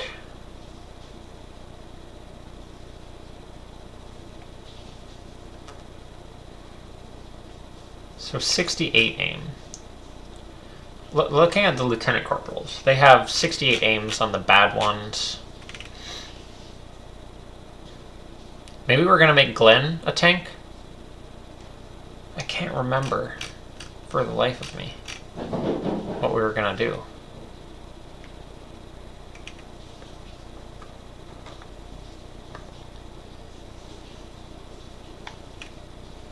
I think we want a scout. Oh, let's go to the mission. I think we want a scout on the mission. I think we want a sniper on the mission. This is the first one, I think, so it shouldn't be too hard. But at the same time, what are your movement rates like? Who has good movement? How about we decide based on that? No one, basically.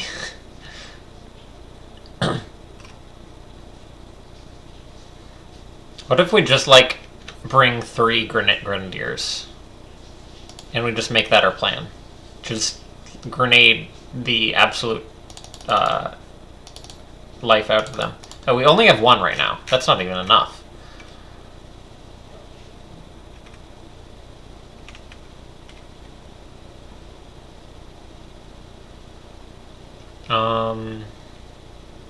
Yeah, let's get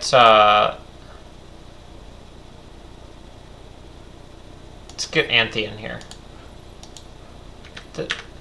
That's pretty clearly Rosemaster and not Anthe. Oh, Anthe's over here. Engineer. Got 2 sets of explosives. Sniping. And sniping. And assault stuff.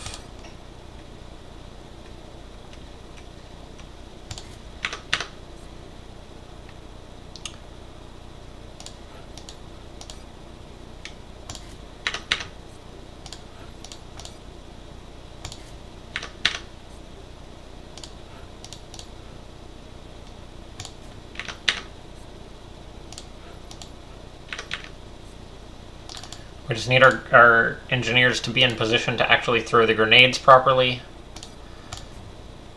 Get you one of these. And one of these. No, you need this thing. That's what you need. I guess without CCS it's not as big of an issue. What ammo do they have? 4?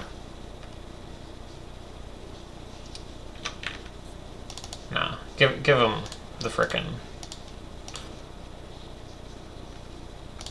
bullets.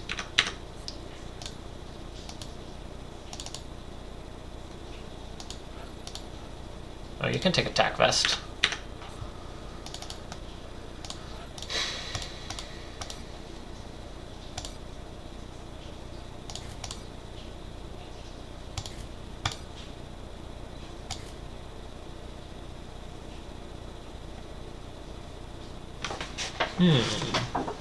Someone needs a med kit. I guess you and you. I made I edit so medkits go in pistol slots at the cost of 1 mobility compared to a pistol. My thought is now medics are allowed to have fun. That's the thought. Okay, you are the wrong color.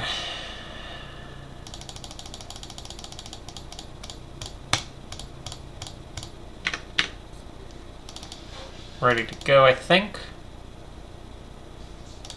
Got 3 scopes. Got 2 assaults.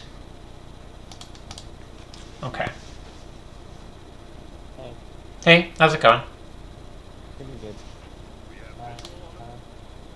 So I don't know if you've thought about it or not, but would it be possible if I chose to mod out the roll reduction on crit? Yeah, it would be. But I don't know. I feel like because there's a thing where the higher level your troops get, the more chance they have to get crit wounded instead of dead. I don't know. I sort of feel like it's good for there to be a meaningful penalty. I guess. It just reducing stats never feels good. Well, the thing is, you can get around it by turning them into a mech, because that resets their stats. Yeah, but it about their will when they're mad. I mean, what? Like, it protects you from psi attacks. Yeah, but they can't be silent. Right, but most people aren't going to be Scions anyway. I mean, I guess I see your point that, like, on a medic, it would be bad. But the thing is, I'm hearing my voice back in your microphone.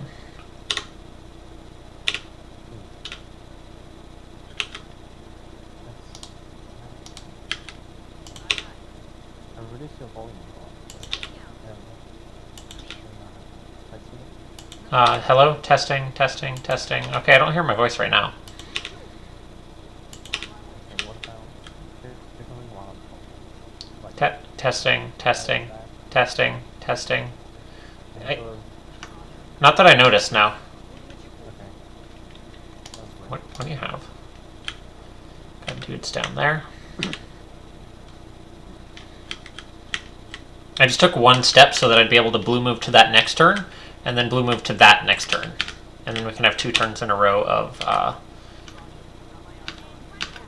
fun times than not getting shot at. Have you ever seen Rapid Tactics 3 times?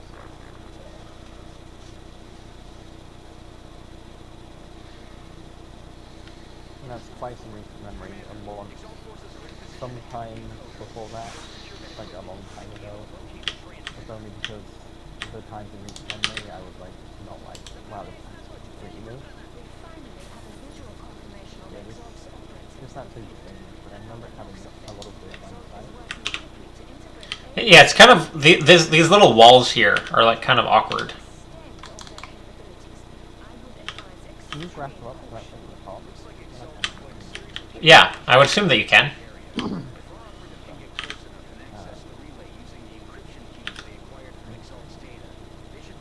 We don't have CCS, so there's not really any point just like running in here. But at the same time, I kind of want to just run in there. But oh, okay. I figured out the problem with that. I don't want to get blown up next to a car with a grenade. And then have the car explode on me. That would be quite bad. What level of exalt are you up to? This is the literal first Exalt mission. Okay, that doesn't necessarily... I mean, I know you don't know the answer, but for all I know they can't laser. They should not have laser weapons. And they should not have alien grenades. Did you restart the campaign at some point? Nope. I feel like I remember like being in randomly at one point and you were like, We have laser weapons. Exalt doesn't have laser weapons. okay, I'm just saying, I was looking at your team and I saw an SMG, a marksman rifle, and a shotgun. So I was like, oh, I guess she doesn't have laser weapons. Yeah, what I have is 2 laser rifles and that's it. I'm like 2 days away from getting a laser shotgun and some laser strike rifles. And you probably won't find them, but the laser shadow is one of the Oh no, I love laser shadow rays. They're amazing. I use them all the time. I was thinking you might have done because SMGs can have to give the bonus and ability and never shoot with them. Yeah, but as long as you maybe are going to be shooting with them, having the bonus aim can really be helpful for like finishing off a low health person, especially on Rocketeers who have good aim actually. Yeah, all those Rocketeers have. Yeah, all 1 Rocketeers.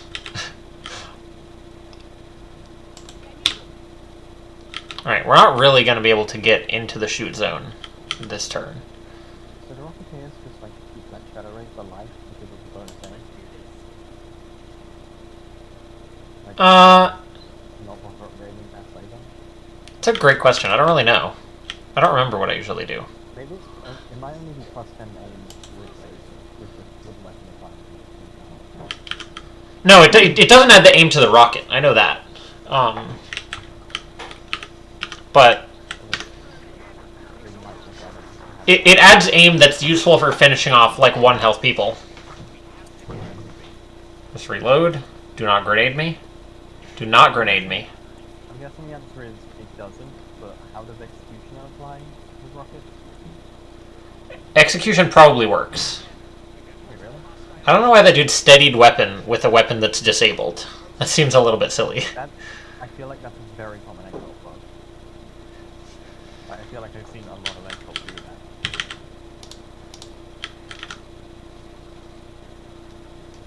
Like, you gotta think, what are the situations in which an exalt would be programmed to steady their weapon? I feel like the situation is one where they have targets in sight but can't shoot them. Maybe. And so a lot of the time when they need to reload, they just steady. Probably one of the worst programmed things about Exalt, because it's not something in the base game.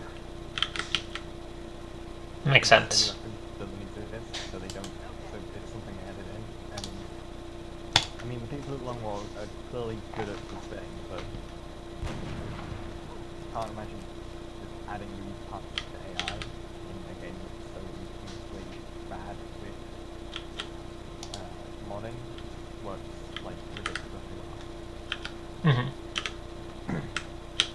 Now, where is the 4th one? Oh, it's over there. I forgot how much the slaughter Exalt missions are.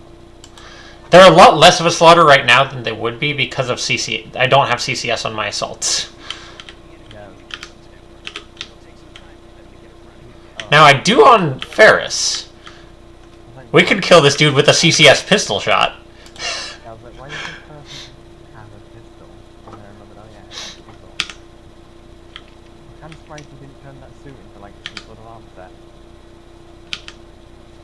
Oh, we did this wrong. We should have used our other shotgunner to kill this guy.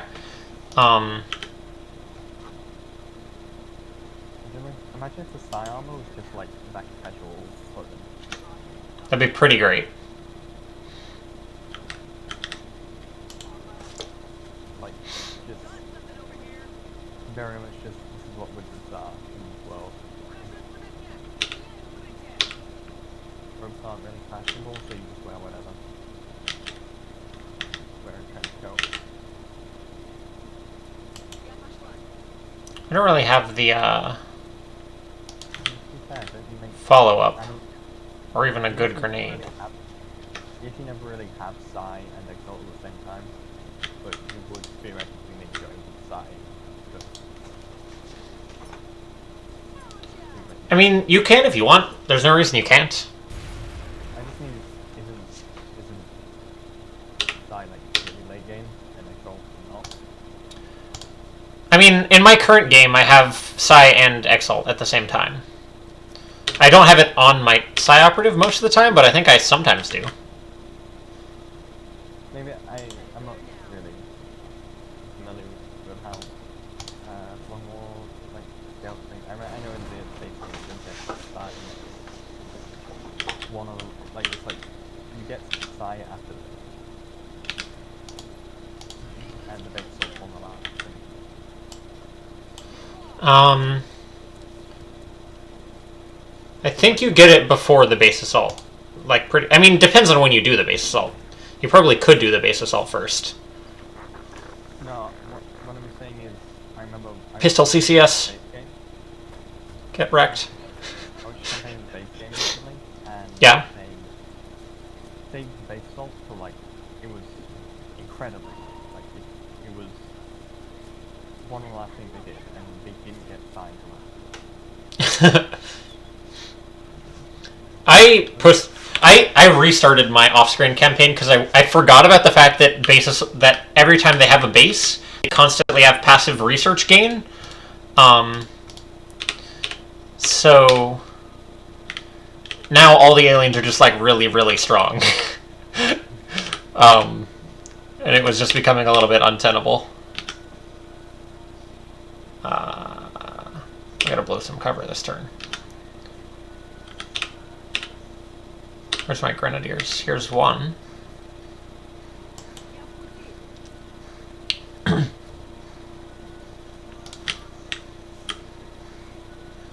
have tandem warheads yet, so it's probably not going to break that back one, but one can hope.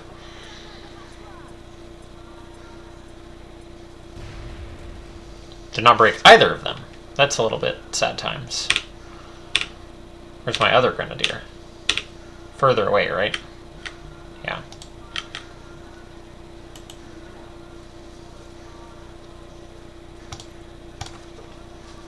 Ooh, nice shot. That's like 9 damage. That's pretty good. Alright, we're gonna want to... I don't think there's any realistic way in which we can kill all of these dudes.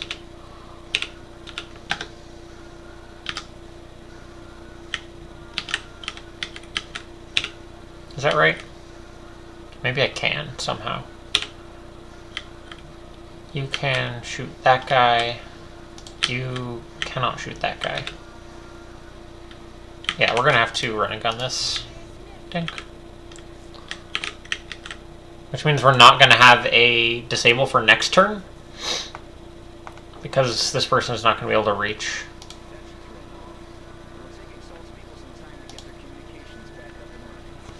Let's see if our assault can kill this dude right here. And then afterwards we can... Remember that assault had this. Yeah, I was thinking, like, should our assault over here just pistol this guy to finish him off? And I think the answer is it's a better use of their action than, like, whatever else they would be doing. Right, I think I'm forgetting the... That what? I think I'm forgetting the rest of the life. Oh, right.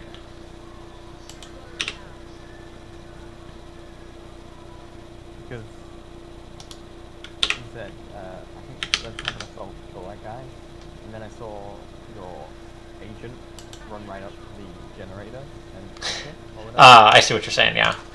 I was like, I don't think you can manage to kill that full health pixel with that pixel. If she can, she gets a promotion. I should just Overwatch with her. Because they're just going to be drop-ins. But the thought is, well, now we're out of pistol ammo, so that won't work anymore. But I was going to say we can maybe pistol that person next turn. After not finishing them off. Snipe? No? Infantry Overwatch? There we go. That's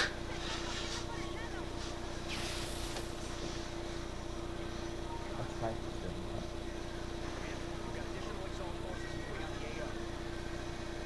right? Alright, so we gotta kill that one. And that one. Why it's so bad? The drop-in! It's happened. I'm like, I don't like hilariously bad. Unfortunately, there's no disable this turn. So we have 3 marksmen. Really? That's pretty rough. I really love that little thing. Like, I don't know, something about it is really cool. So we gotta start off by killing this dude. So that we can actually move around.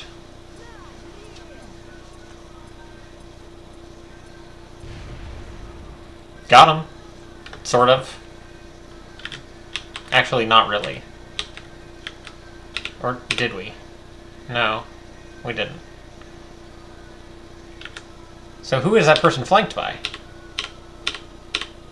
Only... okay. Seems reasonable.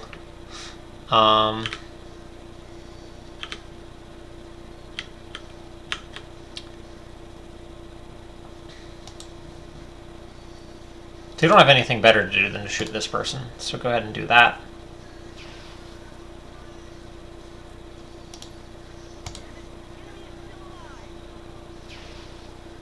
No.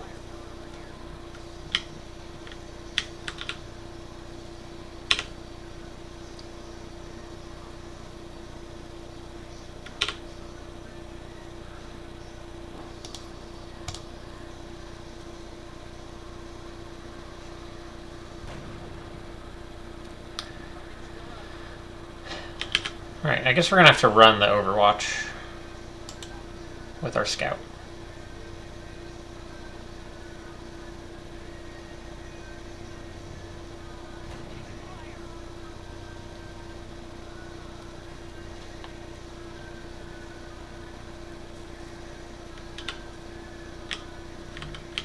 So what can we do about this back guy?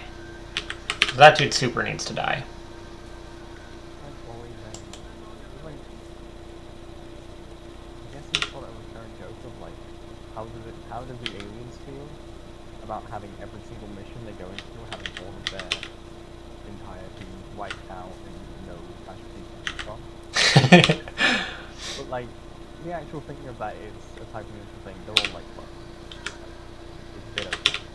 But like with Exalt, they are actual people who are just getting completely destroyed. Yeah, it's a little bit sad for them. It's unfortunate that my grenade like did some kind of buggy thing that's not removing that cover. Although the fact that like something makes me feel like way less sympathetic for Exalt is the fact that I'm pretty sure every single one of them. I don't know if they're all wild, but they are all guys and they all wear like skin suits. So like, they just, like really not give a shit.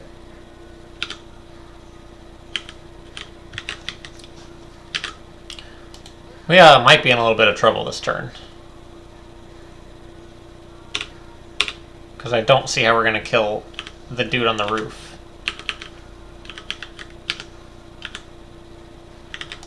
I mean, I guess he's not flanking anyone.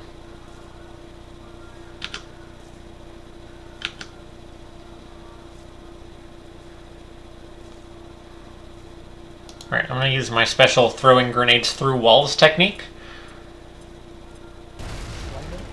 I know Exalt have like a really Latin phrase as their motto too.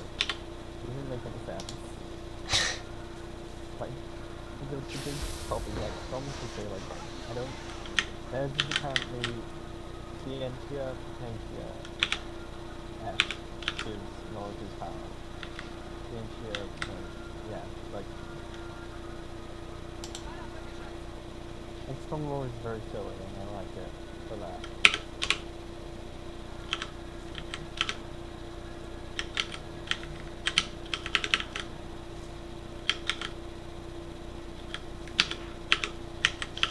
I really like I think it's the later Exalt having like starting to like become really influential. They're all making money.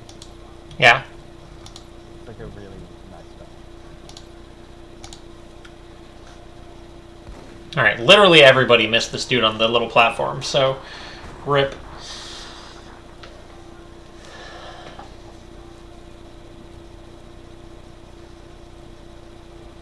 Alright, I love when Exalt just, like, double move instead of doing anything useful.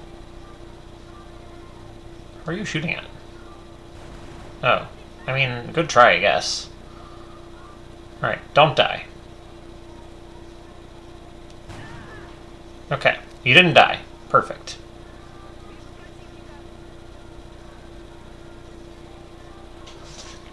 Okay, and for next turn, we have,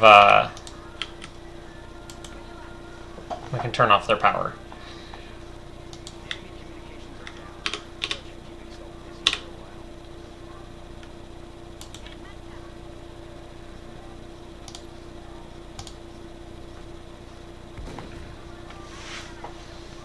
Alright, let's take a count. 5 are alive. We have vision on 3, and we know where the other one is.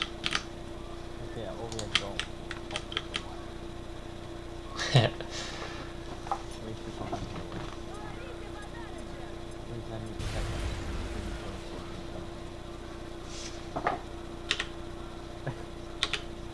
Everyone's out of ammo. That's not good.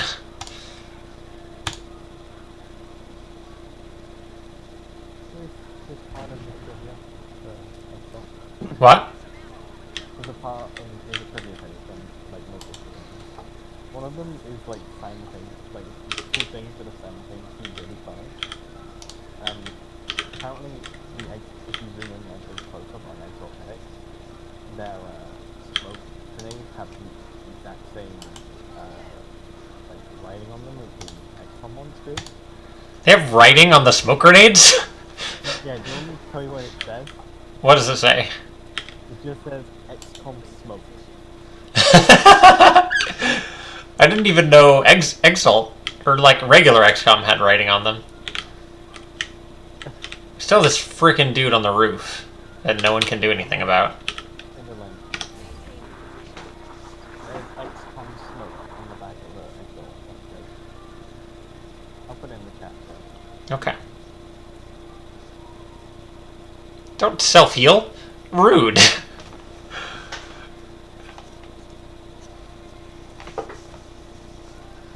And like, I really like Exalt. Like, it's just really great, and also quite fun, like from a standpoint. Yeah, I very much enjoy these crappy run around and murder a bunch of super weak dudes missions. They're pretty fun. They're a lot more fun when you have CCS, and you can just wreck whole pods of them with CCS. There's this thing with the top of the building where like they just start they all start trying to press to the top of the building, and just every time they come up, we just instantly die to CCS. Yeah. Just yeah. Jesus Christ, there's so many drop-ins. This is actually very bad. There are 9 enemies. And there's no realistic way that we can kill all of them. The CCS makes a lot of difference on these maps, it turns out. Oh, this dude's flanked himself, though, so that is positive. So, snipe. Ah, only 81%. That dude super needs to die, though, so please don't miss. Jesus.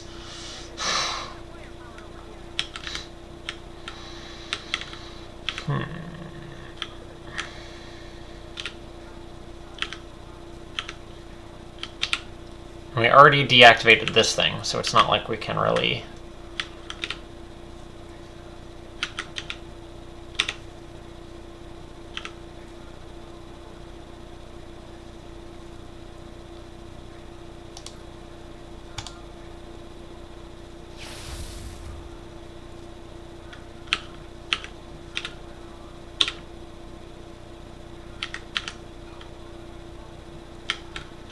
Apparently, if exalts a panic, it stops using the encoded pulse data, and it's saying panic sounds that as skill person.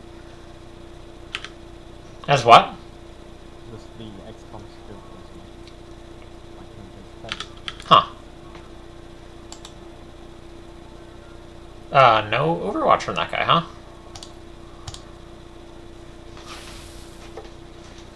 There's also like a lot of like minor stealth stuff that like Bradford met in the Exalt Assault mentioned stuff like how Exalt perform as a function, which is pretty notable here in the fact that they're all wearing suits instead of body armor. And also little things like the fact that they didn't create those weapons from scratch. They don't really have the giant military base to do that. But so what they did is just converted regular weapons into laser weapons. How many are left? Cool. 2 marksmen, 4 This operatives. game is just exactly what XCOM was, but in the base game you have the full stuff. So we probably want to run up, kill this marksman. Because the marksmen are the most dangerous ones. So we're going to have to run a sniper overwatch for that. Because our scout, for whatever reason, didn't get line of sight on them at any point. 55%, Jesus. That height advantage, though.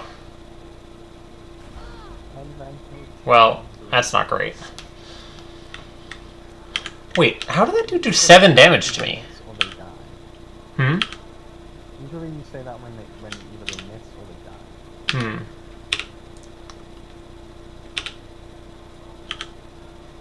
Okay, I mean, I guess he's not technically dead.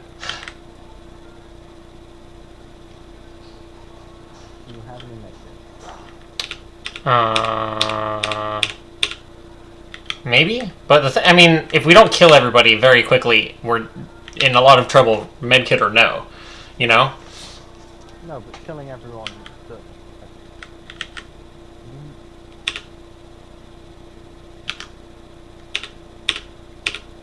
We super did not need that person to go down right there. You can just keep killing everyone, and that doesn't mean the thing will be over in time, you know? Because they keep their drop-ins. I think this is the last set of drop-ins. We've had some drop... I mean, maybe not. Typically, the drop-ins end around the same time as the... I'm just saying, if you have a medkit, maybe start shooting it over. I don't think we do have a medkit anyway.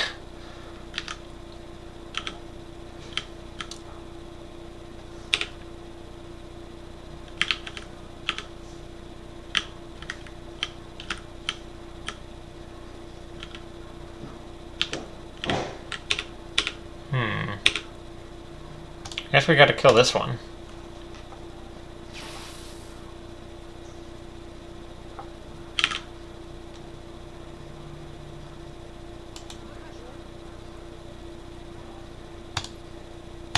This dude's probably gonna get sniped, but not super anything that we can do about that. Really?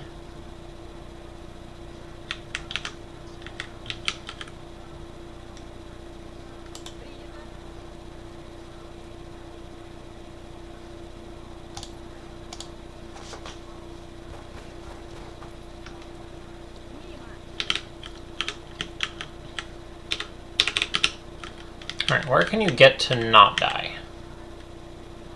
Or is that just not possible? Maybe here. No, you'll get flanked by that guy. Maybe here. You'll get flanked by that guy. Maybe here. You're still going to get flanked by that guy. But I mean, that guy's going to flank someone no matter what we do.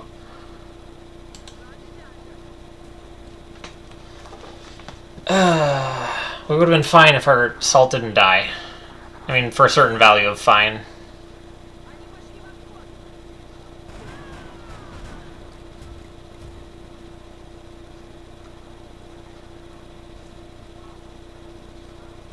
How are these dudes doing so much damage with ballistic weapons?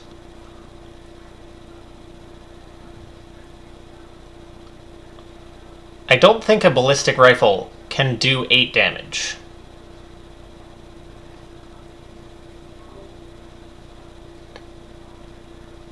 Did anyone die during the 10 seconds I can do? Yes.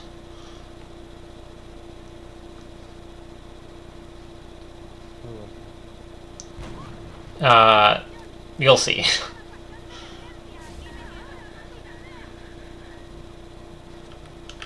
Yeah, that was really good.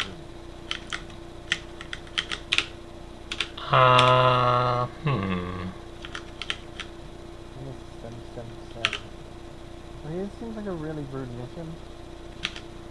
It does. Not having CCS, turns out, is quite bad.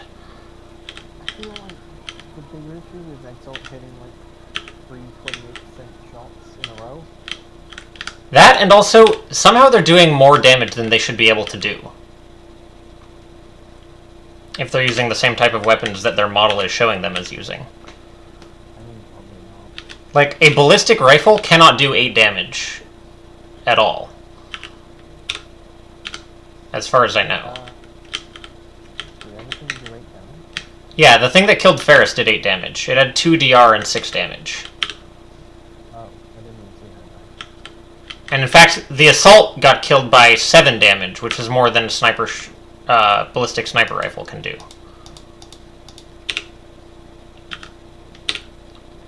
mean, they're probably not using the...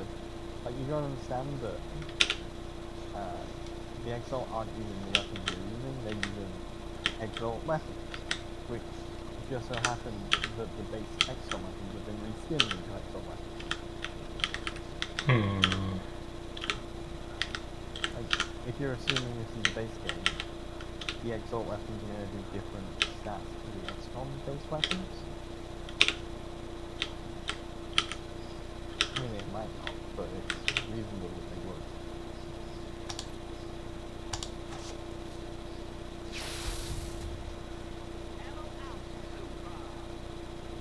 Well, I'm glad this mission is going well.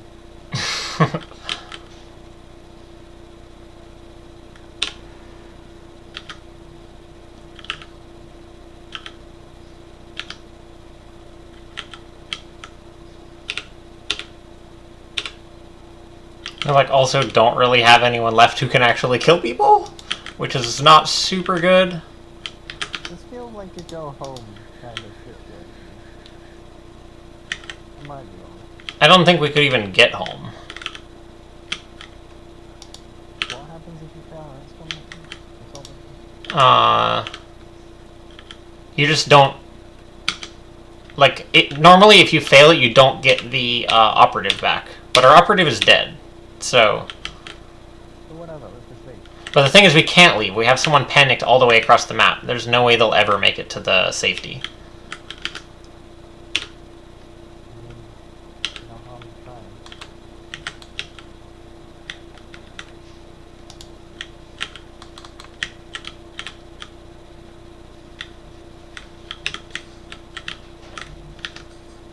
Izzy doesn't have any way to safety either. Wait, there's 4 enemies? Oh, one is there. You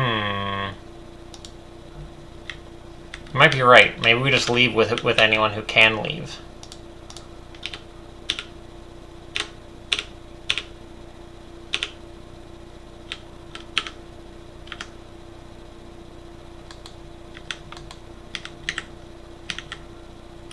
That dude's gonna flank her.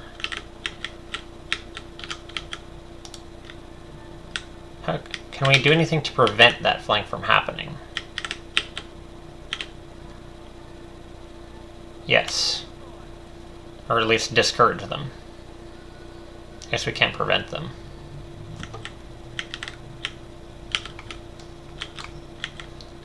You unfortunately cannot get to anywhere that I would call actually safe.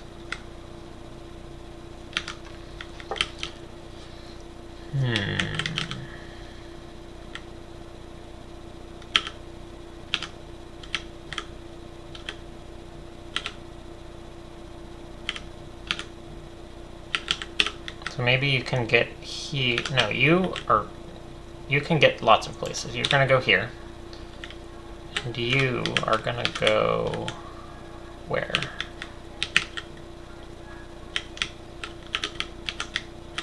If you go here and hunker, you should be like moderately safe. I forgot that guy was even still alive.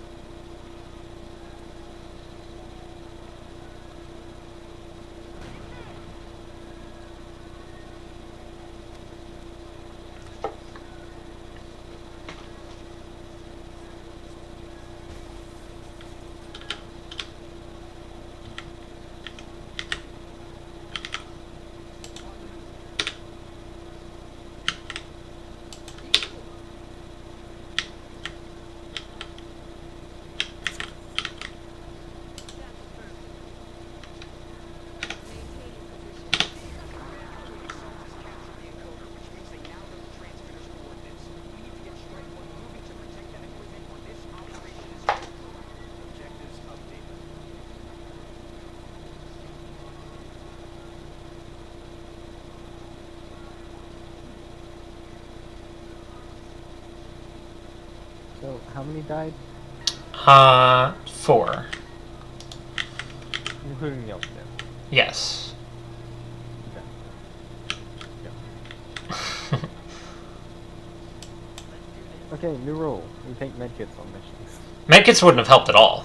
Like, I could have... I had a medkit here that... I mean, I have a person with a medkit who, like, theoretically could have stabilized that guy, but that doesn't help unless you actually win the mission. If you leave them behind, they still die.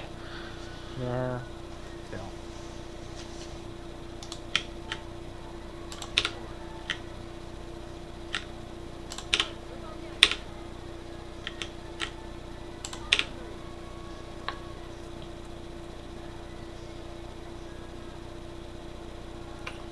Wow. Okay, well, I forgot about how it works. And the way it works is that you can't extract some people and not other people. So I was going to extract those 3, but unfortunately it does not work that way. Nope.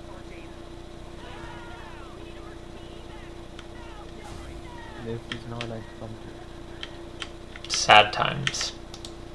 You should. Okay.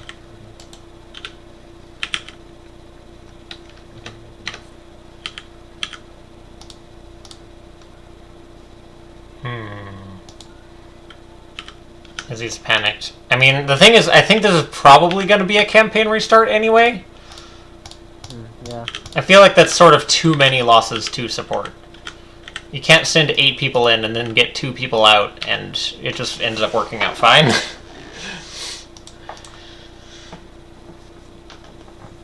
Not really. What's to be done there?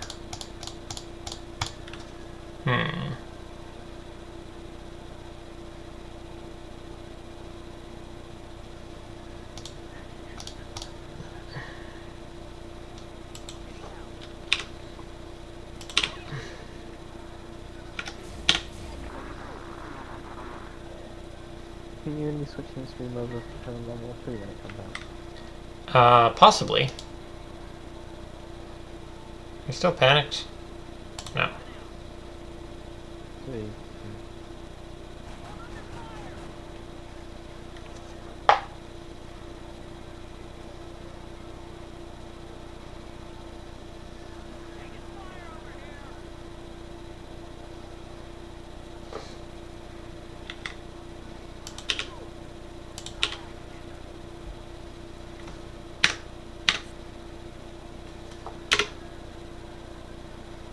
Wait, who's outside the extraction? No. It's not what I wanted you to do. That's not what I interpreted. I wanted to make that dialogue go away, and then I would look back at it.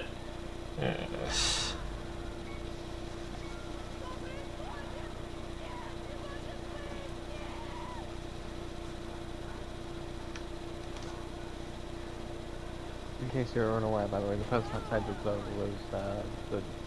Yeah, it's the person bleeding out all the way on the other end.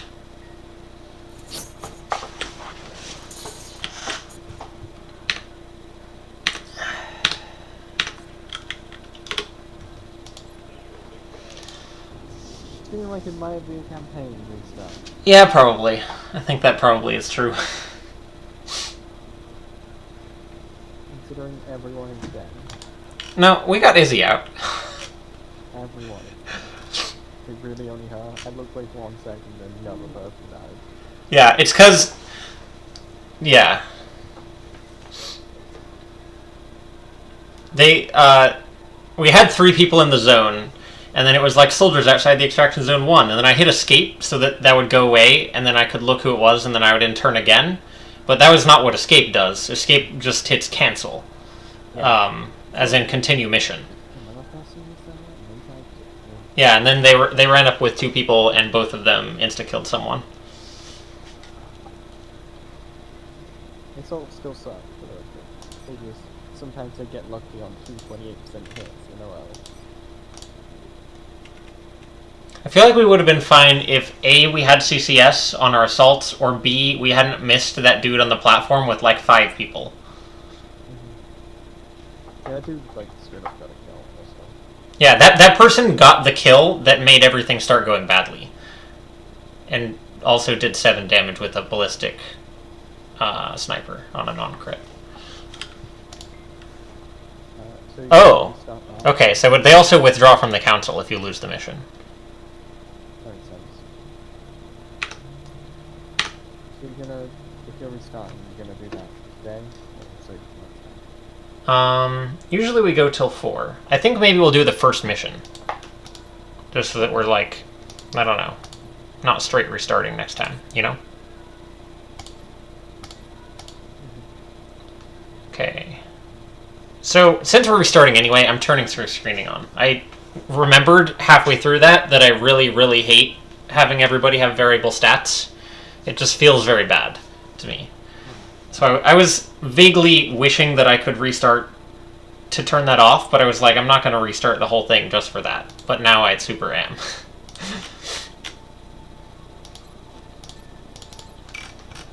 Right, is that everything?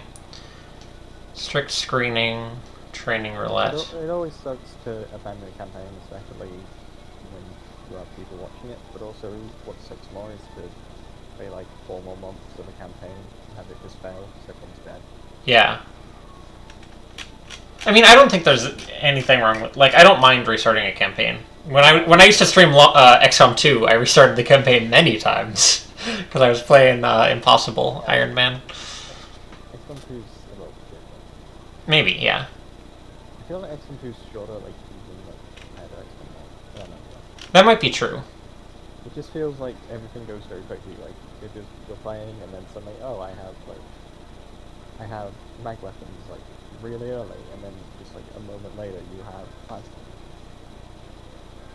That might just be the last campaign that I watched.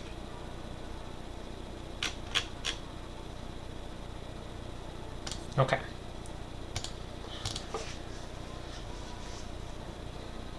I also haven't seen any of the videos here again, or the next stuff, or whatever it is. I also think I might... Sorry, go ahead. I also might go for a US start, I think, and get this Cheyenne Mountain one, where all your elevators are built. I don't know anything, but that sounds like a weirdly... Seems underwhelming, but I'm sure it's good. So the thing is, it saves you quite a bit of money in terms of all your excavation costs being... It adds up to like 900 money worth of savings over the course of excavating everything and building all the elevators and stuff. Sounds like not that much. I mean, the biggest one that you can get is officer training school projects cost 90% less, which... The thing is, some of the money it saves you is like later on once you have plenty of money. And I just feel like it's a little more awkward. And the other thing with this is that you're never forced to build an awkward base layout that's inefficient just because of like what is excavated. Don't you have the cost of having an upkeep on them though from the radio? On what? On the elevators? Yeah. You have the power upkeep. Which I guess maybe is a good argument for not doing it, because then you can't build your first satellite.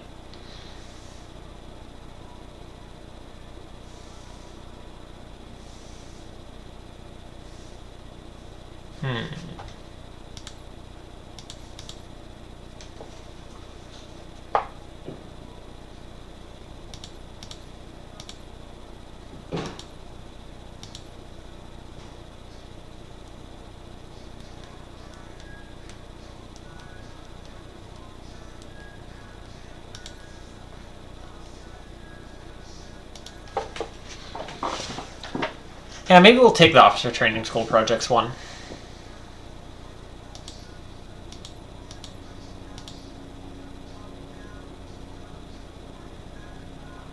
Mostly I want to start in the America so that you can get the air superiority thing, which lets you take other continents much more easily.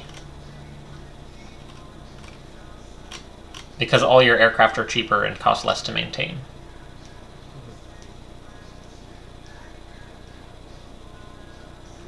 What do they have in Canada? Let me just check that again. Canada, ew. Those are both bad. Mexico, start with 500 bonus cash. That's actually legit. Yeah, early on. Because that's like the definition of like the money exactly where you need it, you know? Yeah.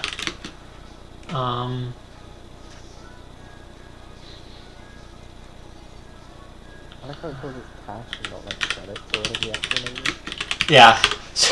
So it's just saying, you have 5 $100 bills. Have fun. Somehow it's more valuable than your entire defense. Oh, the US bonus is actually pretty legit, too. It's 25% reduction in time for autopsies and interrogations.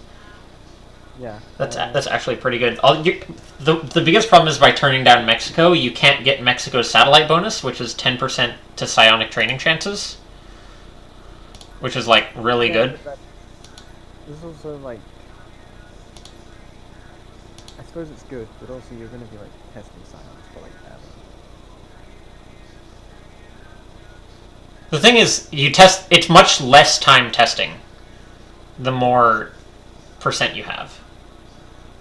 Well, theoretically, it might just not be because it worked out.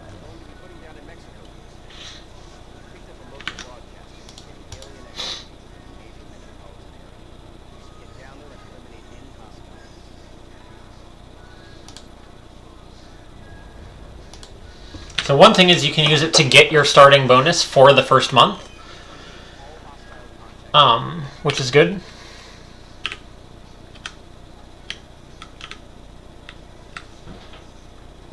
And then maybe a laboratory?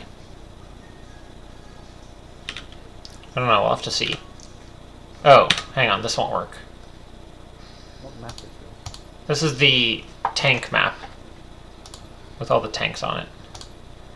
Okay, so I was using my off-stream name list, which is not going to work.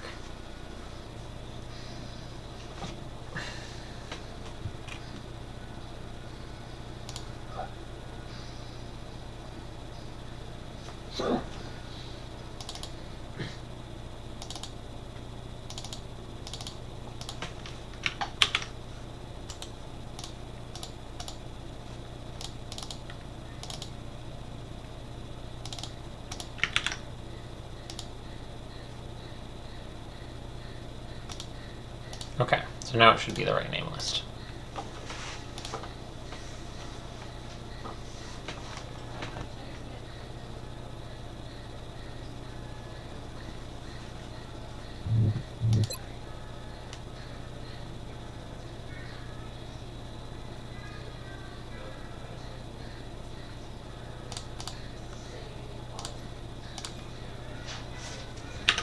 Okay. Brutal strict screen training roulette.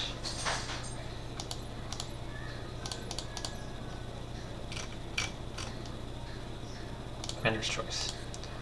Oh, also, I don't know, you probably weren't here when I was talking about it, and we're doing all DLC off, I think. Mostly because I think the missions are... For each one, they're either boring or...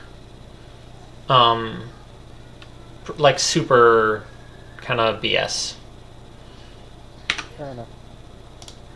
Sounds like a plan. Well done, Salem. Okay, we don't need to watch that. I mean, maybe we should watch it, but not this time. Drop site for this operation was in Canada. Picked up a local broadcast indicating alien activity in the neighboring metropolitan area. We should get down there and Is eliminate it better any to put a link, put a thing in your video saying, hey, this campaign ended early? Or is it to make people so they don't watch, like, a link to the campaign instead, or is it that spoilers?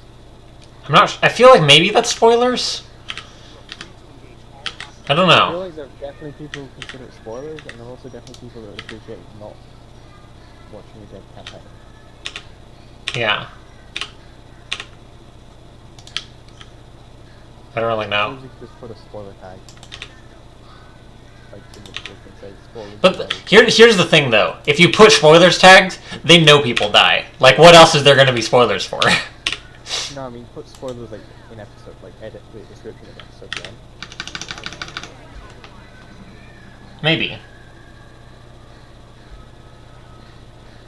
Maybe I'll just restart the days. Nah, I don't know. I don't know what to do. That's a good point. The thing to do is just upload it as is. Yeah. Is there a Isn't like roof inherently pole? worse for everything, but it's just like, Yeah.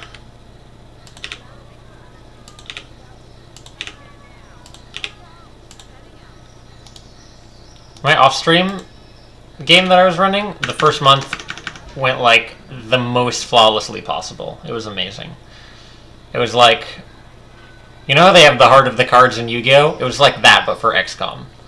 Every pod, it was just like, you're just dead now. That's the end of that pod, and that's the end of that pod, for like a whole month. And then we got like plenty of missions, so we didn't like get mission starved. It was very good. you get random spoiler flying up. Yeah, that was the other thing, is we've had quite a few deaths up until that point, not just including those 7 deaths. So I was going on like probably 10 deaths, something like that, which is maybe just a little excessive. I don't think you can reach the meld with blue moving every turn. I think it requires you to yellow move some turns. Not that we're like really going for that meld. We're going for the roof. Because like, I feel like you can get the meld if you're like not going directly for it. Like say, like you're going around this building, right? Hmm. If you went through that building, would you be able to get it? That's a good question. I don't know. And like, you're going around the building. If you like, I feel like you get it if you just like some blue moves and some yellow. But, I don't know. I don't feel like that's a hard factor, you know. I think it's balanced based on the distance and the blue move, the average blue move. But I don't know what the balance is. Like, you might have a couple of extra turns where you're not required to move towards it in order to make it.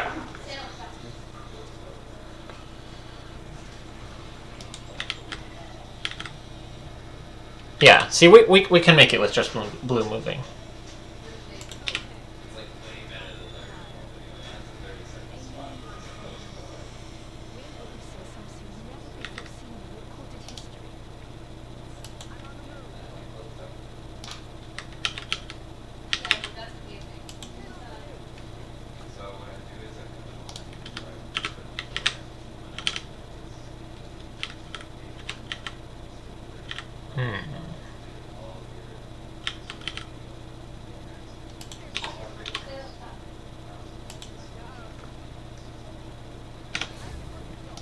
My troops being standardized feels so good. I'm so happy about, like, not... Some dudes randomly are really slow, and it's really obnoxious when you're trying to move them around the map and stuff. Get him, Link. I like how the alien stops moving, and then while the alien is just like running around not moving, you like they hold still for you to break the window, and like then stick your gun out and then shoot them. Are we gonna kill the whole pod on Overwatch? That'd be pretty good. Wow. Rip in peace sectoids. Actually, there was 4 of them.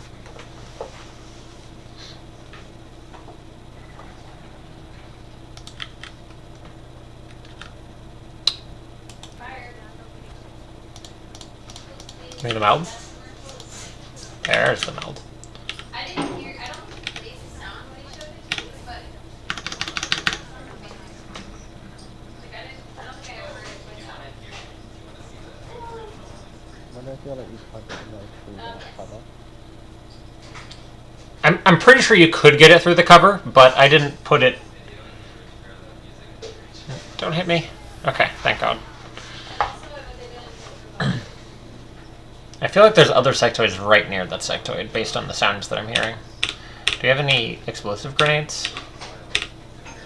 This game, give me explosive grenades. I don't want these crappy grenades that don't blow things up. Like, why? Why would I want that?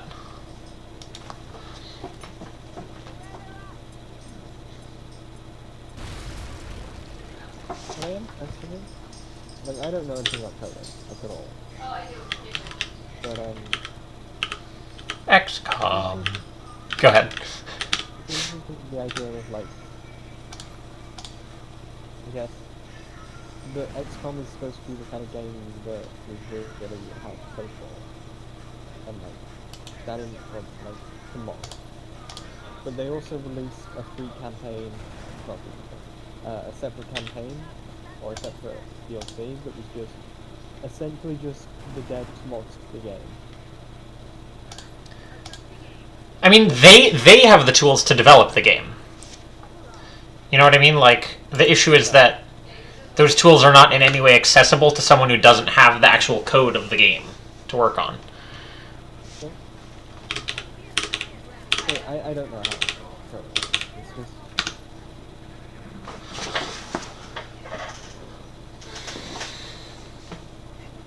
Regardless, hopefully, I wonder... Here's the thing about World War 2.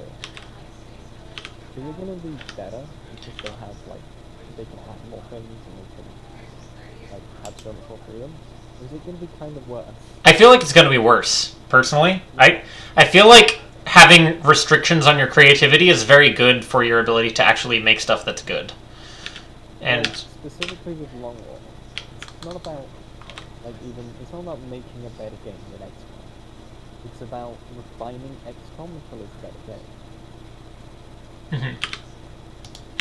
And like they're working with what exists in the game and changing it to make the game better. So with XCOM 2, they just add stuff, they can just like add in assets, you know? yeah. Like, I feel like it's likely to be not as good. But, you know, feel who like knows? At best, it will lose a little bit of the charm of, oh, the tac vest is actually just the best they use for the team mod. That was like a really, like, it was like, the fact that they reuse assets and they use something new is like really kind of really cool. Yeah. And I don't think we're gonna do that. And that kind of sucks, but that's a fun. So, but I think it really just depends on how the stuff is, you know? Yeah. If they keep it very close to the base game, but like, just change, like, the same kind of thing as like, just weapon players and that kind of thing every time. They just start like adding aliens or like changing things too much. It's, you know, it's just gonna feel like modern X. Yeah. Like, Long Long War was about, I don't know, like very finely tweaking stuff so that it would be... Oh, Jesus. Okay, I guess that's possible. Yeah, it's the question of do these devs know what made that thing great, and do they realize that a lot of it was the restrictions? If they're like aware of that fact, then they'll be able to like very easily do what they did last time. It's not like just because the restrictions are removed doesn't mean you can't just still operate the same way you did. Of course, I wouldn't like if they do like do a lot of changes and stuff. I wouldn't blame them. Because, Yeah. like, I imagine like it's pretty frustrating working on XCOM. Yeah. Like, and then you get to go to XCOM 2 and you get to have the freedom to be creative and do what you want. I wouldn't blame them for being creative and doing what they want. I just don't think it will reflect on the product as a whole being better. But like, I think Long War 2 will be good. I don't think it will be like worse than the base game. I doubt it anyway.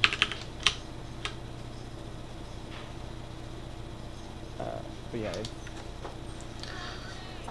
only time will tell. Mhm.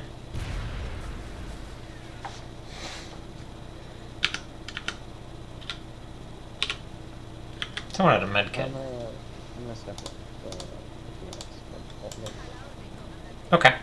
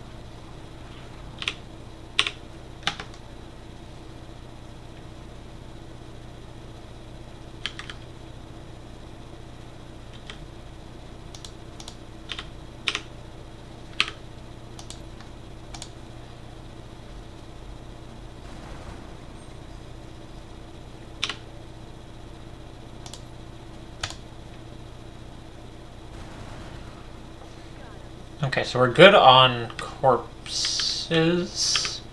Yeah. So we have all the corpses we need for xenobiology, which is very important. One thing about Long War 2 that will improve the game is by assuming it lives up to its name of Long War and makes the game actually longer. That will like be a positive. Is there are a lot of like cool endgame stuff at the end of XCOM 2 that you never really got to use that much of. Yeah. Like a good example is I don't think I ever saw a campaign that used the like face through walls thing like in any practical way. The which thing?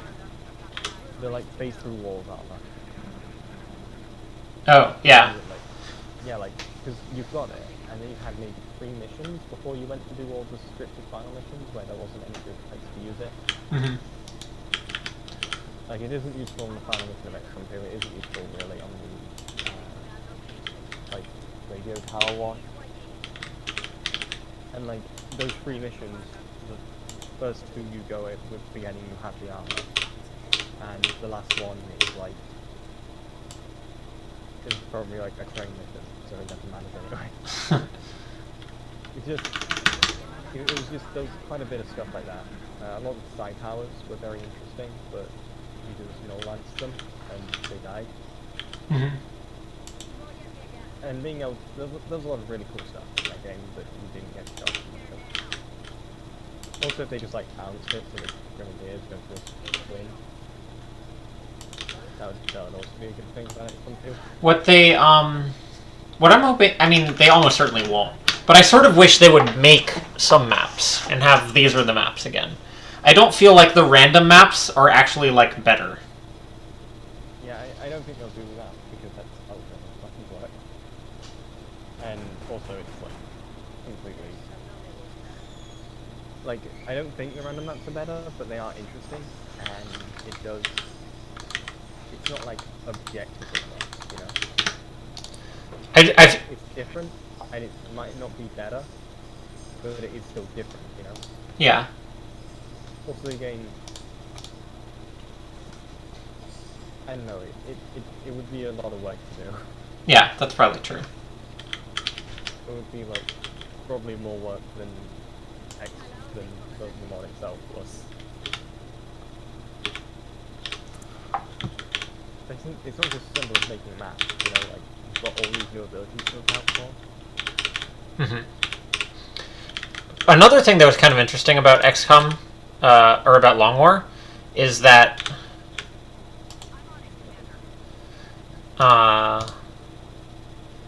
the maps were all designed for less people. So it was all like very crowded in terms of trying to get enough cover. And I thought that was like pretty cool, actually. Yeah, I guess that makes sense. The maps really encouraged that whole like walk around out of cover sometimes to stay hidden thing. I mean, that might theoretically be the thing. Like, I know it's not going to be quite as like specific, but like the random generation in the map is still designed for 6 people, and it's still probably going to be 8 people. Yeah, the thing is, I think the random generation in XCOM 2 doesn't feel like it was designed for anything, sort of. If that makes sense. Based, isn't it? Like, Sort of like, well, like it's not like the building just popped out of nowhere. They built that building, and sometimes that building appears, and sometimes it doesn't. sometimes a specific section appears, but each section is itself somewhat randomized. Yeah, I understand that it's not like what I'm saying is that it's not like 100%. You know what I mean? I don't know. I think I agree with you that these maps are better, but like I understand why it's the way it is, and I think it kind of works. I don't know. It's just Yeah, I would describe it as like fine. I don't like. Jesus. it is different, and it's like there is this whole game, you know, it still exists. Yeah.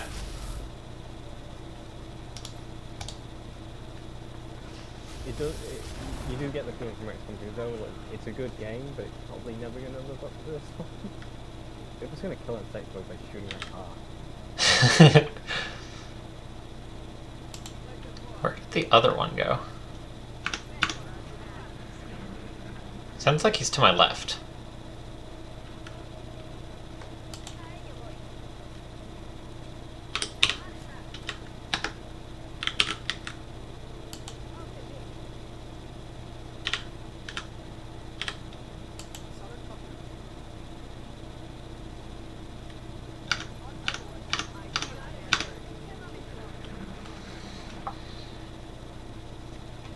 Is he coming up behind me? That sneaky sectoid. No, he's not. I thought he was like walking up the stairs. I was like, dude, not bad. I'm impressed. Oh, can I not get over this wall in any way? That's awkward.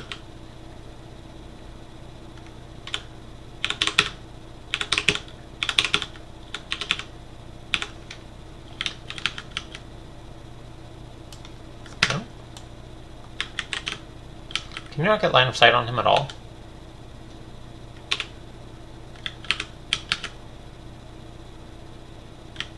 You can.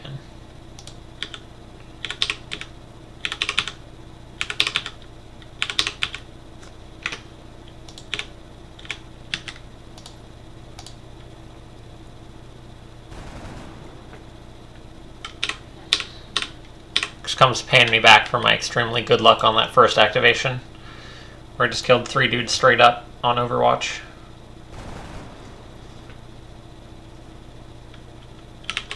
Can anyone else even get vision? Nope.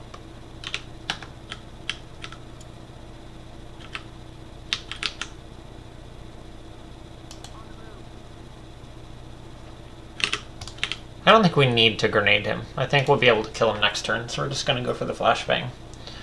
And have one more sectoid body and weapon fragment. Yeah, like I haven't seen again.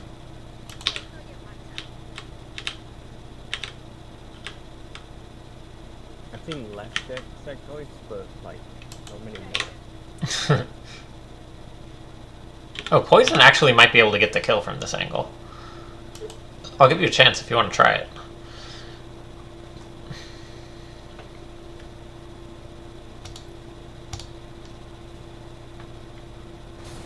One thing about... ooh, hey, you have a chance too. There's this mod I have... Oh, you too, huh? Just everyone's going. I have a mod that makes it so... Who are you flanked by? Oh, Link, I guess? That makes it so everybody gets a small amount of passive XP gain. And what that, like... what that means is that in the first mission, instead of the goal becoming to spread the kills out as much as possible, the goal is now to stack the kills as much as possible. Because everyone's going to level in 20 days no matter what they do. And it's not like you need huge amounts of specialists before day 20.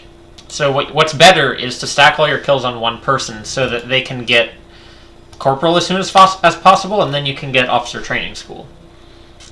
Did you figure out why it wasn't leveling up certain people? Yes. It just was set up wrong. And it's fixed. Okay. Yeah, see, D.Va came out of that with 4 kills. Pretty solid. So we're going to make D.Va an assault. No.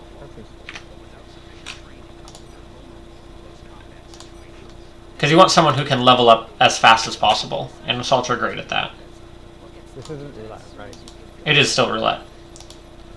Have you finally been one around so that's kind of more fun in the base game? Maybe. I don't know. It's fun. I like roulette. Right. So Sprinter, Extra Con. If I do still some. Like, I recommended it to you because it's a fun thing, but I could tell you didn't really like it, so I'm glad you found that mod that made you like it. Yeah, I think that was an important mod.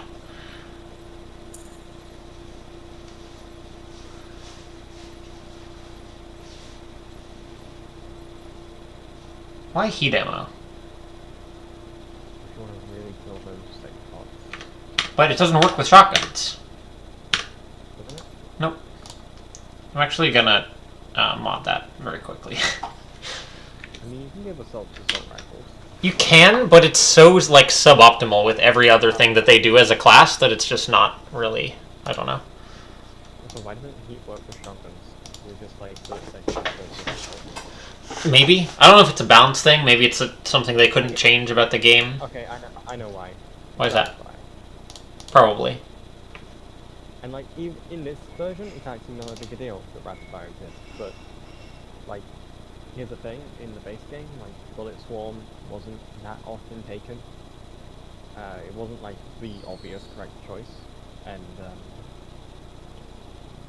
it just, it makes sense, you know? Okay. I have very little memory of the original game. Me neither, but I Hurt watched chance. it. So you gonna stop for now? No, you can also drop the base. I don't know. I might do one more mission. Or maybe I'll stop. No, maybe I'll stop. But I'm gonna do all of my base setup stuff first so I don't forget what's going on.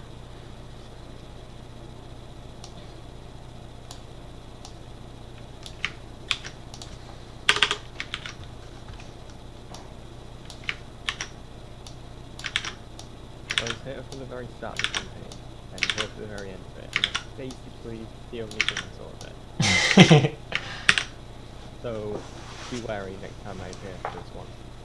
Okay. I've got talking shit about how mutons are actually just really easy to kill, and totally not a threat. Be worried. Your sex pods look stuff, but like, have you ever really seen anyone die for? I had one person die and one person get crit wounded by sectoids today. Sex pods. Sectopods? Sectopods are I don't think I've ever had someone died with sectopod, to be honest. Exactly. The thing is, you just always kill them before they get to take a turn. do it consecutive even attack? You just see the giant neck and you just shoot him down.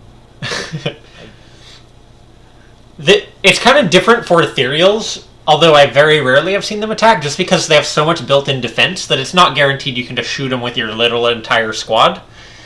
Like, you can theoretically just miss every single shot on an ethereal. So the campaign, you know the campaign that we both watched, the first long one? Yes. The one before that was the non-long war version. He got to an ethereal, and during the space tech, he was like, I actually don't think I've ever seen an ethereal attack. Unless you count ethereal reflected attack as an attack. I don't think anyone counts that. Yeah, I was thinking, like, you just never see second plus kill people. It also didn't help that one of their big attacks was a big setup thing.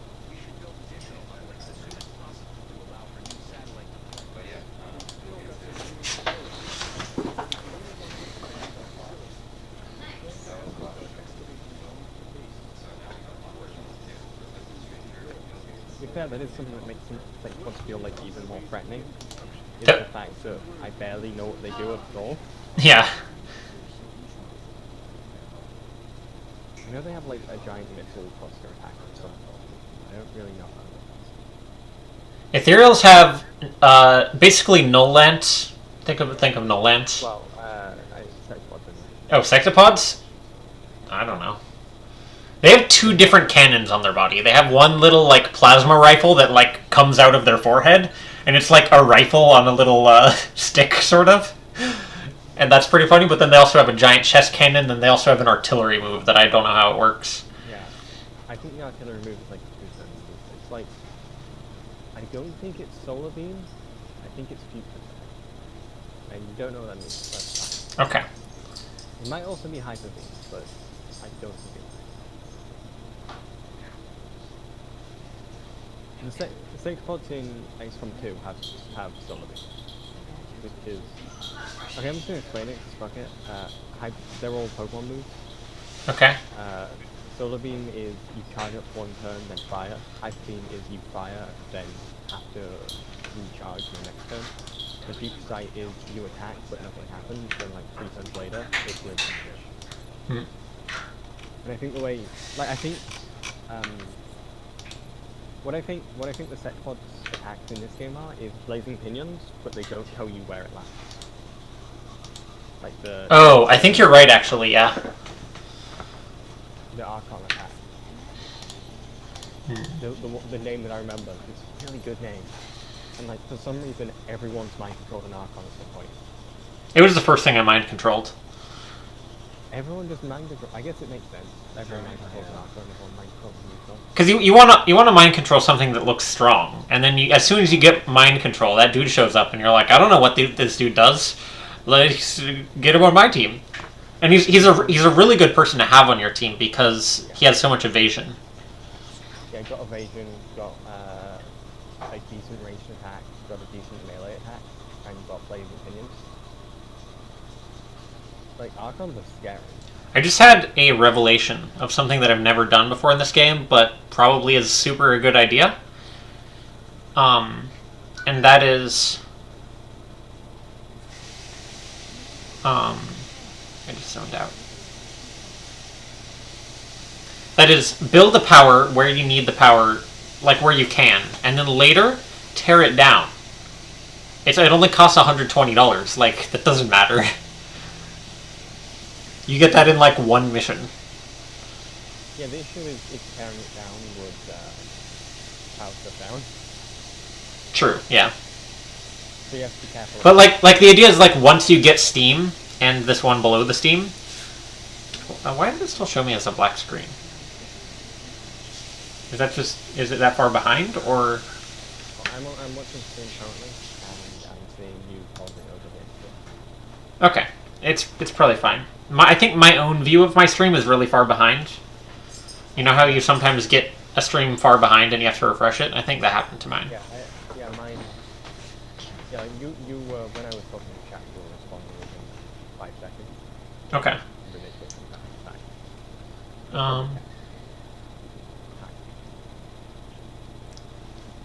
So we're going to build our foundries. No. Foundry wants to be here, really. No. Foundry wants to be here. I mean, No, it doesn't. Okay.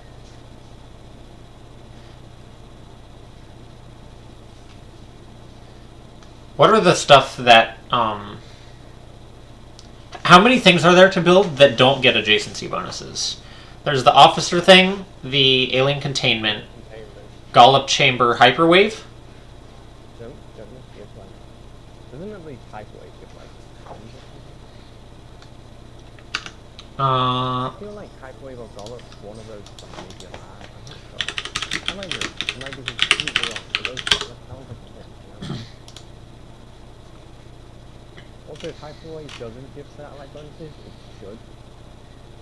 okay, so no adjacency on officer training school, or alien containment, hyperwave, or Gollop chamber.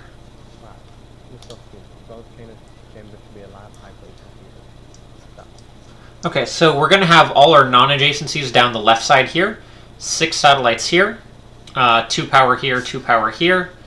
A bunch of foundries here, and a bunch of labs here. I think labs are less important than foundries. Yeah, I agree. So we'll have 6 foundry type things, or 6 workshop type things. And we'll just... Hopefully, I think 2 steams and 2 upgraded power things is enough. But I'm not sure. I guess we'll find out. If not, we can always lose 1 foundry here, or 1 workshop. But for now, it's going to be Power Officer Training School.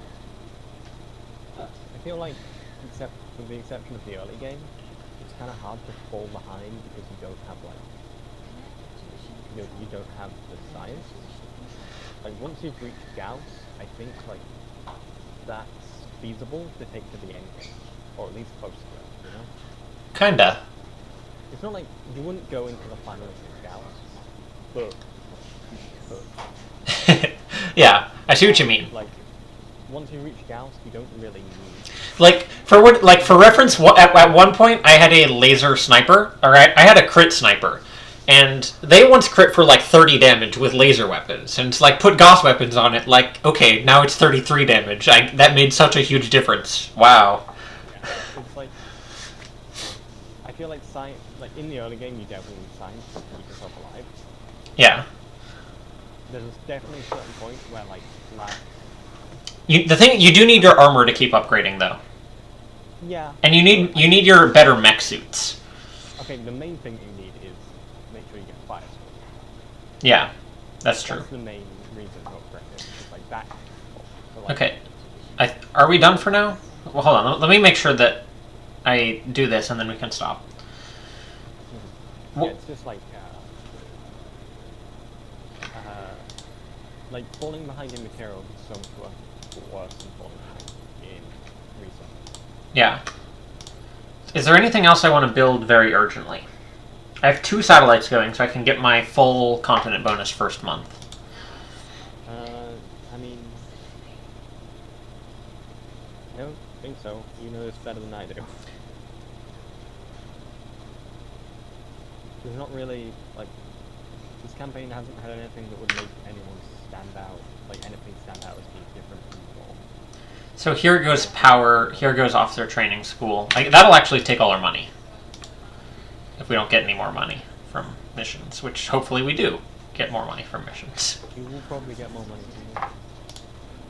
Oh, hang on, before I forget. You. Stingray.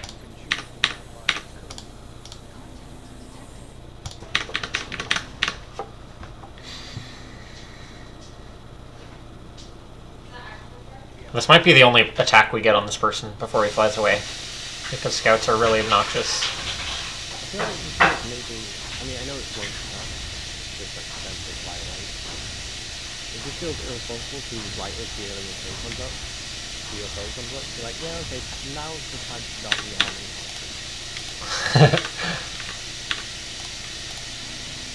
We're not gonna frickin' get this dude. That sucks. Can we armament? Oh, we are. Oh, we're not. XCOM! XCOM! I got XCOM so hard. Wow, that sucks. Okay, want to replace the music that plays in think this UFO That legitimately might be a good restart point. We've only done one mission. Okay. I mean, starting out a new stream with a new campaign. That's what I think. Maybe. Yeah, because... Here's my advice. Save this thing. Okay. So it's like you get like a run of this bad first mission, you can just have this for fallback. You know, like if the campaign is starting out okay, just one mission. I mean, I don't know that it is okay. I think, honestly, it's better, like, if one person died in the first mission, but I got this UFO, I think that's significantly better than... Like, missing your first UFO is, like, basically the worst thing that can happen, I think. Because it means the aliens get a bunch of extra resources because they don't have to buy a new scout. It means you lose out on probably... Like 200 money. Yeah, and 800 experience across all of your people. Well, I mean, if you don't. Yeah. I think it's 200 just like straight. It costs straight up down in the town. Oh, yeah, like, if you get the mission, that's probably 200 to 300 in resources. It's 800-ish XP. It's the aliens have to pay a resource cost to buy more scouts, meaning that they're not going to be as likely to send 1 billion missions next month. I feel like it's pretty good to have missions. I don't know what this is. This has only ever happened to me on stream. This thing where in the first month the scouts get away with only 1 interception. Like, this has never happened to me off stream. Yeah. Oh well, anyway, we're going to call that the end for today, and we'll probably start a new campaign next time. So, thanks for watching. RIP campaign. Yeah, see you next time. Mostly it's just that CCS is a very important ability, and what I should have done is I should not have sent my CCSers on Newfoundland. I should have sent some crappy basic assaults on Newfoundland.